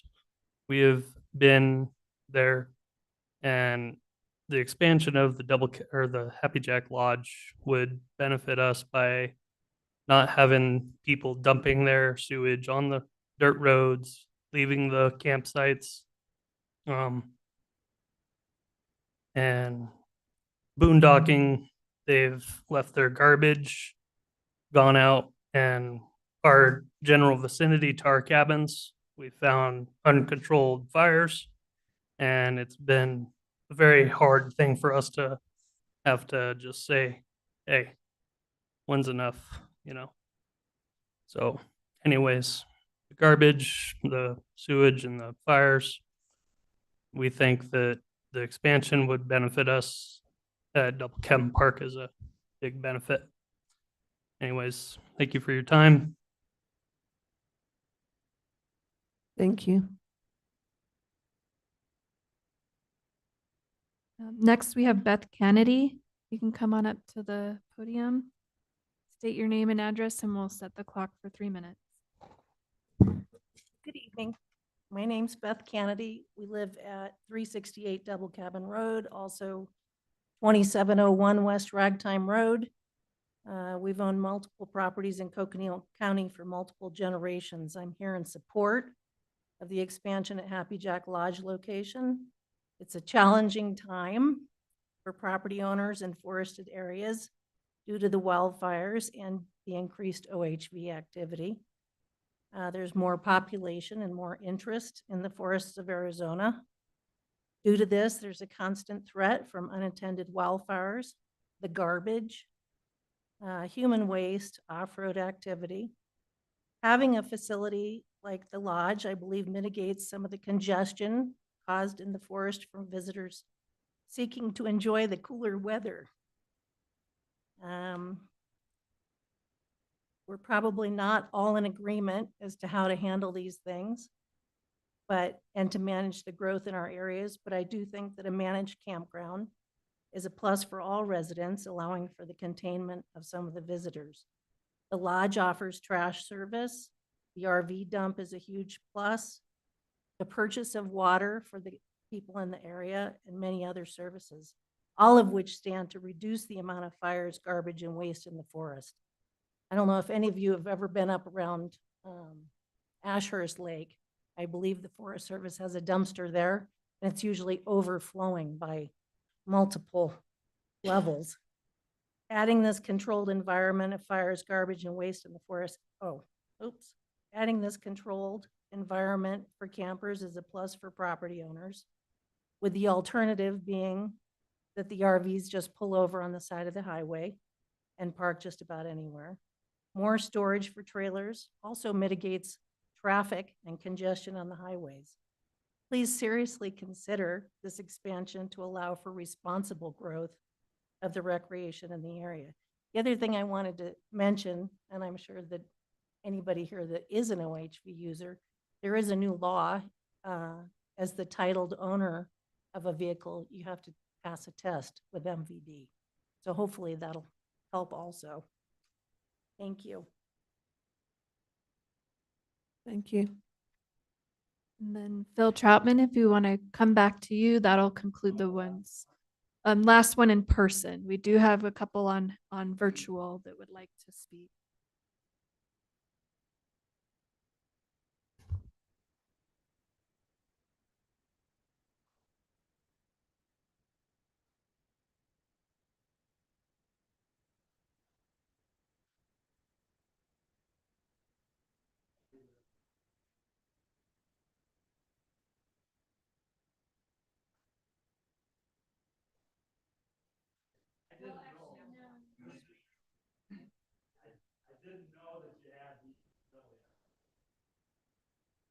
We're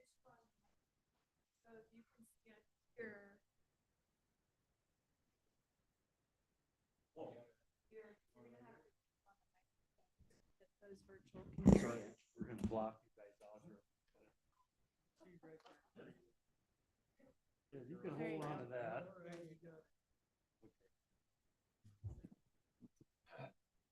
would have done this different. I had no idea. I've never been to one of these meetings before. Hang on that for a second.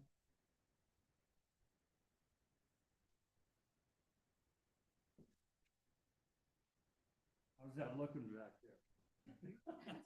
Okay. And then you'll want to make sure you move Okay. this.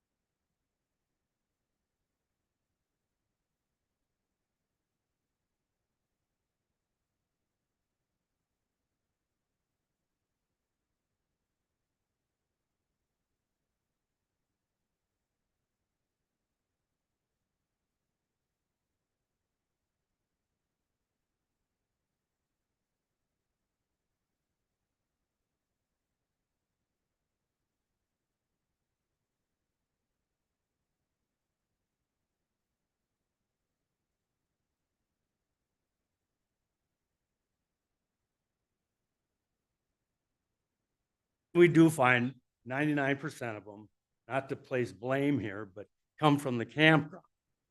Okay? This is the campground.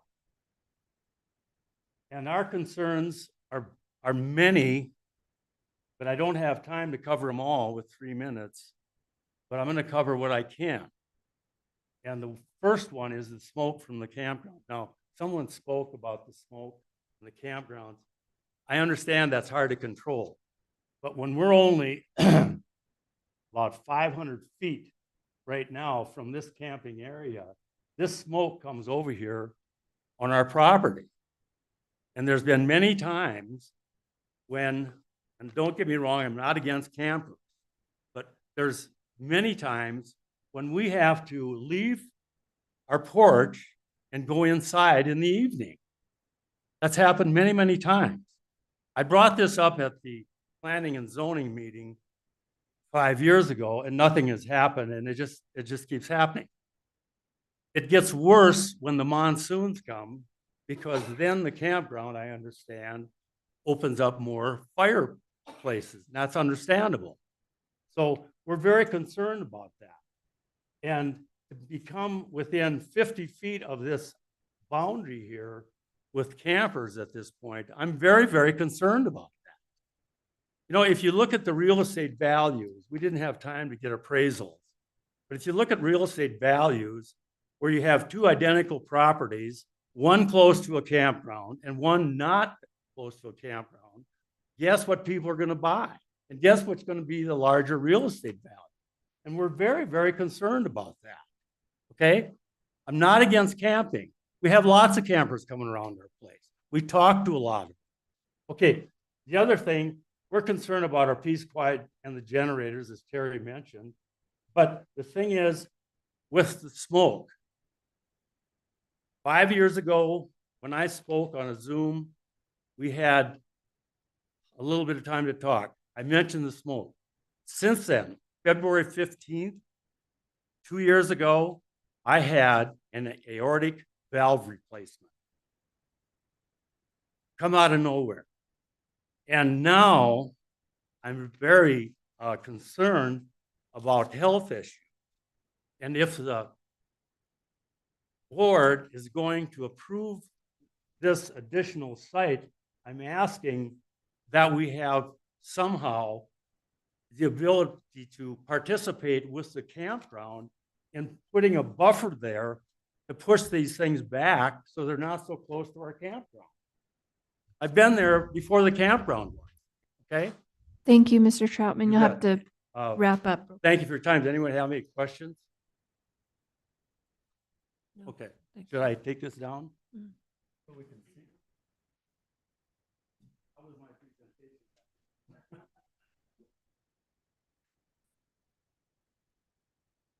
Thank you. That is all the comment cards that we have that people have turned in. If there's anyone here in person that would like to provide a comment, you can make your way up to the podium if you did not fill out a comment card. So you do have the opportunity to come up to the podium if you would like.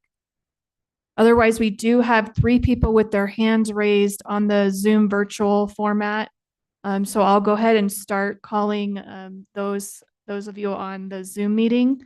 Again, if you would like to provide comment and you've joined the meeting virtually, you can hit the raise hand icon that appears if you hover towards the bottom of your screen. Click on that hand and that will notify us that you would like to speak. If you've joined by telephone, you can hit *9 and that will notify us that you would like to speak. And the first person we have on the Zoom format is Mary Jo Chryselius. Mary Jo, I'm going to allow you to speak. If you can please state your name and address for our minutes. We'll provide 3 minutes for you to speak. And you'll just need to unmute yourself.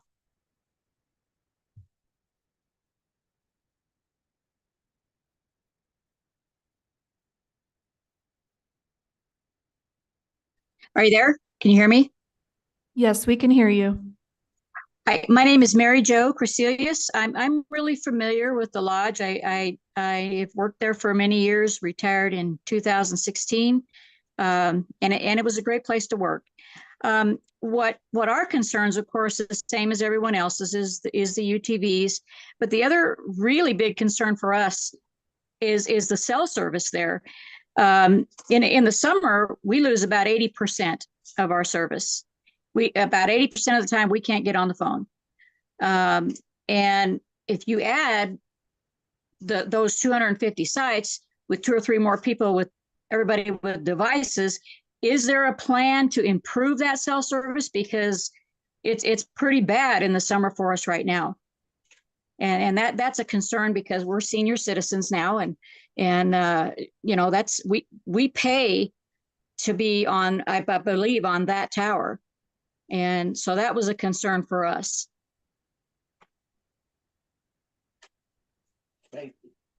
You know, it's a safety concern too, because we just can't get out. You know, of course, there's a law enforcement thing and the UTVs, but you know, I realize that's not a lodge problem really. In the big picture, can't control what goes on off the property. And we appreciate that they are addressing that with the people with the UTVs. How do I know if, I mean, is there an answer for the cell service? Is there somebody that can answer that as we're here? Mary Jo, we're going to get through the comments first, and if our board has questions for staff, they can ask that of the staff.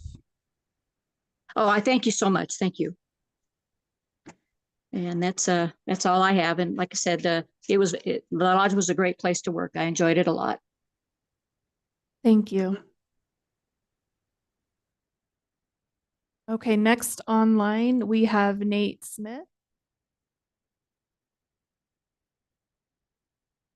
Nate, I'm going to go ahead and allow you to speak. If you can please state your name and address for the record, and we'll start the clock for 3 minutes. Hi, can you hear me? Yes. Okay, yeah, my name is Nathan Smith. I reside at 3502 West Topeka in Glendale, Arizona. I am an adjacent property owner to one of the sites that are proposed in this.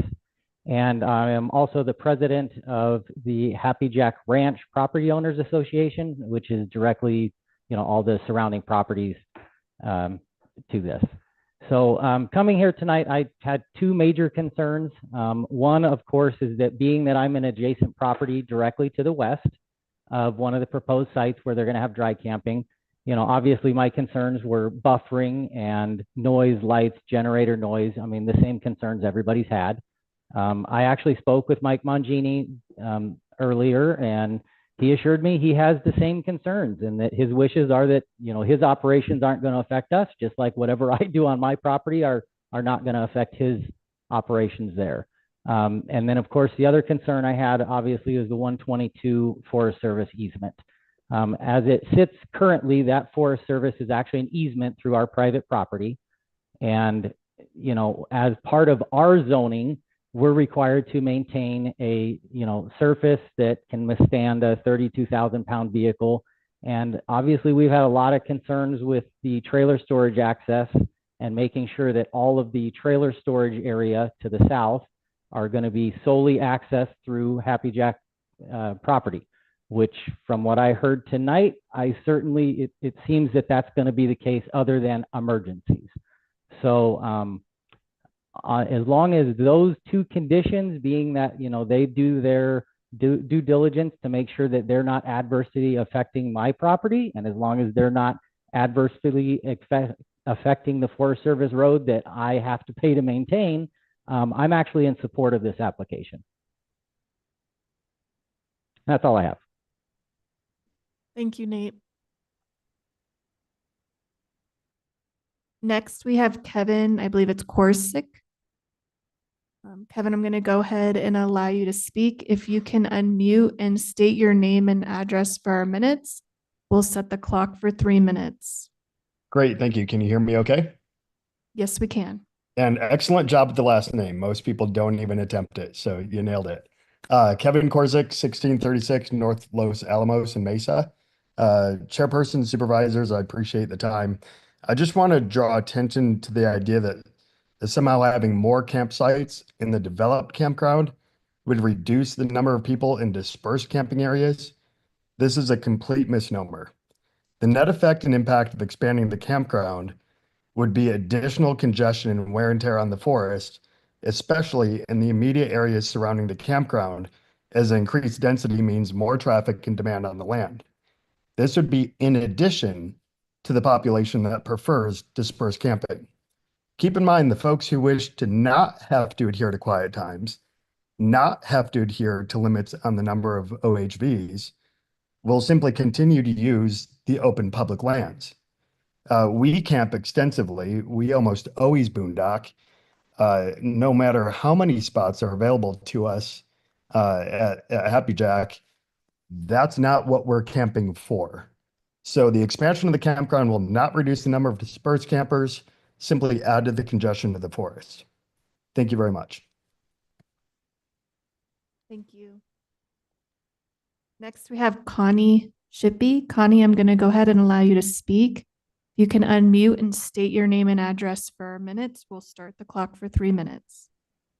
This is Chris Shippey on Connie Shippey's device. My address is 7581 Forest Road 122. I am a neighbor to the Happy Jack Lodge. We're on the east side of the Happy Jack Lodge, and we're adjacent just across the street from the 122.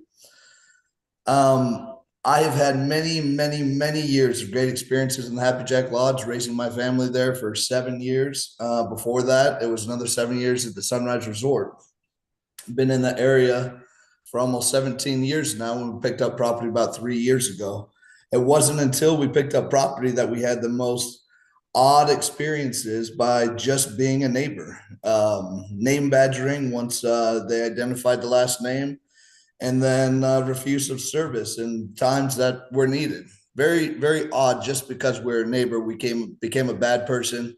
Had great relationships with Cersei and others throughout our whole time at the Happy Jack Lodge, and unfortunately never had the opportunity to meet Mr. Mangini or Julie, the new management that's in place now. And I sure hope that we'll be able to get to, so we can be on some neighborly standings, and I can help understand why there would be any problems with just being a neighbor. Anyways, what I've heard tonight is there's a lot of talk here that I think we need to concentrate on for the 65% of an increase of RV sites. Code and regulations may not specifically be designed on non-typical commercial property, whether code compliance or just responsible acts of stewards of the lodge to manage their impact. It should be recognized that a lot of the plan I've heard tonight is self-proclaimed resources for the growth.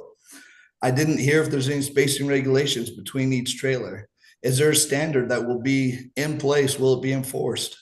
Will they maintain their own flood water? Currently, they have 2 large pipes on the back east side of their property that floods out water down to the 122 road, where that water ends up then flooding into my property and other neighbors' property in the Happy Jack Ranch.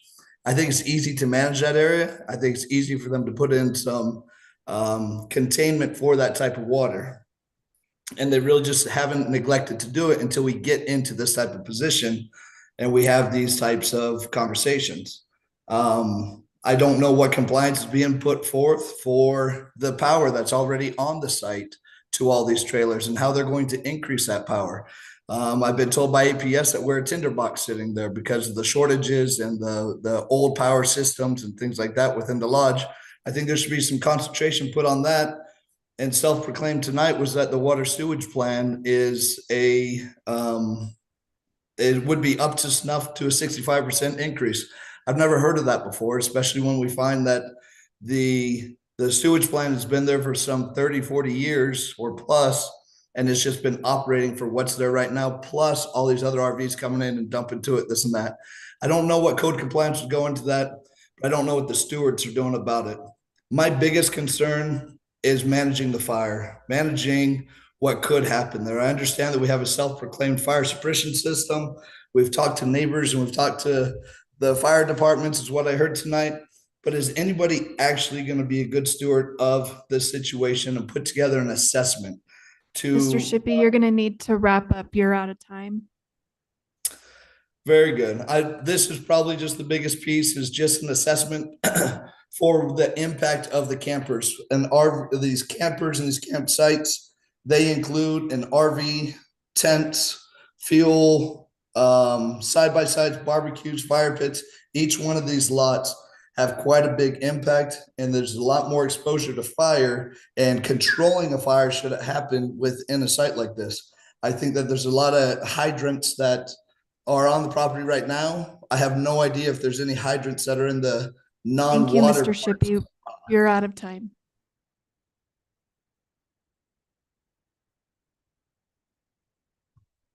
Okay, next, I do not have any other hands raised at this time in the virtual format. So again, if there's anyone that has joined the meeting virtually that would like to provide comment, you can hit the raise hand icon that will appear if you hover towards the bottom of your screen. Or if you've joined by telephone, you can hit *9, and that will raise your hand and notify us that you would like to speak. And I do have an inbox email for board comments, and an email did come in about 6:57 tonight. So I'll read through what that comment says. It says, questions for tonight's zoning proposal for Happy Jack Lodge. 1, does Happy Jack Lodge have all existing campsites evaluated to be within existing permit? 2, does Happy Jack Lodge have a fire plan outside of 2 ornamental antique fire trucks that do not function? Why would this type of development not require a fire hydrant system throughout the park?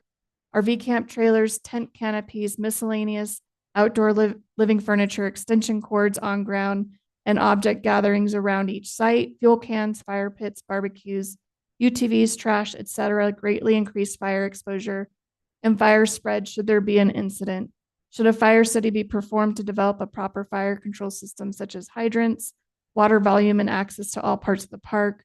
3, insurance is hard to get in residential areas throughout Happy Jack neighborhoods. Predominantly, the cause is due to the limited emergency fire resources and distance from Blue Ridge Fire Department from residences. Does this increase of park size and fire exposure nature further increase insurance availability issues for residential neighbors adjacent to Happy Jack Lodge? 4, are there any spacing regulations between each trailer? Is this being enforced? 5, why is the Forest Road 122 used daily for the Happy Jack Lodge if it is for emergency uses only?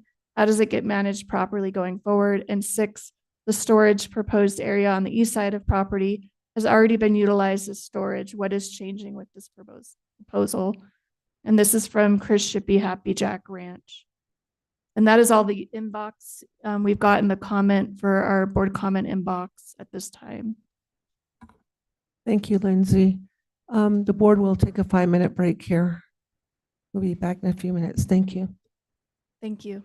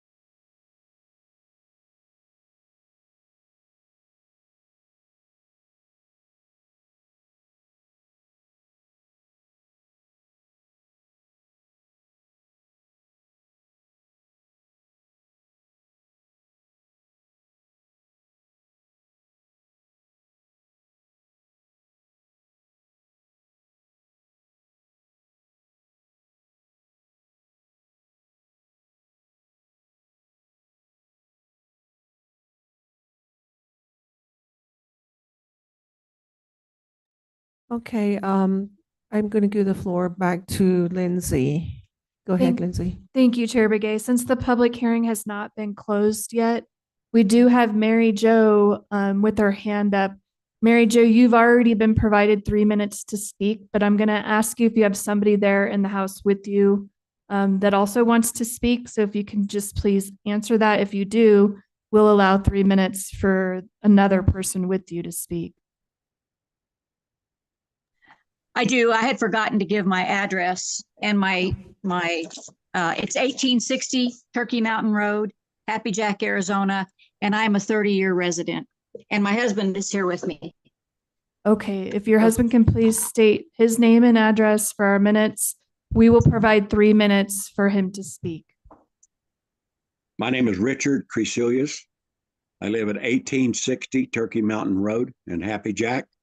I've lived there almost 9 years. I'd like to say that this is nothing personal. I like Mike Mangini. Every time I've spoken to him, he's always been pleasant. My main concern is the cell tower and the amount of traffic that it will handle. This many sites, everybody has a phone and a device. This many sites is going, I'm afraid, is going to overload it. And how, if we have an emergency, are we going to get an emergency vehicle or personnel to us if we can't get out on our cell phones? There is a landline, but it's more unreliable than the cell tower. And we don't have one. Yeah, and we don't have one. So, of course, it seems to me that we're trying to make a small city in a rural setting, and it just doesn't fit. I believe you're at the maximum right now, and I cannot see how it would behoove anybody but the investors in the Happy Jack Lodge to increase this. And that's all I have. Thank you so much for your time. Thank you.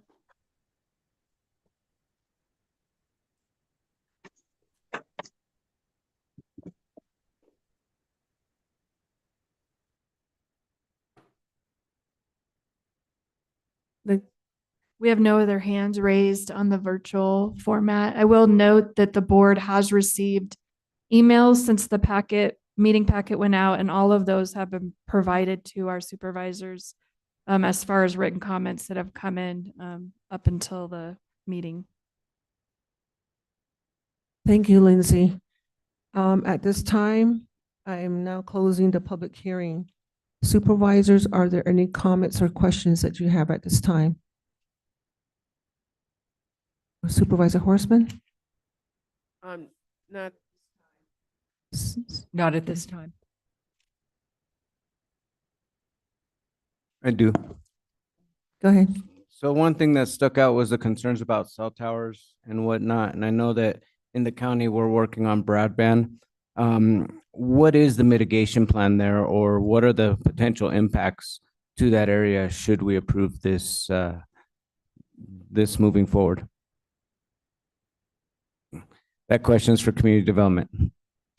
I would like to address that in that I've had Verizon forever, and I have never, ever had an issue of having cell service up there, ever. So, I mean, that's all I can say, and that comes from a personal testament. Okay? Thank you, Madam Chair and Supervisor Vasquez.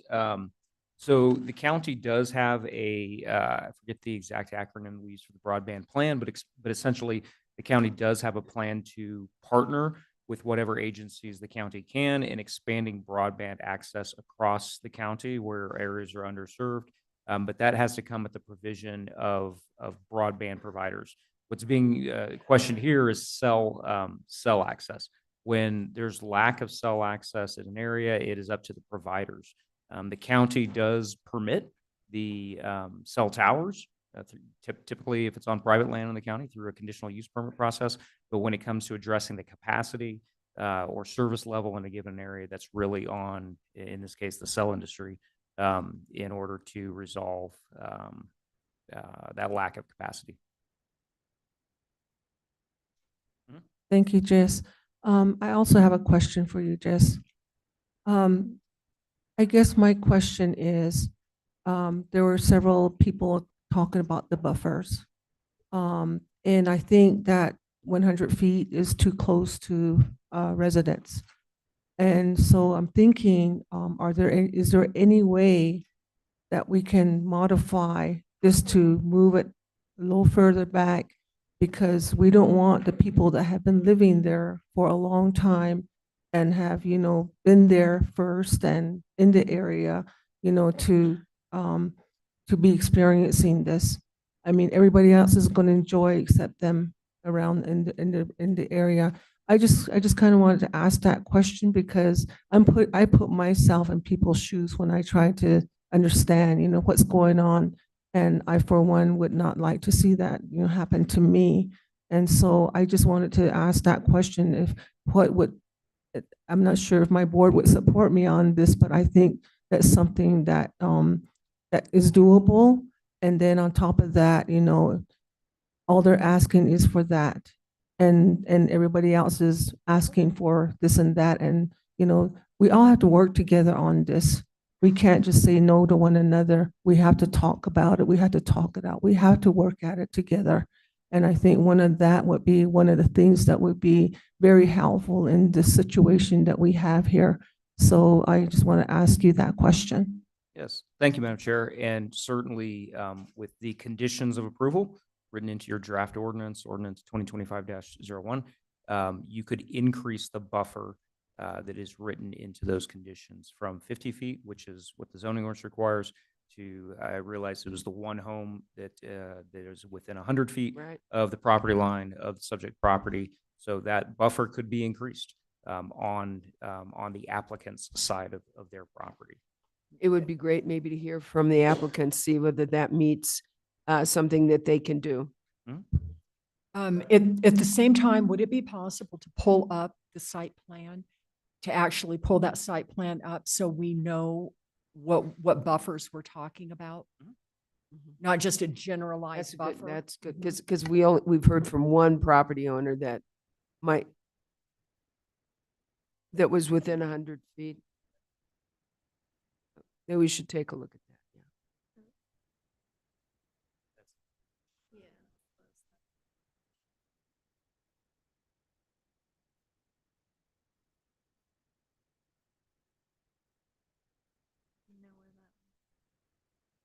Scroll through.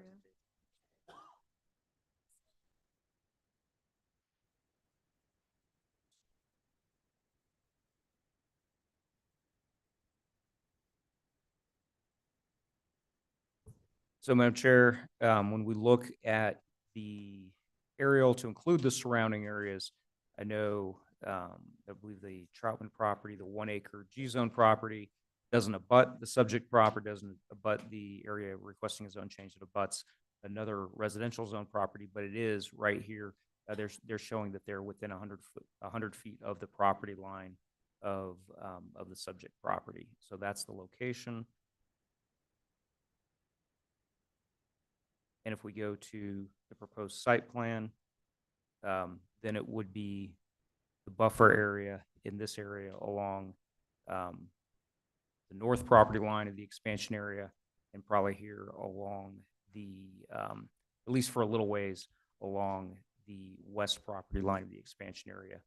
The rest of this area over here, this private property is a large parcel. This is a 40-acre parcel. So we wouldn't anticipate that a home on that site would choose to come close to the subject property's property line. Does that make sense? Chair, Tammy? thank you, Chair Begay. So Mr. McNeely, specifically, if I'm understanding the chair correctly and what you're saying, that northern western corner is really what we're talking about, not the entire western side. How much of that western, man, that was loud. How much of that western side are we talking about? So, thank you, Madam Chair and Supervisor Ontiveros. You know, the Troutman property is just a little bit further west off of this image. So, I mean, I would think if the north property line buffer and then maybe the west property line buffer for at least, I don't know, several hundred feet from running north-south from the north property line.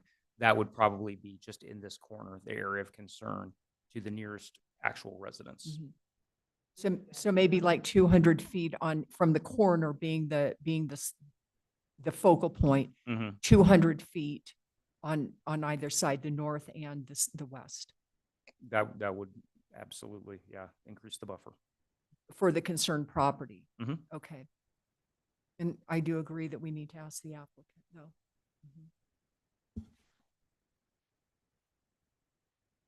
At this time, I think, it's like I said, we need to work together here. I don't think, everybody's objecting or anything, you guys are doing something good out there, helping families. In the long run, there are people that are affected in certain ways. So, I guess we're going to ask what your thoughts are if we decrease the buffers, in areas where there's people that live within 150 feet or whatever, because I think that does affect them. Yeah.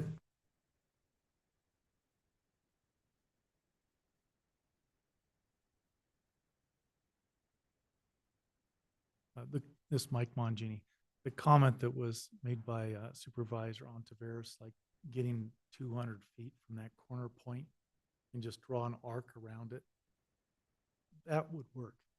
I'll be candid with you that we can relocate those sites somewhere else in areas that we have around there. This pattern won't be exactly the way it is. The reason we want to save the trees. And so when they start building the sites, they'll all get a different angle. And I think we can easily accommodate the 200 feet. Just make that area, arc it around, easy for your ordinance. And then those other sites end up going somewhere else when we finally get everything built. The roadways in there will be where they're at because those were already there. And that's why it's because they did some thinning in there by the Forest Service. And so that's why we're going to use those roads, and then we're going to come off the site. So I'd say to take that out to accommodate them. I would say that's fine. Okay, and Mr. Mangini, just to clarify what I was saying, if you look at that corner point, let's say that that's the focal point. And when I said 200 feet, I was talking about coming 200 on the north side, coming 200 feet east, and then on the west side, coming 200 feet south. Okay. I thought the same thing. Okay, and then how far are you, like, what are we talking the buffer on that? Are you suggesting buffering 200 feet from the property line for those distances? What the chair said that I believe was 100 feet buffer. Okay. Coming on a fence line, to your point, 200 feet in both directions. Okay. That corner, but the setback in both areas will equal at minimum. Okay. Doubling. So, you're off how many feet? How many? Yeah.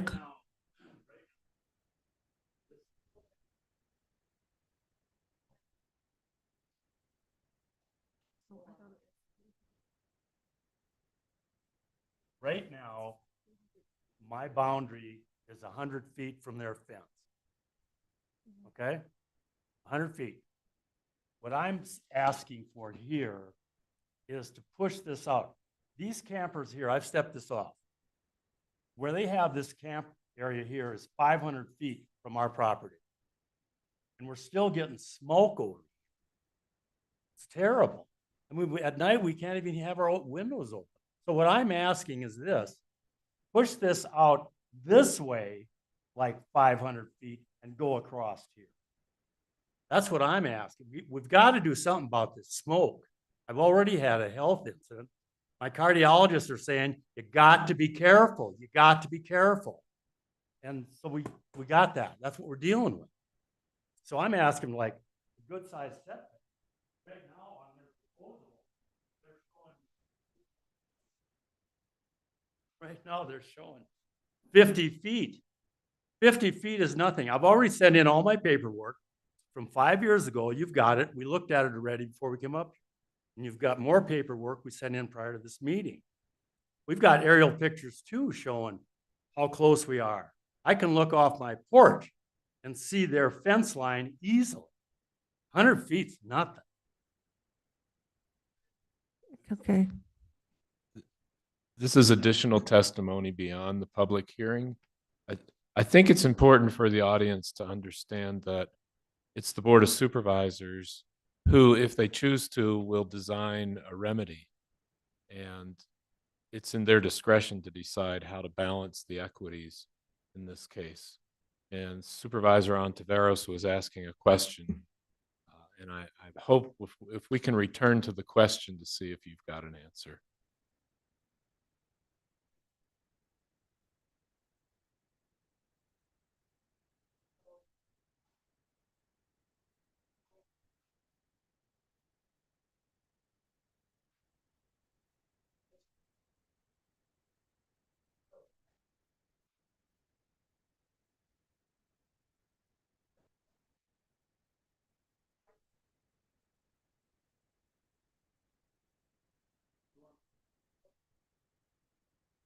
So currently, the proposal and the recommendation, well, for zoning would be 50 feet.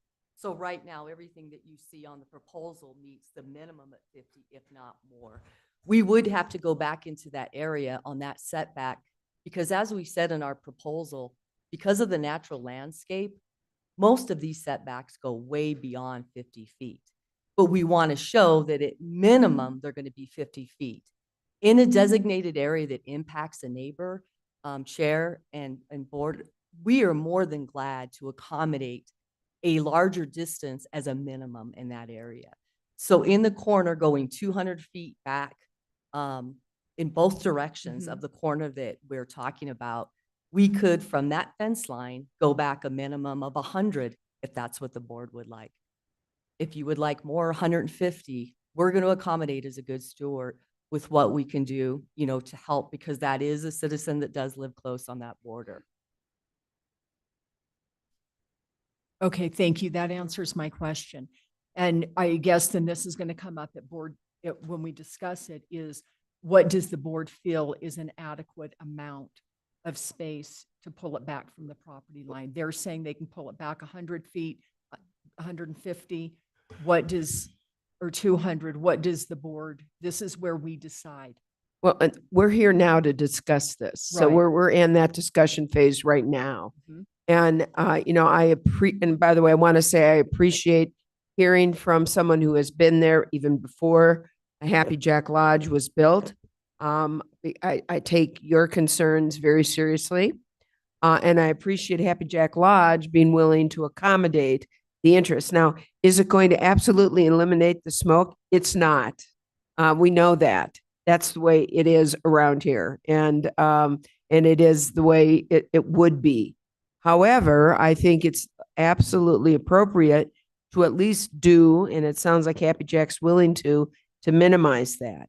So I guess what I'd like to hear, Supervisor Ontiveros, since this is in your district, you know, if you have some thoughts, I think what they're saying is that they would be willing to go up to 150 feet utilizing the fence line.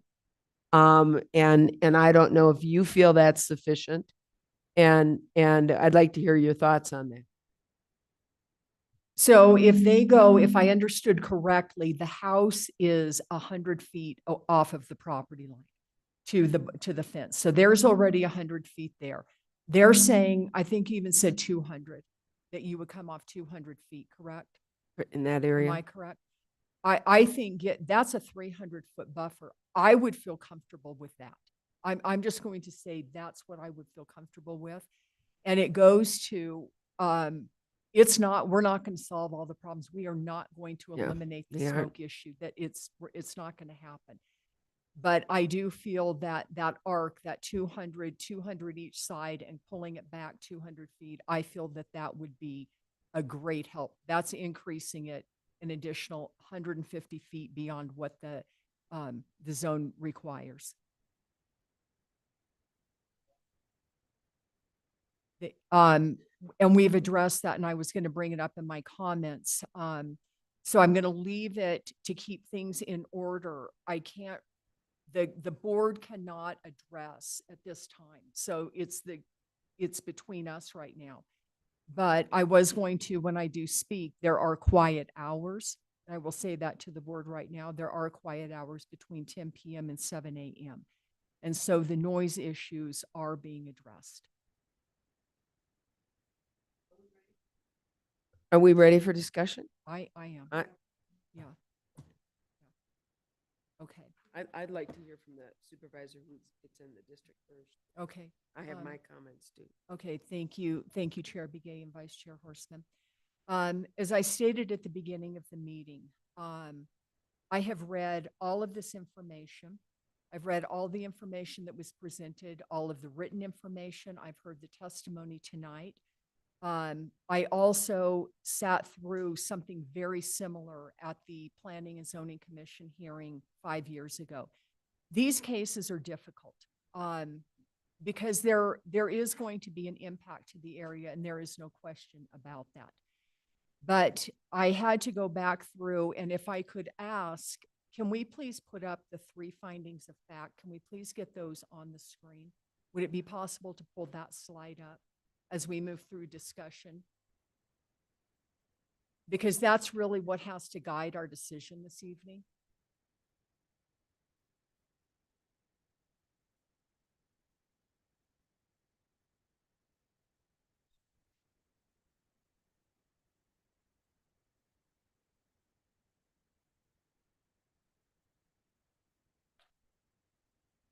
So, Madam Chair and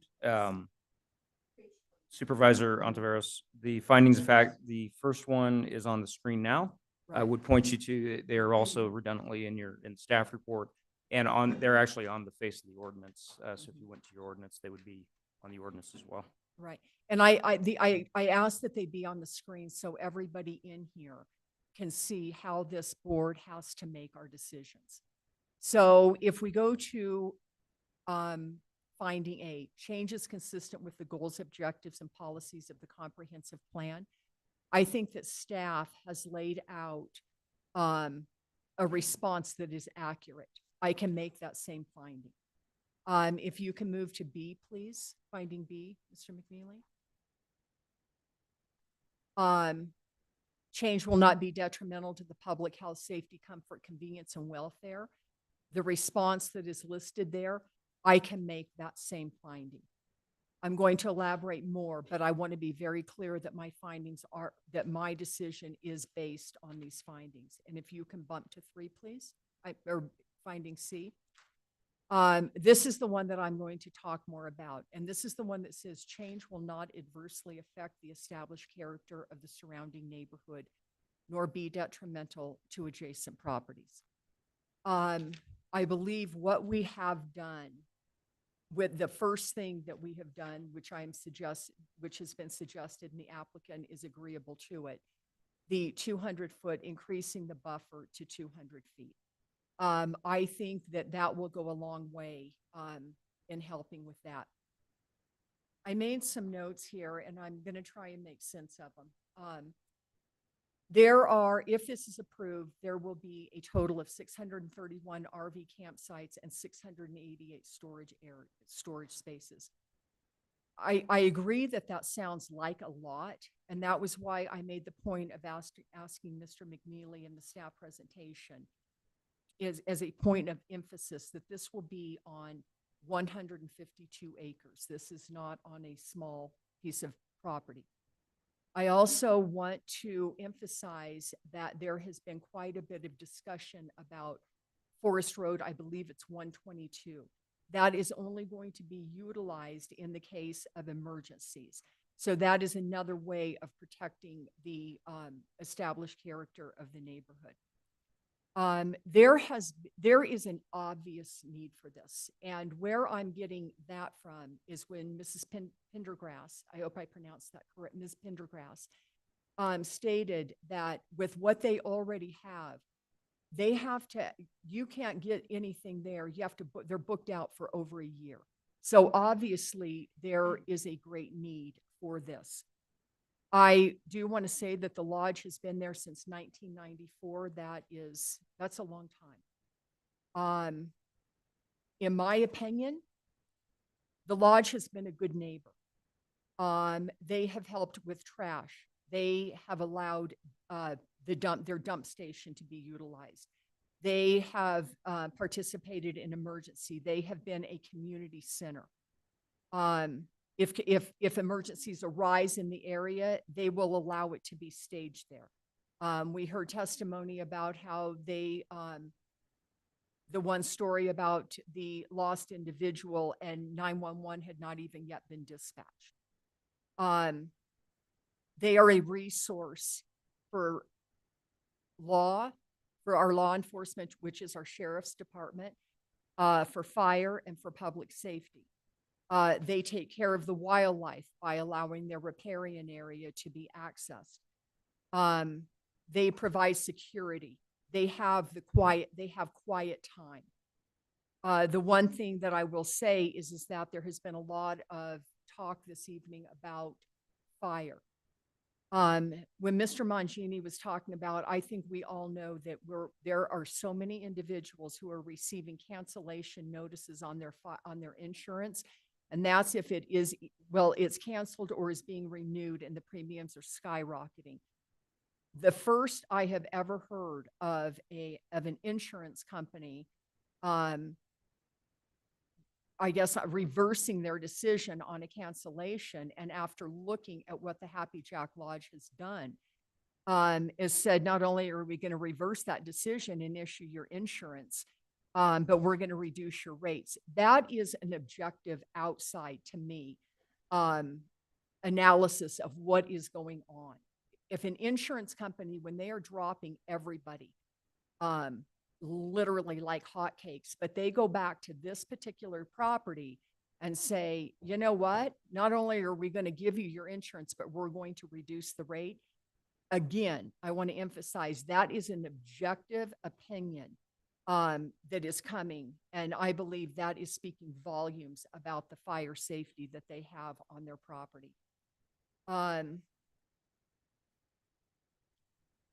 I will say that one of the concerns that I had when I went out there, this was before I went out there, my concern was quickly alleviated, was because there has been talk about people trespassing off of the lodge property and going on to private property.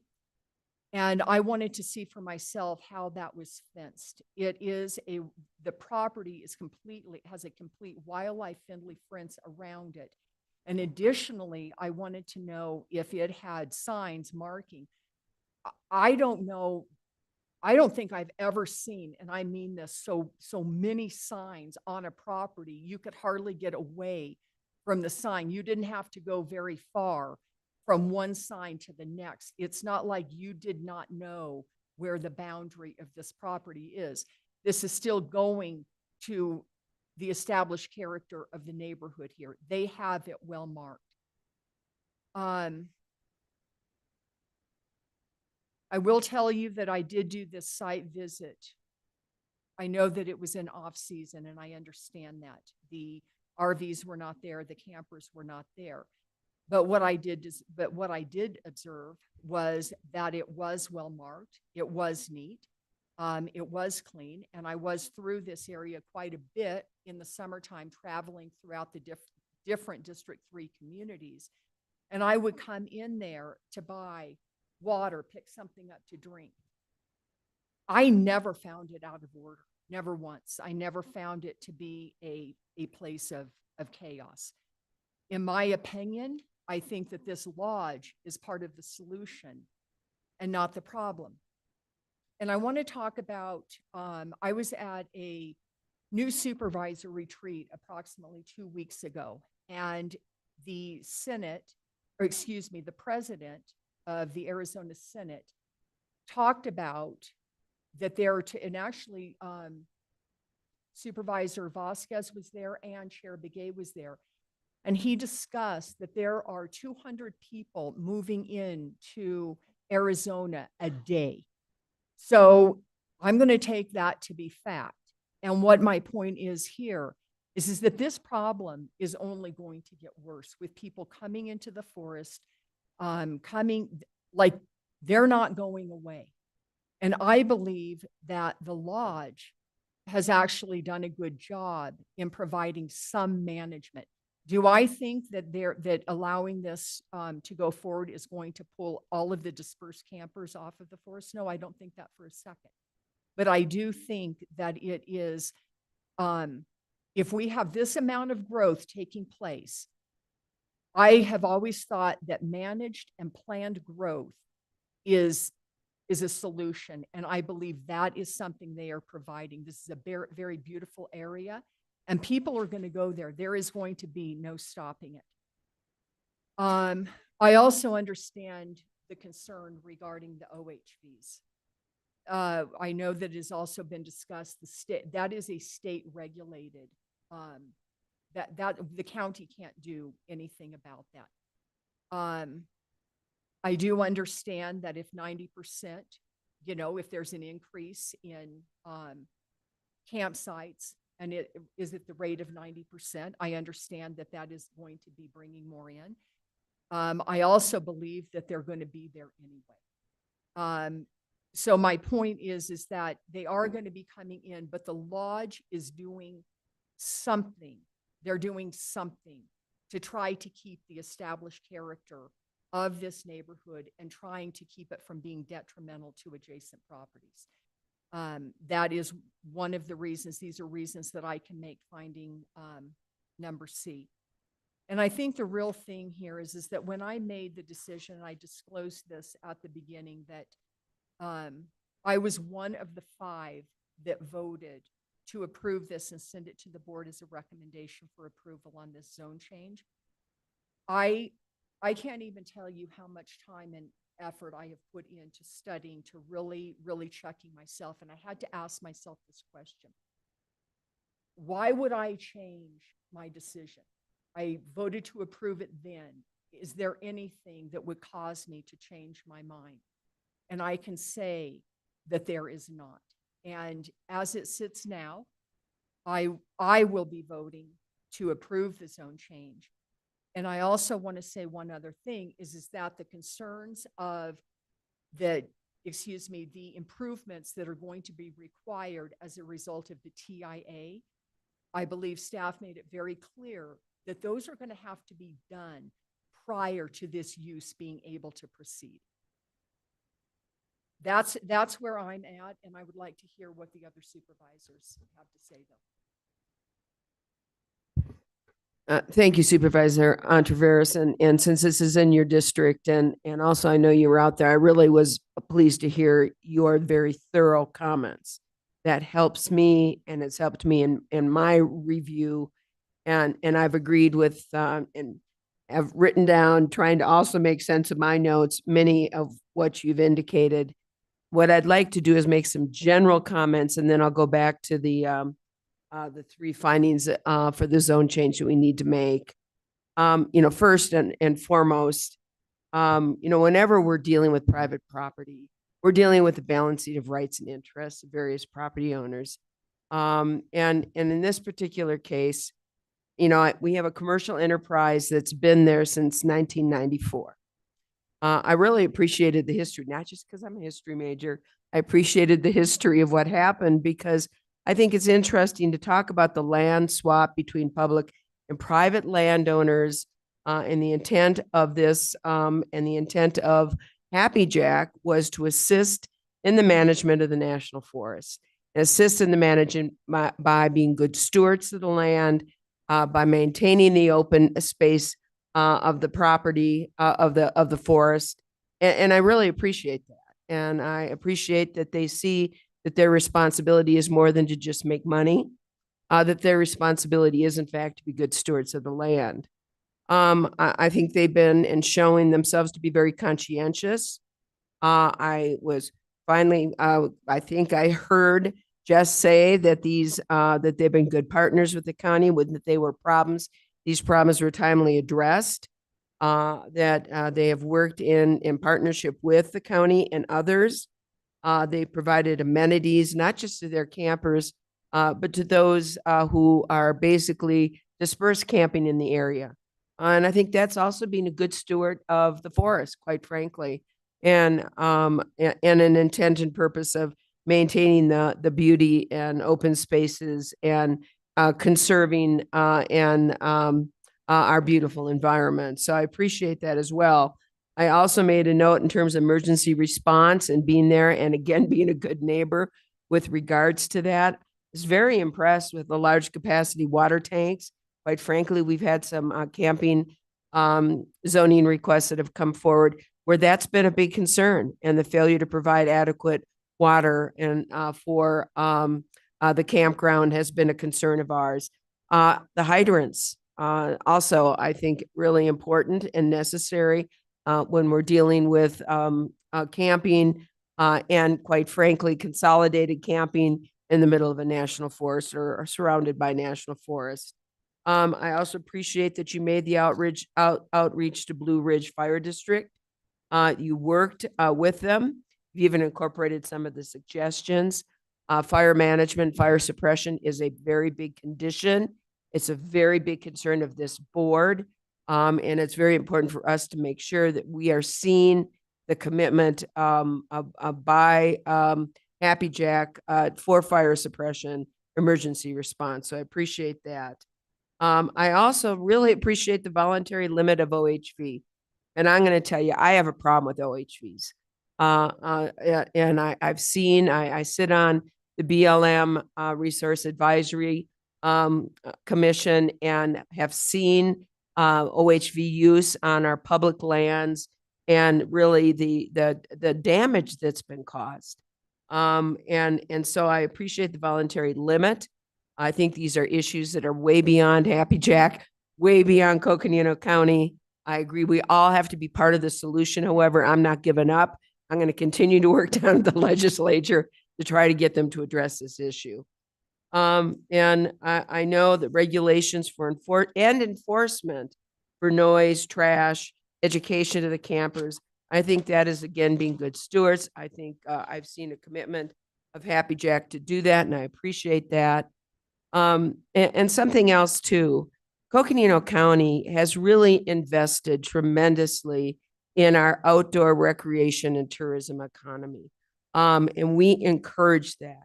We encourage the public to come to enjoy the great outdoors, to enjoy the beauty that we have here in Coconino County. And if we're going to have people and try to have people come up here, we better have some space for them. And we better also be responsible in how our lands are being used. And I see a commitment at Happy Jack to do just that. With regards to dispersed camping, obviously dispersed camping is going to continue. However, I think that many people, if they have an option and they have space available, they're going to like the amenities that are being offered there. And it's a safe environment. It's an environment that's being used for educational purposes that hopefully, if they don't get a space there and they end up doing some dispersed camping, hopefully they'll take what they learned from their stay there at Happy Jack and become better campers, even in the dispersed area. And having said this, I also acknowledge the private property owners who moved there and built their home in what they wanted to be the peace and quiet of the forest. I get that. And I get their OHV concerns. And so I also appreciate that there is an attempt by Happy Jack to accommodate these concerns, lessen them, mitigate them. There's no way you're going to eliminate them, but there needs to be mitigation. I also appreciate that there's been outreach by Happy Jack to the private property owners. I hope that'll continue and maybe be extended and expanded, because we have heard from some property owners that have lived there for a really long time that continue to have some concerns. And I would encourage both parties to try to talk with each other and see if you can come up with some kind of accommodation. Again, it's not going to eliminate, but at least there'll be some kind of accommodation. And I hope that would be the case moving forward. The other thing I got to say and note, and we had a situation that came before us not long ago on a camping area that they wanted to put in an area that was already substantially residential use area. and residential home built out, and they were trying to put a commercial enterprise in the midst of that. And I had some problems with that, and voted against that. But this is almost the opposite. I know there are some property owners that have been there for a long time, but the nature of the area predominantly has changed not because of the park or the Happy Jack coming into a residential area, but by, quite frankly, people building residential homes in this area. And I think that's different. I do think there are people that have been there for a long time. I think you need to accommodate them. Think that you are. But in this particular case, when you build your home next to an established commercial enterprise, you're understanding there's certain things that come with that commercial enterprise, and there has to be a certain amount of give and take because of that. And so I want to note that because I'm feeling differently about this, and I want to explain why I feel differently about this camping commercial enterprise. So in kind of to sum it all up, I think the conditions are appropriate. I really like and I appreciate the applicant's willingness to hear the concerns of the neighbors and to do a 200-foot buffer. I think we should change the conditions, and hopefully if a motion is going to be made, that'll be included as part of that. So just going to the findings, I would also say finding A, change is consistent with the goals, objectives, and policies of the comprehensive plan in this ordinance. I also find that is met, and I find and would accept the findings of planning and zoning with regards to that. B, that the change will not be detrimental to the public health, safety, comfort, convenience, and welfare. I think I've addressed that a lot in my comments. I also find that change would not be detrimental. I also find planning and zoning comments that are being made to us and their response are appropriate, and I would agree with those. And last, that the change will not adversely affect the established character of the surrounding neighborhood, nor be detrimental for the adjacent properties. I think I also addressed that in my comments, and I would accept the findings of the Planning and Zoning Commission and agree with those as well. So those are just my thoughts moving forward on this. And I know we have two other members of the board that probably have comments to be made as well. So thank you. All right, thank you. It's been a long night, so I'll make this short because my colleagues have pretty much laid out the case. I do hear the concerns out there about OHVs, about noise, and about cell coverage. And I think those are things that need to be considered as moving forward. However, considering the CUP and the conditional use permit, as long as those conditions are met, then I would be okay with moving forward with this project. Thank you.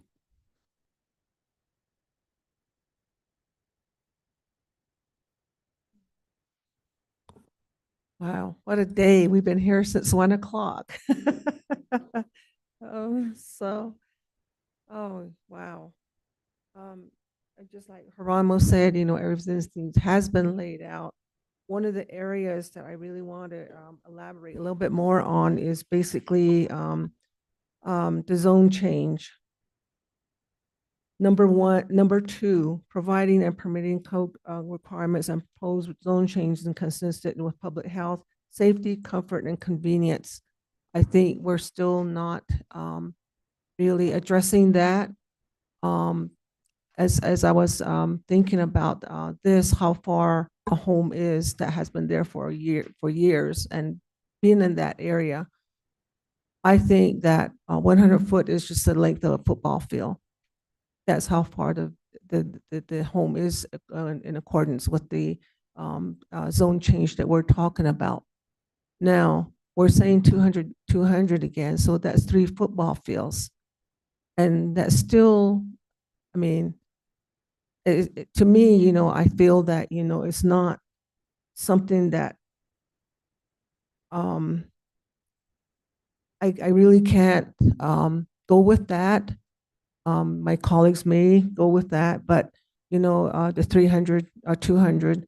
But I think that I'm going to ask my board that maybe we should consider a little bit more as far as the zone change, because, I think for me, like I said, it's important that we do abide by the health, comfort, and convenience of people that are in the area.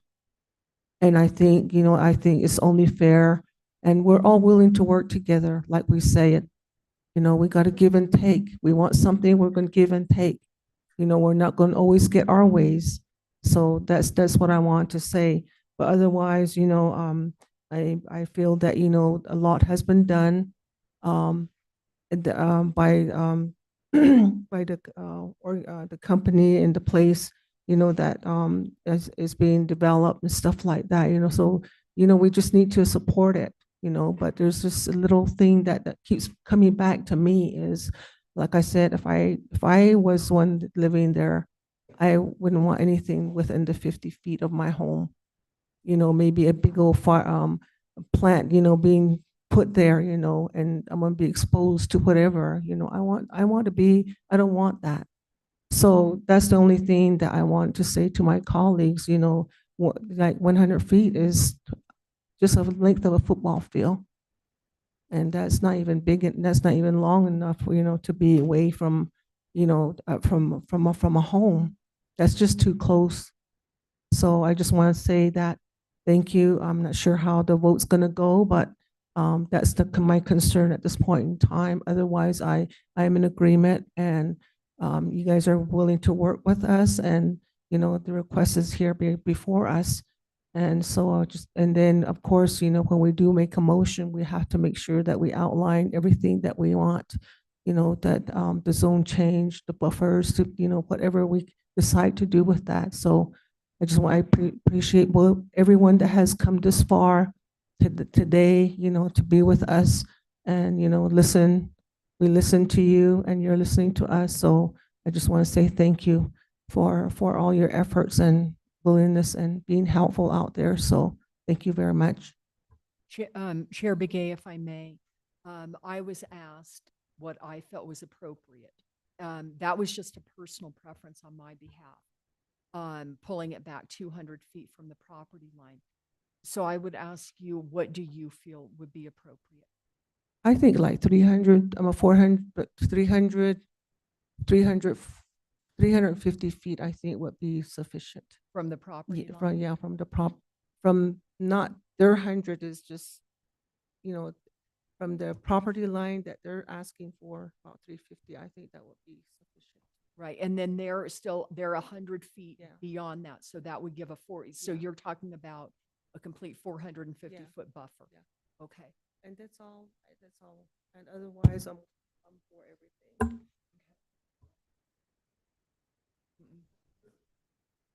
No, the board is discussing. So we're going to go ahead and I think we're ready to wrap it up with a motion and some changes that we would like to see.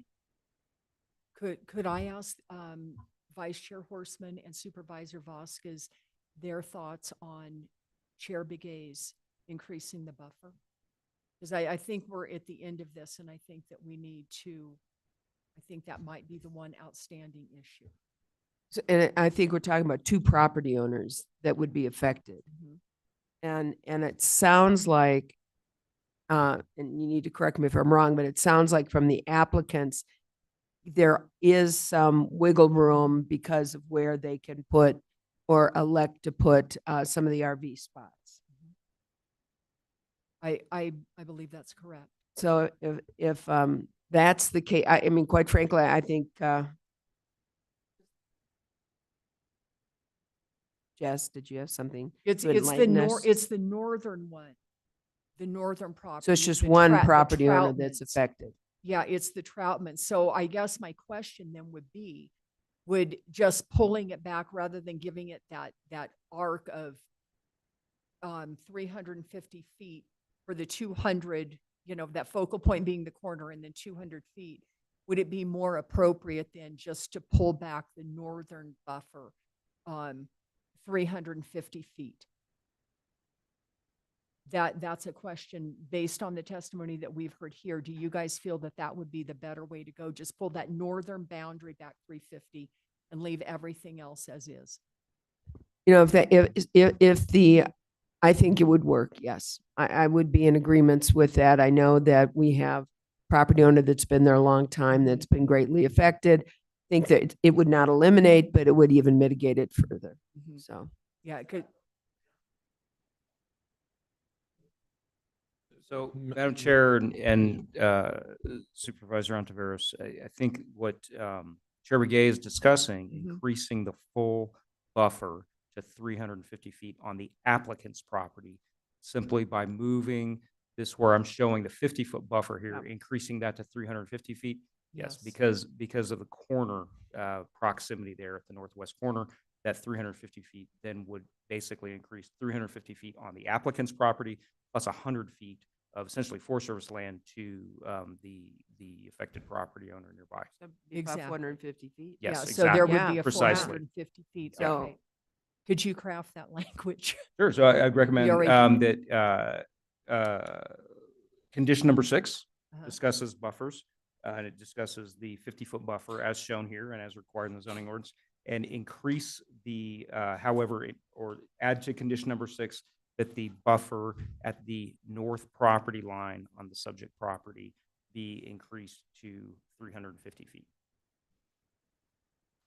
Okay, and I will, Yeah, I'm sorry, Madam Chair, if I could ask just staff a question, given that modification, there's still not a reduction in the number of units that the applicant is asking for, but it may require a minor site modification in the development plan. Is that correct? Exactly. That's what I was trying to get at. yeah. Right. Okay.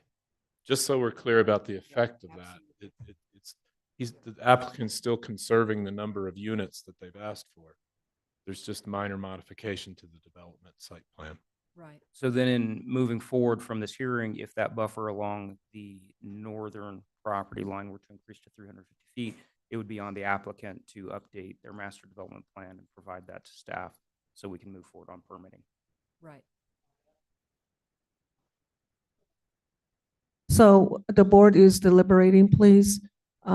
Everybody had a chance to talk, so let us settle this. Okay, where do we go from here now? The other thing I was going to say is that the modifications to, I believe it was 4, which one was it? 4 and 10 and 11. I personally am okay with those modifications. Are the other supervisors okay with that? And I think I said that in my response, the recommendation for the changes for the conditions are fine with me. Okay. Yeah, I'm okay with increase in the buffer and those modifications to the 3 responses. And are we ready Yeah, for a motion? yeah, I think we're ready for a motion. Okay. All right. Then I will go ahead and make a motion that we approve. Let's see, hold on. I've got to get the right number here now because I thought I'm looking at the old stuff. So that we approve. Where is the number?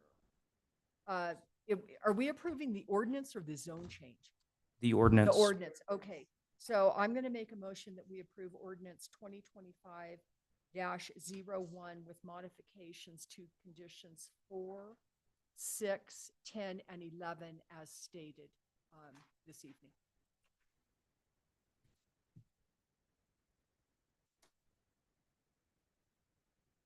Second.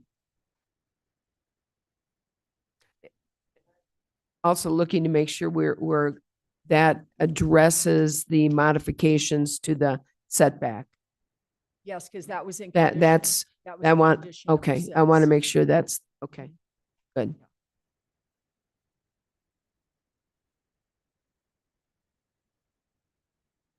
So there's a motion and a second. There's a motion and a second.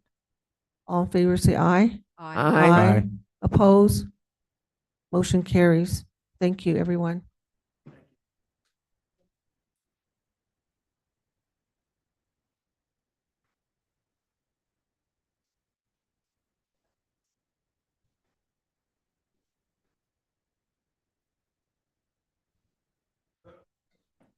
We are journeying now at 9:40 p.m. Thank you.